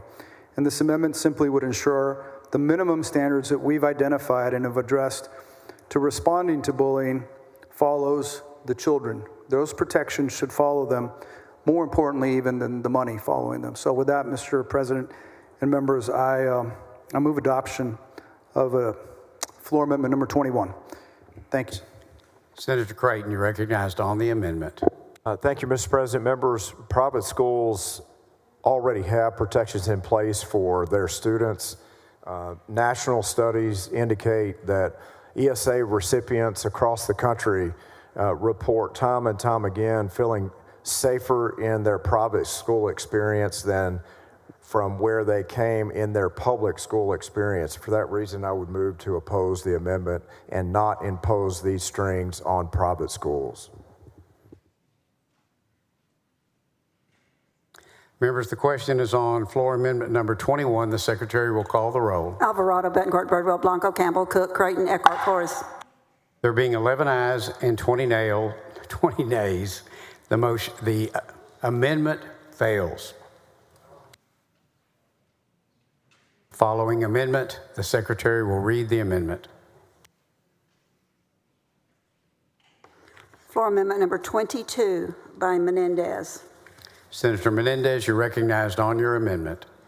Thank you, Mr. President. Members, I think it's very important to, when we hear Chairman Creighton affirm that there is absolutely no legislative intent to segregate students, I believe him that that is definitely not his intent.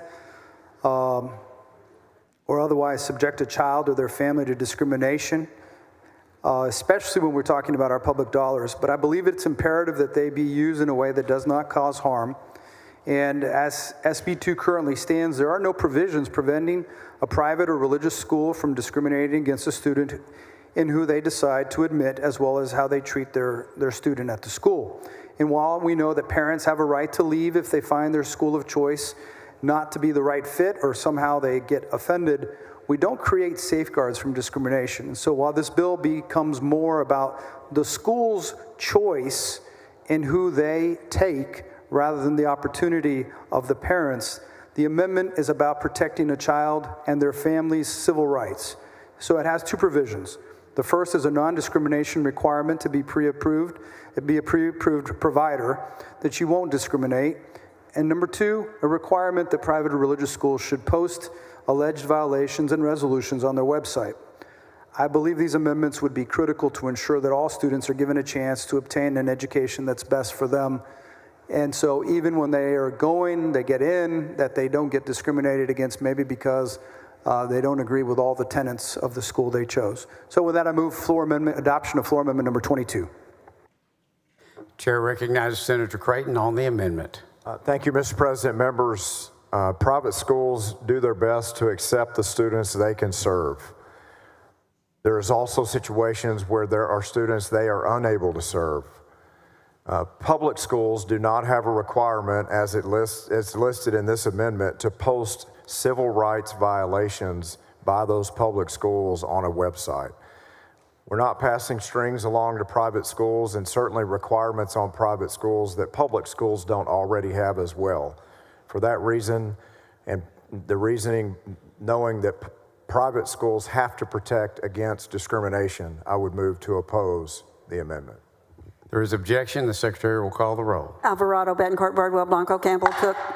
There being 11 ayes and 20 nays, the amendment fails adoption.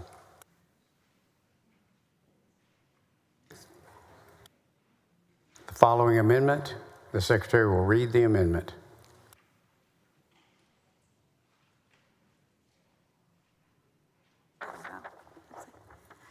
Floor amendment number 23 by Menendez. Senator Menendez, you're recognized on your amendment. Thank you, Mr. President. Members, you know,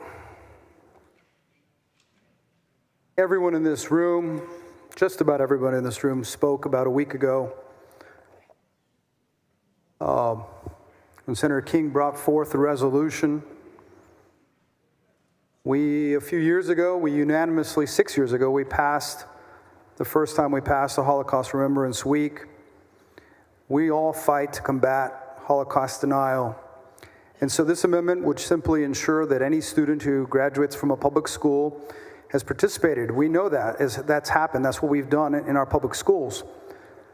So the Senate has stated a concern that we hope we never forget the Holocaust. And so unfortunately, we know that there are deniers out there. And I would think we should send a message through this amendment that the Senate stands firmly against any kind of denial. In fact, we know we passed this unanimously, so it's important that we make it clear so that anyone in any school, if public dollars are being used, this amendment would require them to participate in some way or form. They should know that there is free, high-quality curriculum that's issued by the state's Holocaust and Genocide Commission, and it's age-appropriate, free of charge.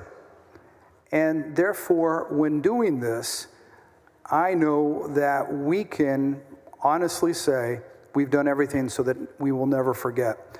In talking to the Holocaust Memorial Museum of San Antonio, they were telling me that they've seen an increase in their homeschool and private school student participation, and they felt positive that an amendment like this would actually help make them more aware. This is not going to hold anybody, do anything other than make them aware of the Holocaust Remembrance Week, that they participate.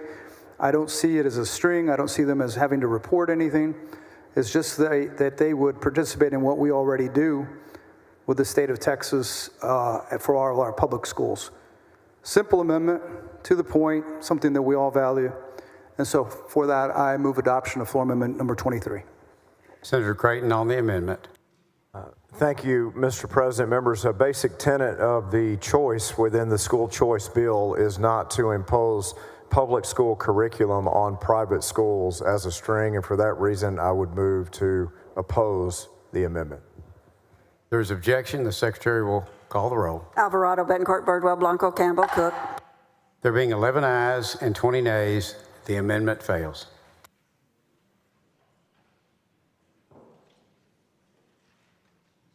The following amendment, the Secretary will read the amendment.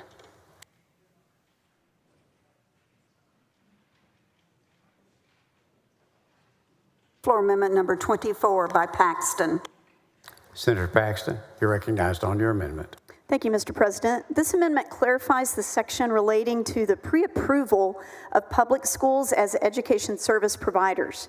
Since charter schools are public schools, this amendment clarifies that open enrollment charter schools may apply to be an education service provider. I believe this amendment is acceptable to the author. Senator Creighton on the amendment. Mr. President, members, Senator Paxton and I have been working on this for some time. It's most definitely a clarification point in the legislation that improves the bill and makes it clear to the families that this provision applies to public schools and open enrollment charter schools. Thank you, Senator Paxton. I would accept the amendment. Is there objection to the amendment? There is objection. Secretary will call the roll. Did you want to speak?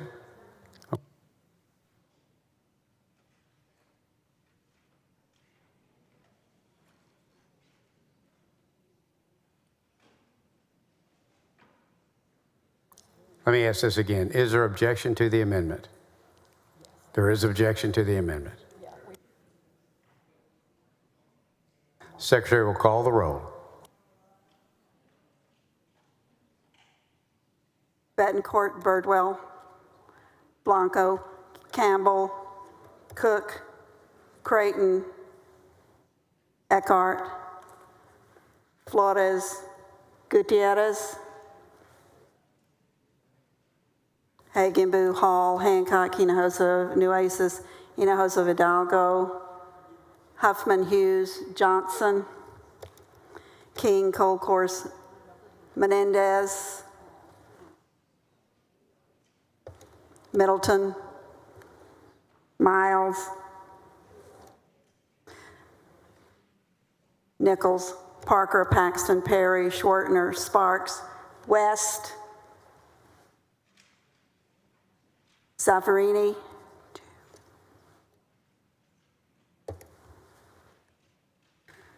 There being 26 ayes and 4 nays, the amendment is adopted.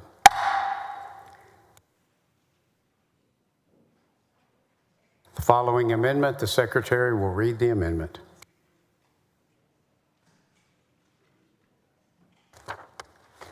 Floor amendment number 25 by Cook. Senator Cook, you're recognized on your amendment. Thank you, Mr. President. Senators, this amendment would require educational service providers, the private schools, included in the program to make their budgets public. Currently, the Education Code Section 44.0041 requires a school district to publicly post a summary of their district's budget on their website or in the central administrative office. The budget summary has to include high-level data about instruction costs, instructional support, central administration, district operations, debt services, et cetera, as well as a comparison to the previous year's actual spending. Educational service providers receiving state dollars should also have to make their budgets public, so parents and families can make informed decisions about where to send their children, and so that we as lawmakers have a better understanding how a voucher may influence the finances of the educational service providers participating in the program. I think this is a pretty straightforward amendment promoting transparency and accountability, which I know is very important to this body. Thank y'all. Senator Creighton on the amendment. Thank you, Mr. President. Members, I would oppose this amendment. Secretary will call the roll. Alvarado, Betancourt, Birdwell, Blanco, Campbell, Cook, Creighton. There being 11 ayes and 20 nays, the amendment fails. The following amendment, the Secretary will read the amendment.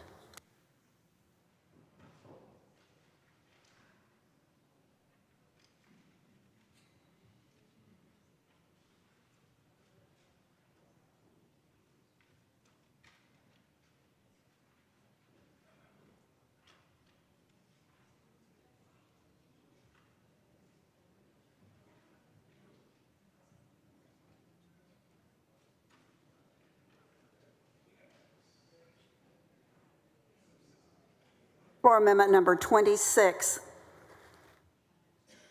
that Hinojosa? I don't know. By Hinojosa of Nueces and Creighton. Senator Hinojosa, you're recognized on your amendment. Thank you, Mr. President. Members, this amendment expands the list of eligible expenses to include uniforms that are required by an education service provider.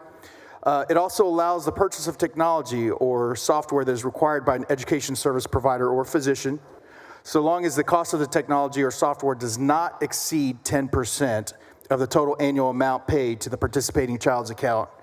We should ensure that students have the resources needed to be successful. This amendment includes a 10% cap to ensure families are making responsible purchases that directly contribute to their children's education. I believe this amendment is acceptable to the author. I move adoption of the floor amendment number 26. Senator Creighton on the amendment. Thank you, Mr. President. Members, Senator Hinojosa and I have worked on these provisions. We had uniforms covered in the previous bill that we passed, and this is a safeguard protection, as Senator Hinojosa explained, making sure that costs for technology don't exceed a certain amount of a percentage of the ESA. For that, it's acceptable to the author. Is there any objection? Hearing none, the amendment is adopted.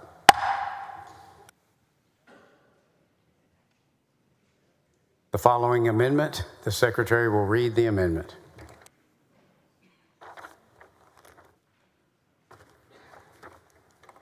Floor Amendment number 27 by Menendez. Senator Menendez, you're recognized on your amendment.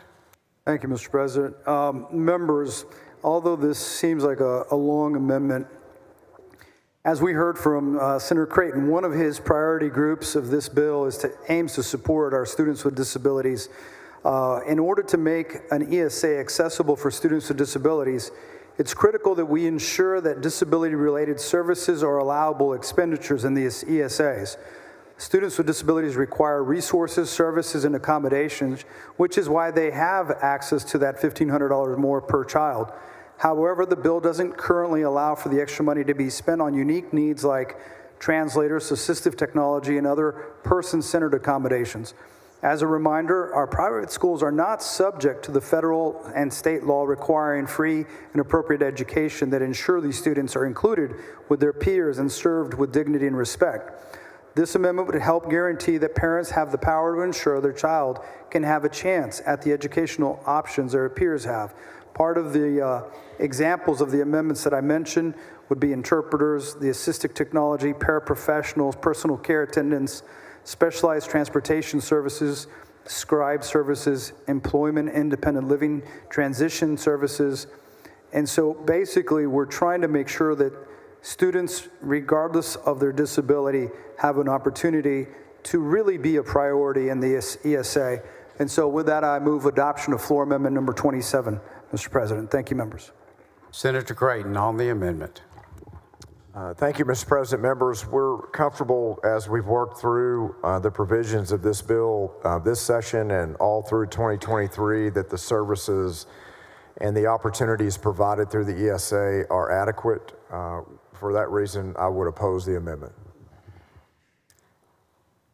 There is objection to the amendment by the bill author. The Secretary will call the roll. Alvarado, Bettencourt, Birdwell, Blanco, Campbell, Cook, Creighton. There being 11 ayes and 20 nays, the amendment fails. The following amendment, the Secretary will read the amendment. Floor Amendment number 28 by Perry. Senator Perry. Senator Perry, you're recognized on your amendment. Sorry about that, President. Members, this bill, or this amendment, simply prohibits the voucher money going to an online or virtual learning environment for a traditional student. I did not change what is available for those that cannot physically be in a classroom. I did not change for those that are disabled. But if we don't limit it to the traditional student that is in the ESA, we saw what happened in COVID with the anti-socialization and all the other things, and that could potentially, truthfully, have an impact to in rural districts. A district with 100 kids, if we have disengaged parents and 10 of those kids stay home, that's a 10% of their budget if they're doing it through online. So this basically simply limits traditional students going into the ESA program from not having access to spend the money on an online or virtual instruction. I believe it's acceptable to the author. Senator Creighton on the amendment. Thank you, Mr. President. Members, we've been working with Senator Perry's office on the framework that he's suggesting for in-person instruction, and it's acceptable to the author. Members, any objection? Hearing none, the amendment is adopted. The following amendment, the Secretary will read the amendment.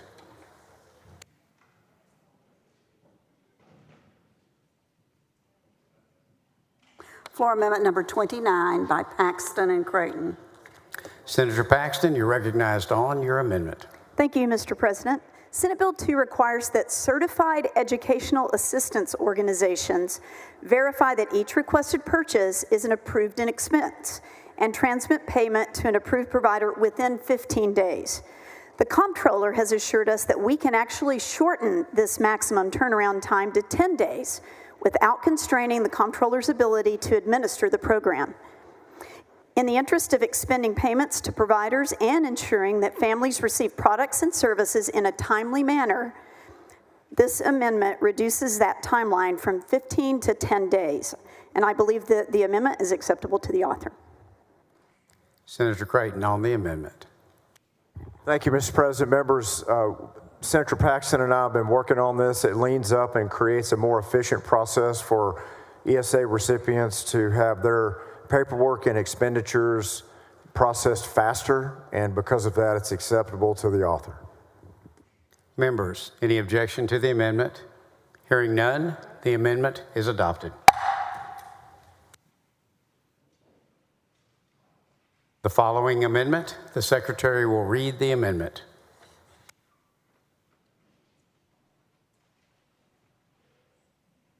Floor Amendment number 30 by Cook.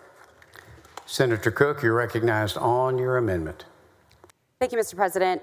Senators, this amendment would add some clarification in the bill to ensure that the spending on promotion of the voucher program is included in the 3% cap on comptroller administration. We've talked about this already, and I heard the author's intent that it is included in it, but I just wanted it to be clarified in statute so that's clear to folks using the program. And I know how diligently we have all worked on this bill, so I just really appreciate y'all and our opportunity to meet with your staff to talk about this. I move adoption. Senator Creighton on the amendment. Thank you, Mr. President. Members, the comptroller's fees are up to 3% as described in the bill. They are fully committed to promoting and advertising and marketing the program within the framework and the structure of the ESA program they're establishing. For that reason, I would oppose the amendment because it's redundant. The Secretary will call the roll. Alvarado, Betancourt, Birdwell, Blanco, Campbell, Cook, Creighton. There being 11 ayes and 20 nays, the amendment fails.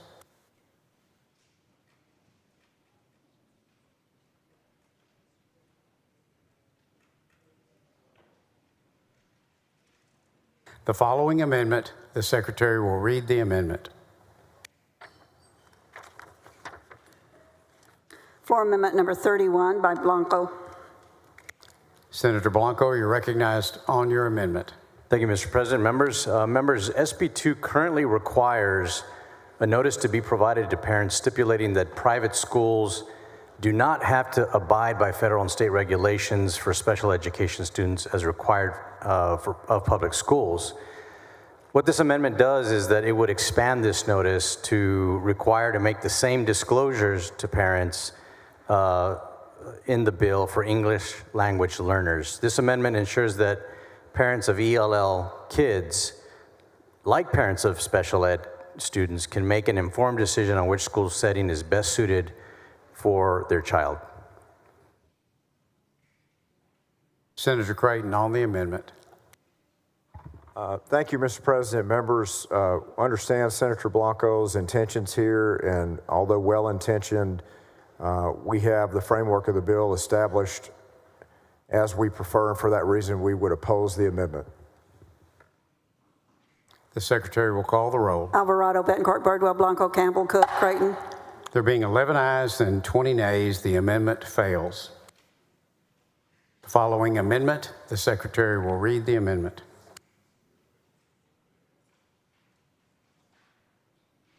Floor amendment number 32 by Bettencourt and Creighton. Senator Bettencourt, you're recognized on your amendment. Thank you, Mr. President. Members, this is an amendment that makes a clarification that is narrowly tailored to allow to support a student who's seeking to send their SAT or ACT scores to their college of their choice. Generally, this bill prohibits any sharing of student data, but specifically there's a narrow carve out here for parents to be able to, with parental consent, to be able to approve the sending of the scores. And this will, of course, help children in their application for college or university. I move adoption. I believe it's acceptable to the author. Senator Creighton on the amendment. Thank you, Mr. President. Members, it's acceptable to the author. Senator Eckhart, for what purpose? Question of the author of the amendment. Senator Bettencourt, do you yield? Certainly. Senator Bettencourt, do we subsidize these application fees for public education students? I am actually not advised. May I ask a question of the author of the bill?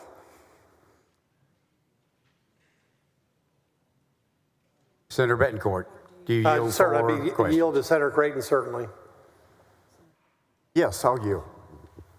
Senator Creighton, do we subsidize these fees, sending SAT scores, ACT scores to colleges? Do we subsidize these fees for public education students?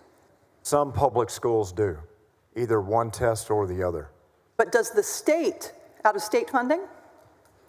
If the public school uses state funding and that's not within a certain guardrail that extends the state being given credit for the dollars flowing from our coffers, then yes.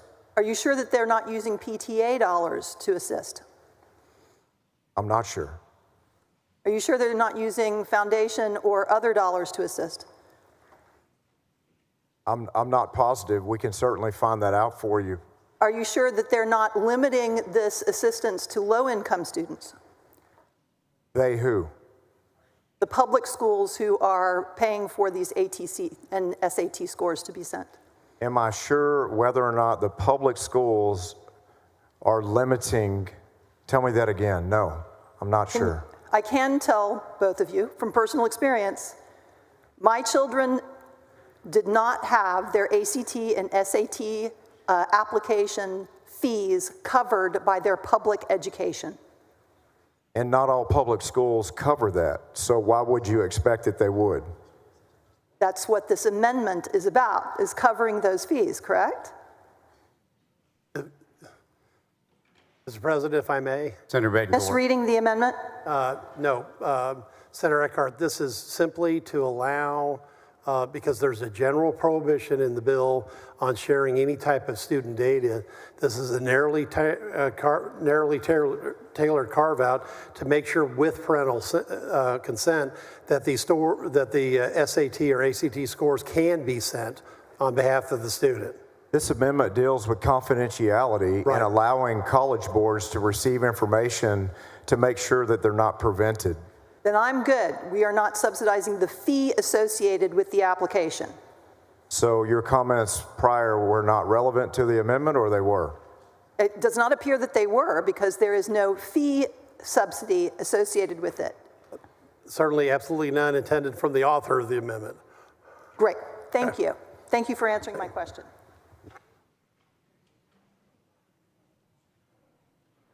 All right, the question is on the adoption of floor amendment number 32.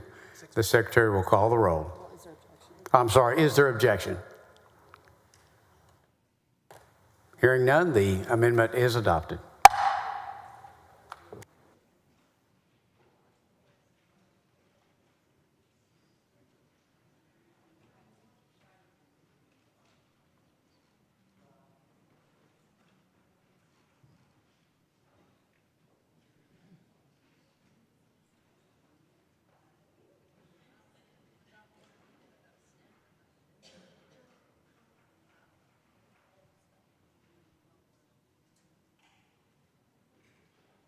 Following amendment, Secretary read the amendment. Floor amendment number 33 by Middleton and Creighton.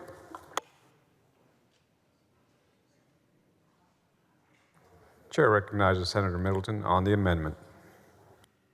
Thank you, Mr. President. Members, this is an amendment that was requested by the Comptroller's Office to protect student record confidentiality. Of course, that is their individual student records. And this amendment simply exempts individual student records held by the Comptroller or a certified education assistance organization from disclosure under the Public Information Act, and I believe that it is acceptable to the author. Chair recognizes Senator Creighton. Thank you, Mr. President. Members, this is acceptable to the author. Is there objection? Hearing none, the amendment is adopted.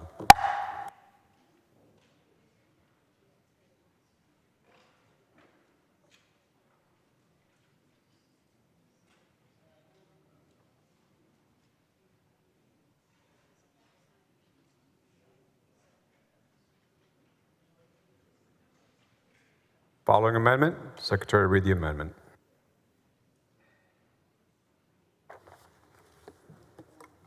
Floor amendment number 34 by King. Senator King, you're recognized on the amendment. Thank you, Mr. President and members. To be a party in a lawsuit, you have to have a close connection with the issues in that lawsuit. You have to have been harmed, or the outcome is going to have to affect you in some substantial way. This amendment simply provides that an eligible student would have standing if there is a constitutional challenge to the implementation of this bill. I believe it's acceptable to the author, and with that, I would move adoption. Chair recognizes Senator Creighton on the amendment. Thank you, Mr. President. Members, Senator King and I worked on this amendment and the additional legal protections for these ESA recipients. For that reason, the amendment is acceptable to the author.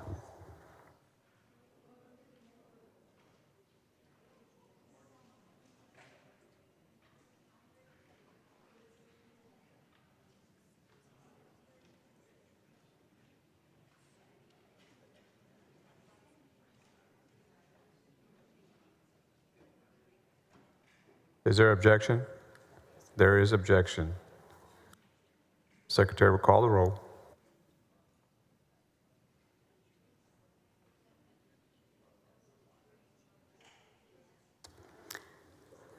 Alvarado, Betancourt, Birdwell, Blanco, Campbell, Cook, Creighton, Eckhart, Flores, Gutierrez, Hagenbu, Hall, Hancock, Hinojosa of Nueces, Hinojosa of Hidalgo, Huffman, Hughes, Johnson, King, Colcourse, Menendez, Middleton, Miles, Nichols, Parker, Paxton, Perry, Schwertner, Sparks, West, Zaffirini,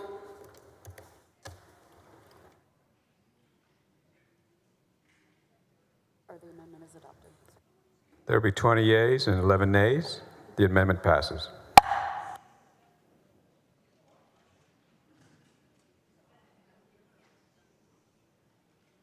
Following amendment, Secretary read the amendment.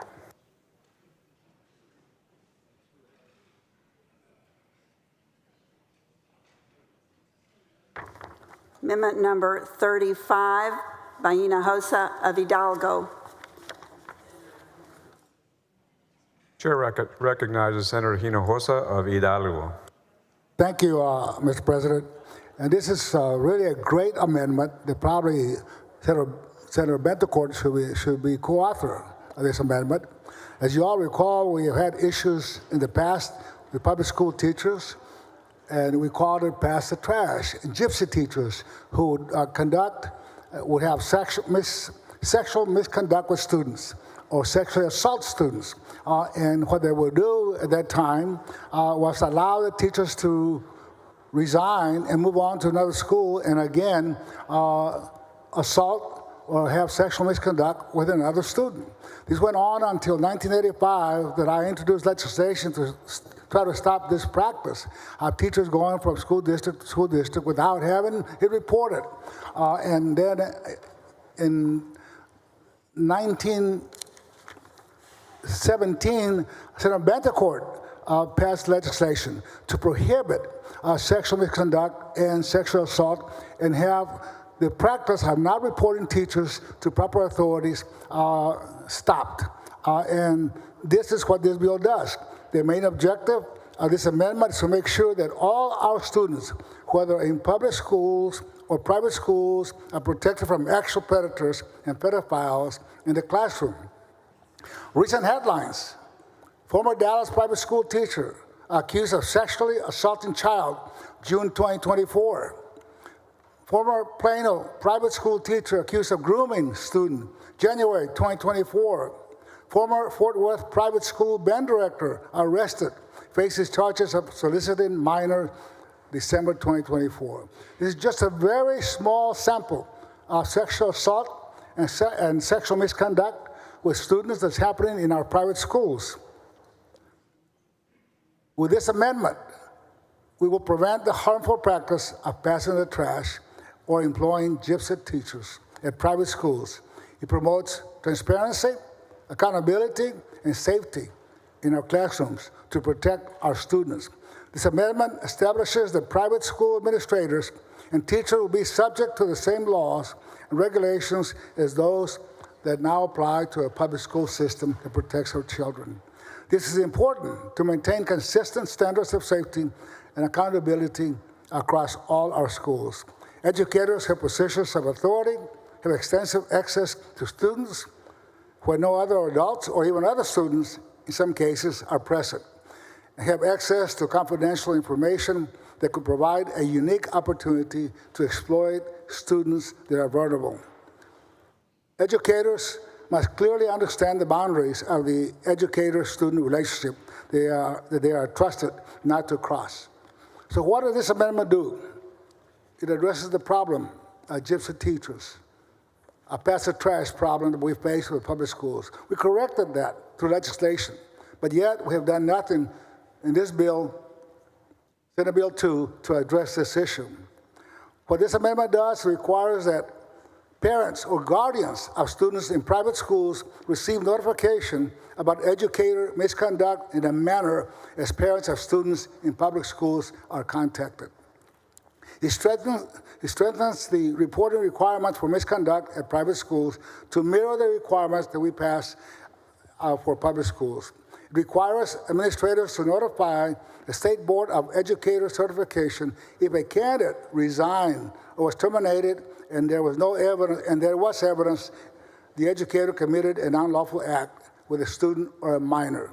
Requires notification to the State Board of Educator Certification regarding educators who possess, transfer, sell, or distribute controlled substance.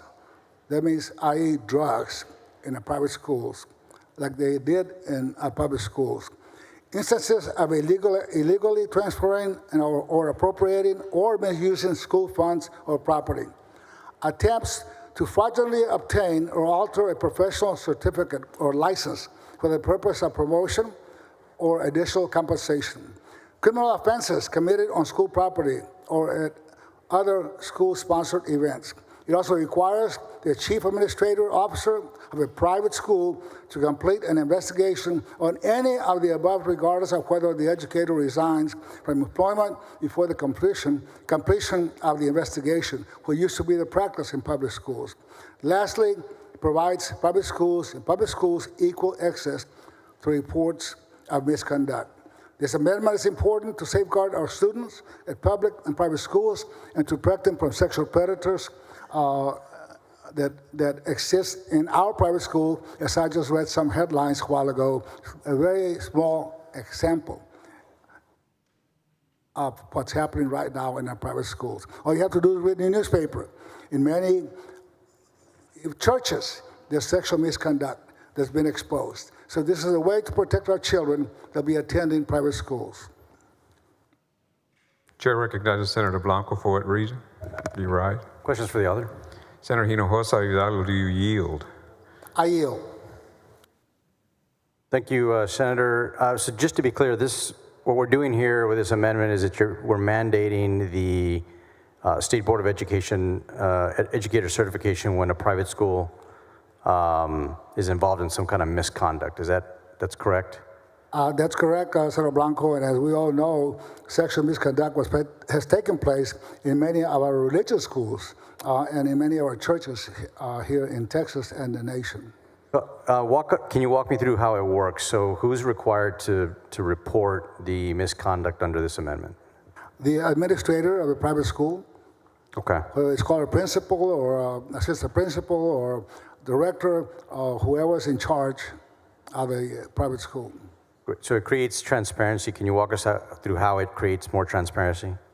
Well, for one, it provides that when there's any sexual misconduct by a teacher, that they be reported not only to the parents, but also to the proper authorities or the State Board of Educator certification, so they can revoke the permit. Great. Thank you, Senator. I think this is an important amendment, and I think it's going to ensure that students are safe no matter what educational institution that they're attending. Thank you. Thank you, Senator Blanco. Senator Creighton, on the amendment.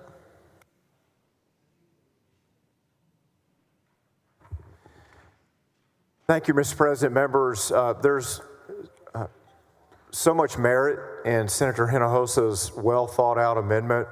There's also some redundancy with Senator Betancourt's amendment earlier on the do not hire registries that are imposed and required under the ESA program and in the comptroller's framework that's being developed. Imposing certain protocols on assault and other violations that protect students, imposing those certain protocols on private schools without a hearing or vetting more thoroughly through a separate bill. I would be hesitant to do that on the ESA legislation, but I will commit to you, Senator Hinojosa, to open up the discussion on these concepts under the guise of protecting students in Texas by giving this bill a hearing in the Senate Education Committee so that we can take our time with it and understand the consequences. For that reason and other reasons stated and the redundancy stated, I would move to oppose the amendment. Mr. President, would the gentleman yield for just a quick question? No, you had the floor. He spoke on the amendment, now we vote. It wasn't a tabled situation. Well, he did offer to help, so I just want to clarify that. If you want to yield, you can. President, I felt like I gave my answers. Yeah. I certainly don't want to cut off discussion by my colleague and friend, Senator Hinojosa, so I would yield. But normally, just for the record, guys and ladies, as we're moving forward, unless it's a tabled issue, it does not come back to the person with the amendment. So go ahead. Thank you, Mr. President. Under senatorial courtesy, I would absolutely yield and let you finish your point, of course, Senator Hinojosa. Well, thank you, and I appreciate that. I just want to make sure I understood correctly that you're willing to consider a separate independent bill to address this issue, because I think it's a very serious issue. That's exactly what I said. We can review these concepts in a separately filed bill in a hearing in the Senate Education Committee, which I will certainly commit to giving you a hearing and priority to understand a lot of what you're suggesting here better, and so that our Senate Education members can take their time with these concepts. There are parts of this amendment that are redundant based on Senator Betancourt's amendment that's already on the bill, but separately there are some concepts we need to spend more time with. Got it. Okay. Thank you, Senator Hinojosa. I accept a vote also. Thank you, Mr. President. I move adoption. Secretary will call the roll. Alvarado, Betancourt, Birdwell, Blanco, Campbell, Cook, Creighton, Eckhart, Flores, Gutierrez. 11 ayes, 20 nays. The amendment fails. Members, following amendment. Secretary, read the amendment.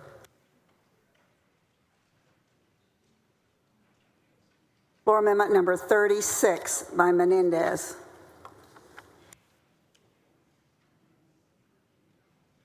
Senator Menendez, you're recognized on your amendment. Thank you, Mr. President. Mr. President, members, just so everybody knows, I pulled my last amendment and discussed it with Senator Creighton. We're going to work on it as a potential bill, and but this will be the last amendment for the night. Simple amendment.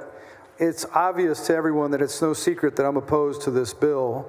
But if we're going to be doing this education savings account program and it goes into effect, I think we need to ensure that there would be a period of time to evaluate its effectiveness.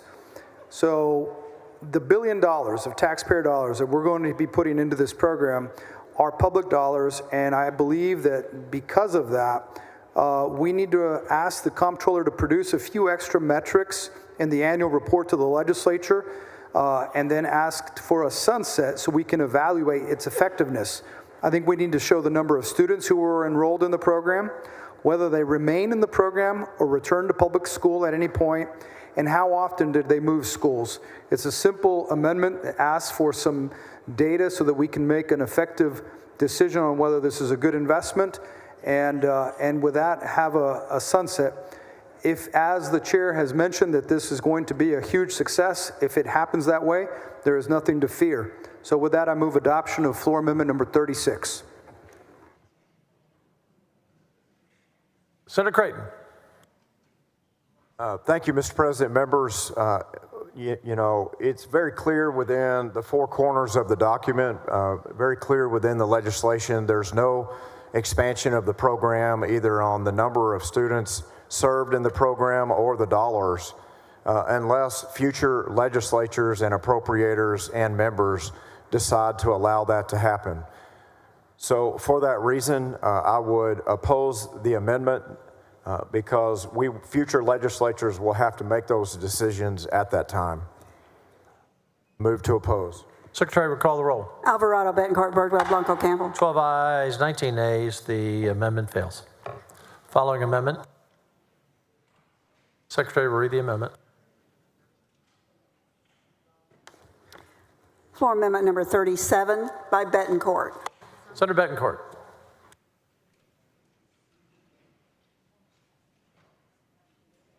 Thank you, Mr. President. This is the aforementioned amendment just recently. And basically, this amendment closes the loophole to ensure the safety of our Texas students by participating in the CSA program. It builds on the Do Not Hire Registry legislation that was passed and amended into HB 3 back in the 87th session. Okay, and it was then built upon the following session, and it's been expanded many times to include private school access, Senator Hinojosa. But what this amendment does is give necessary access to the Do Not Hire Registry, the Interagency Reportable Conduct Search Engine, the enhanced background check information to educational service providers seeking to be included in the comptroller's list of pre-approved providers. In order to be included on the list, an applicant is required to verify that each person they employ that will interact with a participating child is not included on the Do Not Hire Registry or the Interagency Reportable Conduct Search Engine, and that they have undergone an enhanced background check. The amendment would also require providers and vendors to verify the same information if they hire a new person who will interact with a participating child. So this is evergreen. So once it starts, there's an initial check, and then if they hire any additional people, they have to run and pass the Do Not Hire Registry or the Interagency Reportable Conduct Search Engine. I believe that the amendment is acceptable to the author. I move adoption. Senator Cole Course, what purpose? To ask the author of the amendment a question. Please. Do you yield? Certainly yield. Thank you, Mr. President. Thank you, Senator Betancourt, for bringing this amendment. I had a very similar amendment today.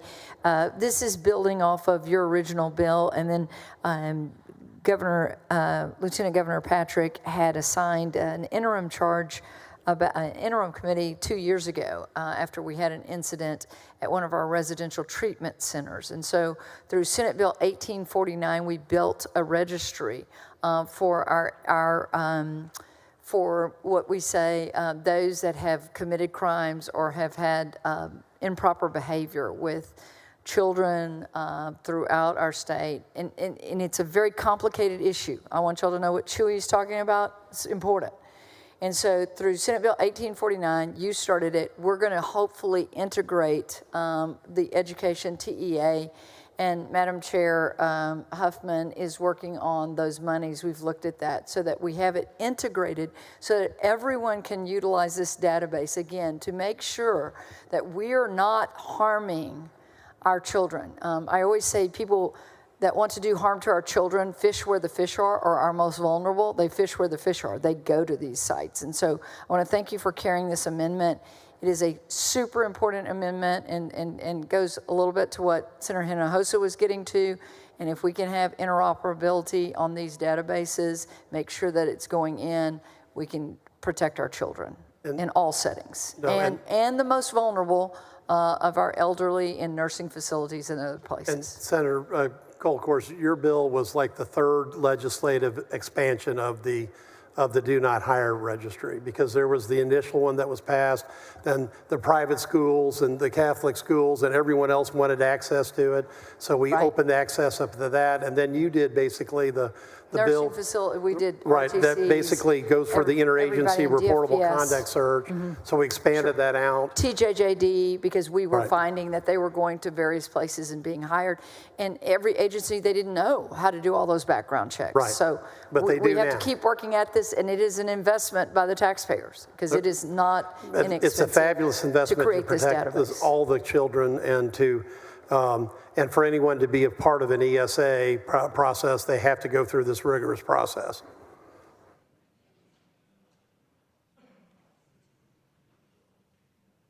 Senator Hinojosa of Hidalgo. For what purpose? Senator Bendecourt, yield for questions. Do you yield? Absolutely. Senator Bendecourt, I'm trying to read your amendment, floor amendment number 32, or 37, excuse me. And I understand the database and what it does and how it works. But does your bill require for the administrator of a private school to notify a parent when there be sexual misconduct of a student, of a student in a private school? This amendment was designed to make sure that anyone that's applying as a vendor or as a provider, they have to verify that effectively their workforce complies with this, that if they have any participation with students. And then it's not just an initial run through, but the moment they hire anyone else, they have to check these registries as well. So it's an ongoing evergreen process to make sure that those people in their vendors or providers in the program have to maintain this constant state of vigilance. Because effectively, to your point, I think, Senator, we stopped passing of the trash in the public schools, and then we stopped passing of the trash to private schools. And now we're trying to make sure that there is an absolute prohibition against passing that trash into these ESA providers or vendors. But realistically, the way real life is, you can pass a criminal background check the first time you apply for a job. That doesn't mean that you will not commit sexual assault or commit any type of crime or the use of drugs. So it's a real issue that while your amendment is a good start in that direction in trying to make sure we do a criminal background check on every applicant, the issue really here is allowing to notify the parents or notify the proper authorities and the State Board of Educator certification so they know that this person has conducted sexual misconduct, that they know this person has been caught selling drugs or using drugs at the private school. Your amendment doesn't cover that, does it? Well, I think the conversation you had with Chairman Creighton is important because obviously your initial amendment had some concepts that were quite broad. This one was to make sure that we had the do not hire registry as well as the interagency registry part of the process from the beginning. And with that, I mean, I certainly will work with both Senator Hinojosa and Senator Creighton on that task force to continue that process if we've got anything that's in that. One more point. Okay. My amendment, what it has in my amendment, is identical to what you passed in your legislation dealing with pass the trash and gypsy teachers. In the legislation you passed in this chamber for 31-0 a couple of sessions ago. So it's no different than what applies to the public schools. We're trying to apply that to private schools. At the end of the day, what we're trying to do is provide the proper protection for our children from sexual predators that may get through the system and criminal background, end up assaulting a child and then not reporting that assault to the proper authorities or to the parents, or allowing that teacher to resign and move on to another school. Senator, I completely agree with the theory on it, and we were working on two different set of amendments. Quite frankly, I didn't know you had an amendment because we had so many, this was 4 iterations to get this out this afternoon, so I didn't have time to look over your amendment. Well, I know I don't have the votes to attach this amendment, but at some point we need to address that issue. Okay. Thank you, Mr. President. Thank you, Senator Bendicourt. All right, thank you for your questions. Senator Creighton? Thank you, Mr. President. Members, the amendment is acceptable to the author. Any objection? Hearing none, amendment is adopted.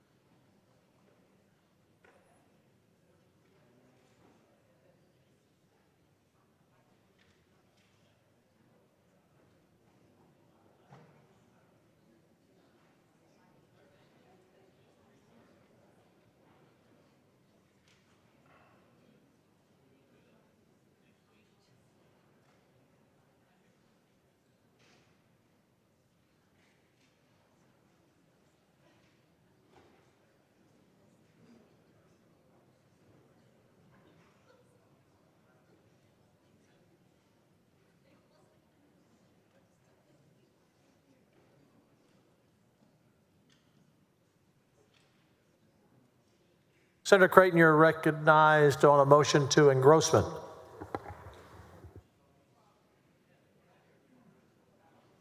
Thank you, Mr. President. Move passage to engrossment. Secretary will call the roll when ready.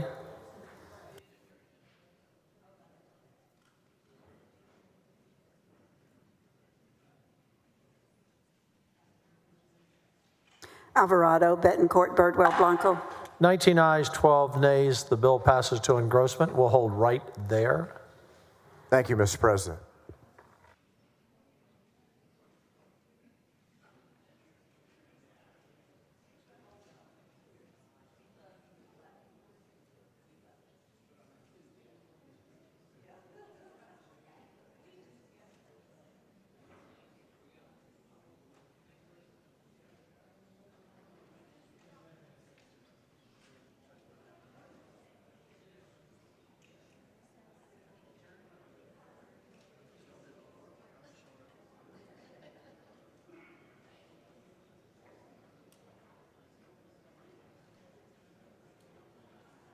The chair recognizes the Dean of Senate for a highly privileged motion. Thank you, Mr. President. I move that the Senate adjourn until 6:38 today. Any objection? Hearing none. The Senate stands adjourned until 6:38 today.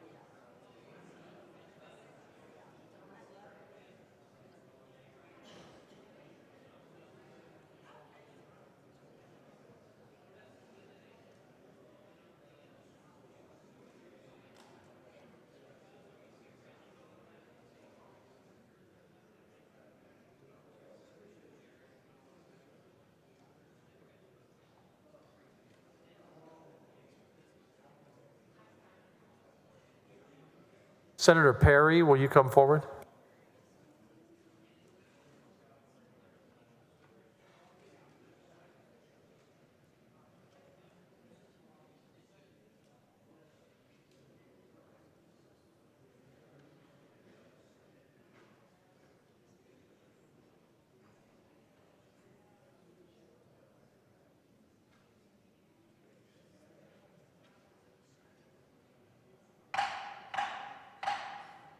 Members, it's a new day. The Senate will come to order.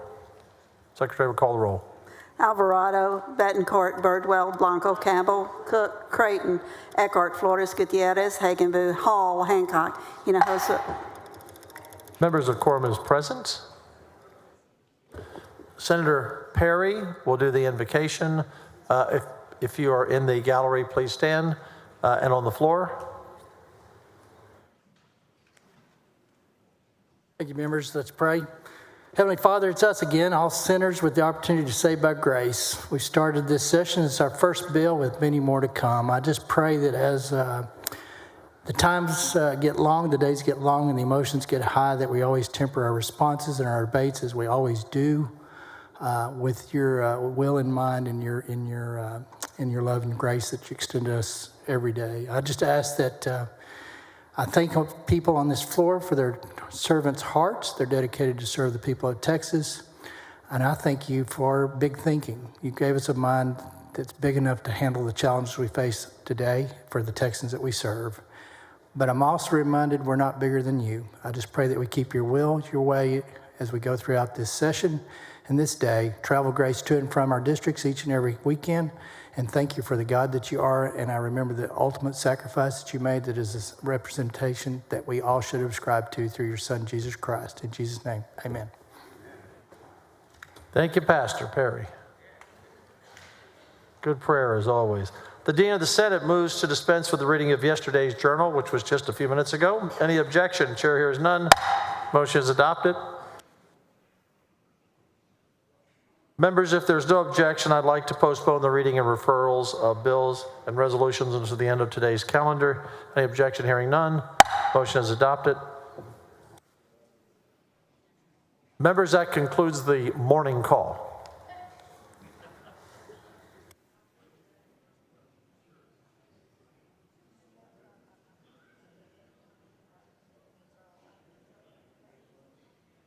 Senator Creighton, you are recognized for a motion to suspend the regular order of business.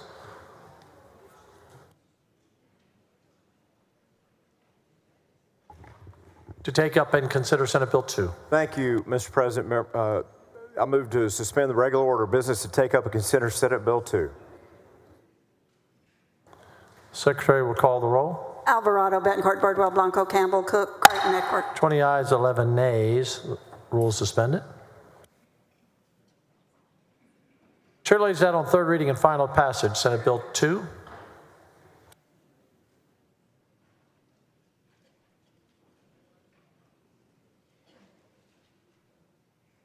Senate Bill 2, relating to the establishment of an education savings account program. Senator Zaffarini to speak on the bill. Thank you, Mr. President. Mr. President and members, consistent with my voting dating back to Senate Bill 10 in 1999, today I will respectfully vote against vouchers, which are referred to as education savings accounts in Senate Bill 2. My vote reflects my commitment to ensuring the integrity of our public education system and to protecting equal educational opportunities for all Texas students, regardless of their zip code or financial background. Although some statewide polls indicate support for vouchers, I believe responses were colored by the questions asked and that results would be different if questions were framed differently. Counter to those poll results, my constituents consistently have expressed their preferences for expanded educational opportunities within the public school system and their opposition to diverting taxpayer dollars to private schools with little to no accountability. More specifically, members, this session, 459 constituents in 355 emails and 104 phone calls have contacted me in opposition to Senate Bill 2, and only one constituent in one letter has asked me to support it. Because this is representative government, My vote is based on the needs and interests of Senate District 21, balanced with those of our great state. Education in all arenas and at all levels is my highest priority. As a graduate of Ursuline Academy, the mother of a St. Augustine High School graduate, and the grandmother of students at Austin St. Michael's Catholic Preparatory School, I strongly support private schools. Parents who choose private schools, in our case for religious education reasons, also choose to pay tuition to educate our children. They do not, we do not, or should not expect the government to assume their educational financial obligation when public schools are inadequately funded and public school teachers are inadequately paid. If they were, I would consider supporting this kind of financial assistance for private schools, on the condition that the funding be in addition to, not in lieu of, funding for public schools. Although public schools are the foundation of Texas communities, Senate Bill 2 would divert their critical funding to private institutions. This threatens to widen educational disparities, particularly for rural and underserved students who do not have access to private schools. Senate Bill 2 also does not ensure that private institutions accepting voucher funds would accommodate students with disabilities or those requiring special education services. It would require parents who accept ESAs to waive their federal and state special education rights, leaving vulnerable students without necessary support services. Equally disturbing, private schools receiving these funds would not be subject to the same curriculum standards, admission and expulsion policies, or non-discrimination requirements as public schools. This lack of regulation means taxpayer dollars would support institutions that do not adhere to the same accountability measures as public schools, creating an inherently inequitable system. As legislators, our highest priority should include adequately funding our public schools. Strengthening public education means prioritizing resources, supporting teachers, and improving access to quality education for every student in Texas, not only those pursuing a private education. I hope to continue to work with my colleagues to develop policies that enhance educational opportunities for every Texas student and ensure taxpayer dollars serve the public good. Accordingly, I will respectfully vote no on Senate Bill 2. Thank you, Mr. President and members. Thank you, Senator. Senator Johnson. What purpose? Statement on the bill. You're recognized. Thank you, Mr. President and members. What if we were to try to improve the public highway transportation system with toll vouchers or toll savings accounts? We could call them TSAs. And we could issue them to, 2% of the people. It happens to be that maybe 90% of the people who would take those toll vouchers or toll savings accounts have already been driving on toll roads. And what would you think if you lived in a district that didn't have a toll road and that was likely never to have one, and yet your tax dollars were going to be used to subsidize somebody's comfortable ride in their comfortable car from their comfortable suburban house on their toll road to their comfortable office building? I think that you would think that was not a very good idea, and yet here we are doing kind of a lot like that with our public education system, that we're going to give money to a very small percentage of the people to somehow improve public education overall, and I'm not buying it. So I'd like to examine a couple of things that are clearly not true about the bill as presented. We've seen various iterations of education savings accounts and school vouchers over the last few years, but this one in particular is the one that's on the floor, and I want to talk about that. Some things that aren't true about it. It's not about parent choice. It's not about parent choice of schools. Again, only 2% of today's public school children are expected to make the move from public school to private school. So 98% of the people aren't making a choice. 95%, this is according to the analysis we have on the bill, 95% of the kids who will receive the vouchers are already in private schools. Where's the choice? It is not about school choice. So that's what it's not about. It's also not about saving kids from failing public schools. Again, 2% of the students in today's public schools are going to wind up in the private schools. So maybe it's about 2% of the kids being saved from public schools. Maybe there's better ways we could save them, but let's grant that. 98%, that can't really be what the bill is about. I just generally don't say the bill is about something that 98% it isn't. Finally, It's not about money following, I'm sorry, I want to go back about it not being saving kids from public schools. This bill has an income threshold of 500% of the federal poverty level. That's about $160,000 a year. Ask ourselves, how many kids whose parents are earning $160,000 a year are finding themselves in failing public schools today? How many kids whose parents are earning $30,000 a year are in failing public schools today? If it was really about pulling kids out of failing public schools, it would not be aimed at more affluent families. And finally, about the money following the student. As I mentioned, 95% of the students and 90% of the money is going to go to kids already in already in private schools or homeschooled. You can't follow the kid. The money can't follow the kid if the kid is already there. So let's look at some things that are true about this bill.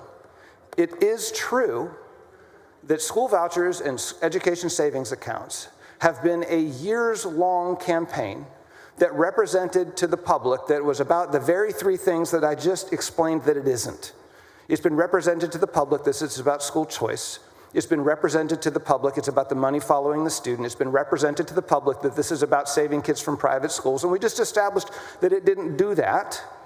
What it does instead is redistribute wealth to a large degree from suburban areas and rural areas to urban areas where there are private schools, and moves money into private schools, 75% of which in Texas, 75% of private schools in Texas are religiously affiliated. Many of them are fantastic schools. But make no mistake, we are moving public tax dollars into private religious schools, which should give us some constitutional concerns. Historically, we haven't done it, and that's a reason. Finally, Senator Creighton, I think you've made a good case that this bill does not destroy the public education system. I agree with you. It's 2% of kids. It's not that much money. It's not taking 95% of the money out of the public schools. It's really doesn't do a whole lot of anything except take public tax dollars and transfer them to private schools for kids and parents who are already using the private schools, many of whom are making a pretty good income. So I want the record to be clear what this bill is and isn't. I know there are good intentions by the bill. I know there's some analysis behind it about what effects it might have. I actually wanted to challenge one of those.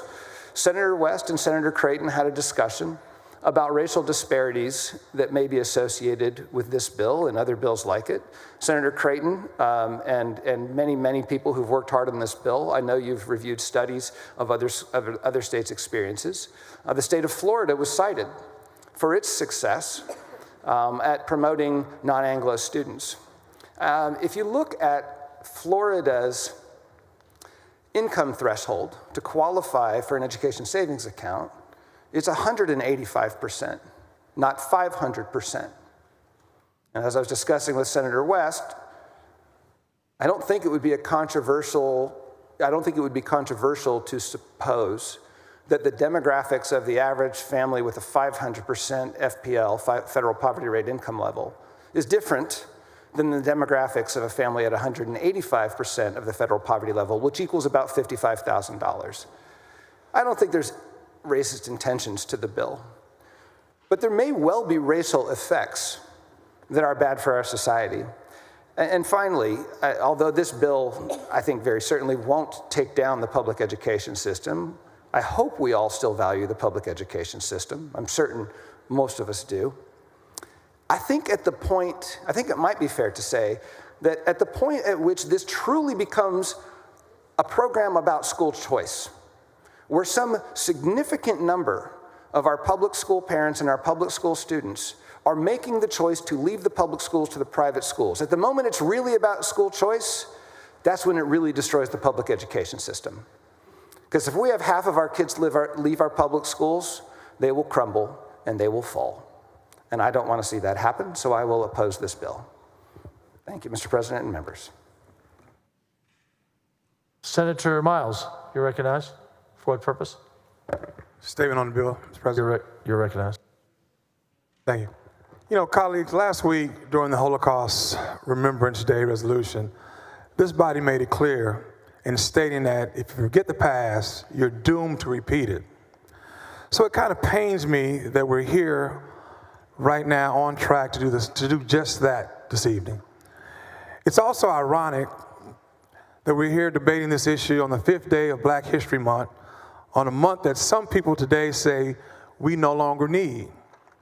Time and time again, I stand before this body as a minority trying to explain things that are discriminatory and somewhat with a racist tone for people like me, that look like me. So members, let me hold your hand and remind you of the history of when vouchers were created to resist integration. It is history that we are doomed to repeat because of the systematic erasure of DEI and critical race theory. In 1954, the Brown versus Board of Education, in many states in the South set up school voucher systems to allow white families to escape integration schools so that they can go back to their life under the Ferguson separate but equal. Think about that.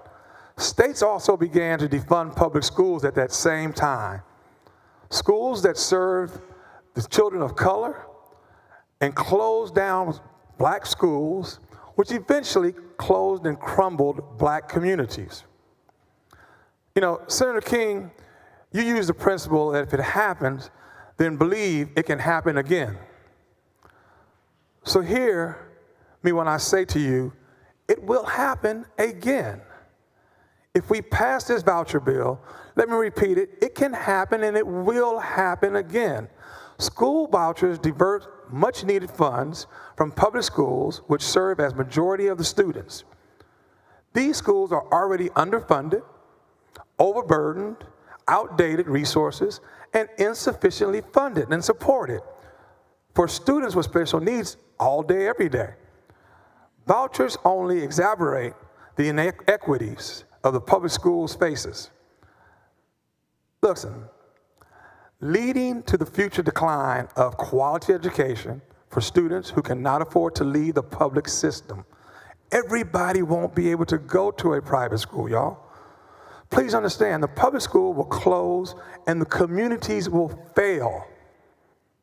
They will fail. Senator Hall, you said it's important that we do. That we don't forget the culture of hatred of the past. That was your word, sir, just the other week. However, at every turn, this body proposes and passes legislation that does just that. Forget the culture of hatred of the past. We forget about it. The question should be that we're all asking ourselves is why? And why now? Why are we bringing the ghost of segregation back to life today? We all know why. It's the political culture right now. The modus operandi of this country, as of late, has come down to party lines. Look at the bill today. It went right down party lines, which obviously is not excluding our great state of Texas. It comes down to who is the deepest pockets instead of what's best for the people and what's best for Texans. School choice is not a choice of the family. It's a choice by private schools to select who they want to allow in. There's no transparency. There's no security. There's no accountability. Private schools that accept vouchers are subject to the same level of oversight, are not subject to the same level of accountability as public schools.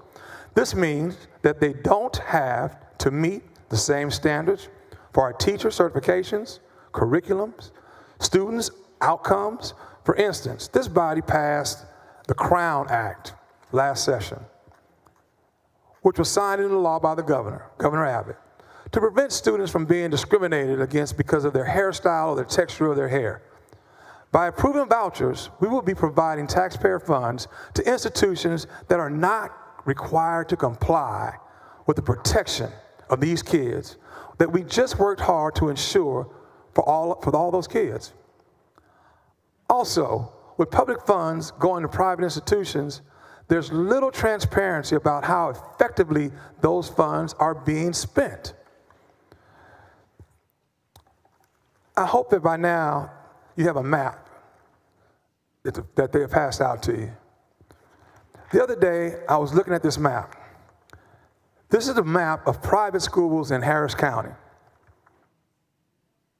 Senator Betancourt, I want you to stay with me on this one. Is he here?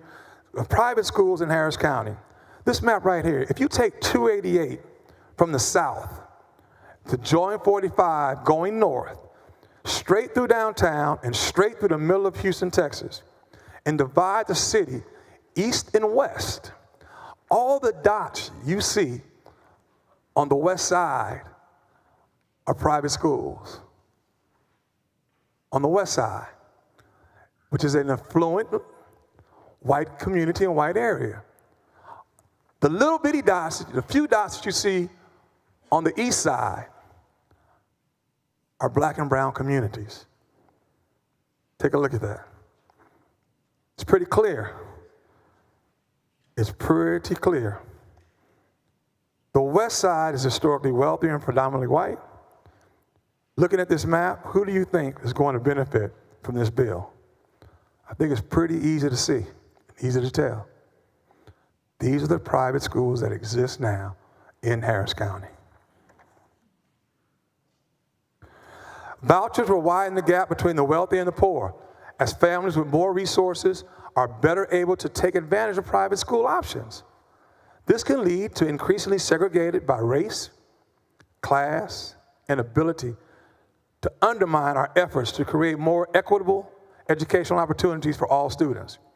According to the National Education Association, in Arizona, only 5% of the students that took advantage of the state's voucher program came from zip codes where the median income is at least $49,000 a year. The majority of the families that took advantage of the vouchers came from zip codes where the median income was between $81,000 and $178,000.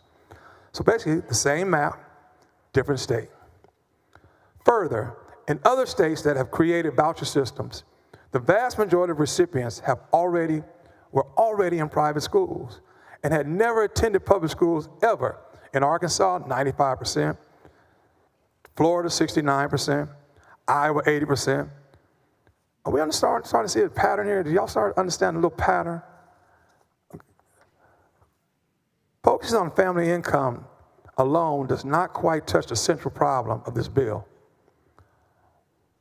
Why are our tax dollars to pay for vouchers? What does it ever even cover? It doesn't even cover the full cost. Private school tuition. The average private school tuition in Houston is $25,000. Where do you expect to get a working class family to making a household income of $35,000 to get the other $15,000? That's why it's not necessarily a low income benefit. It's definitely for a family of three, as up to almost $134,000 a year. It is the only way for legislation proponents to say with a straight face, we're helping low income families. The taxpayer money that we propose to use to fund these vouchers could go to much further if we focus on all our students rather than the 2% of our school children.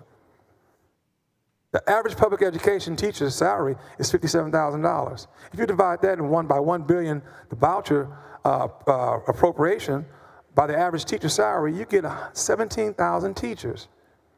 TEA states that around 9,000 public schools and school campuses in Texas. So for the same amount of money, we could put at least one teacher in every public school in the state right now. Going further, by 2030, this program is expected to cost $4.6 billion. That's billion with a B. And that $4.6 billion, current average salary would equate to 79,000 teachers that we could pay for almost 9 new teachers in every public school in the state of Texas. In some rural communities, that's a full school. 9 teachers? Let me bring it a little local to Harris County. What happens if only one kid in Harris County in HISD district participates in the program, the district will lose more than $15 million per year. That equates to a salary of 234 HISD teachers. HISD has 274 campuses. So that's a loss of almost one teacher at every campus. And I'm willing to bet that instead of the one teacher at every campus, the district will save money by merging schools instead. This could put teachers directly in danger of losing their jobs, y'all. Think about it. If we pass this legislation, we'll be robbing around 98% of our children's futures in public schools. Possibly even schools to make sure that around 2% of the children get a private school education. So we're going to sacrifice all this for 2% of our children in the state of Texas can get a private education. Texas education will be two-tiered, separate, but I guarantee you it'll be unequal. I believe we should fund our public schools for all children of Texas by raising the basic allotment before we even consider additional handouts for our wealthy. How can we guarantee the pension of existing retired teachers? Common sense, just strictly common sense, says that if there are less teachers contributing to the pension, the only way to keep the pension stable without costing taxpayers more money is the hope of population growth, or take more contributions from existing teachers. We could not, in good conscience, put teachers in a situation without seriously investing in them every biennium from here on out. I just want to say this out loud and make sure it's sound, because it sounds really perplexed in my head. We're going to give Texas taxpayers, affluent families across the state of Texas in cities like Houston and Dallas, and our rural areas, that national statistics already say those kids are probably already in private school. $10,000 for private tutors, for SAT prep, transportation, and other ancillary items. Also, let me repeat, look at the fiscal note, $4.6 billion per year by 2030. We're going to spend $4.6 billion by 2030 on SAT preps, private tutors, transportation, and other ancillary services. This makes no sense in my head. I don't know about anybody else's. If we go through this with this program, we'll grow to cover about 8% of the students by 2030. What's going to be left of the 92,000? We're designing a separate but definitely unequal system by which we will all cost the state more money and resources.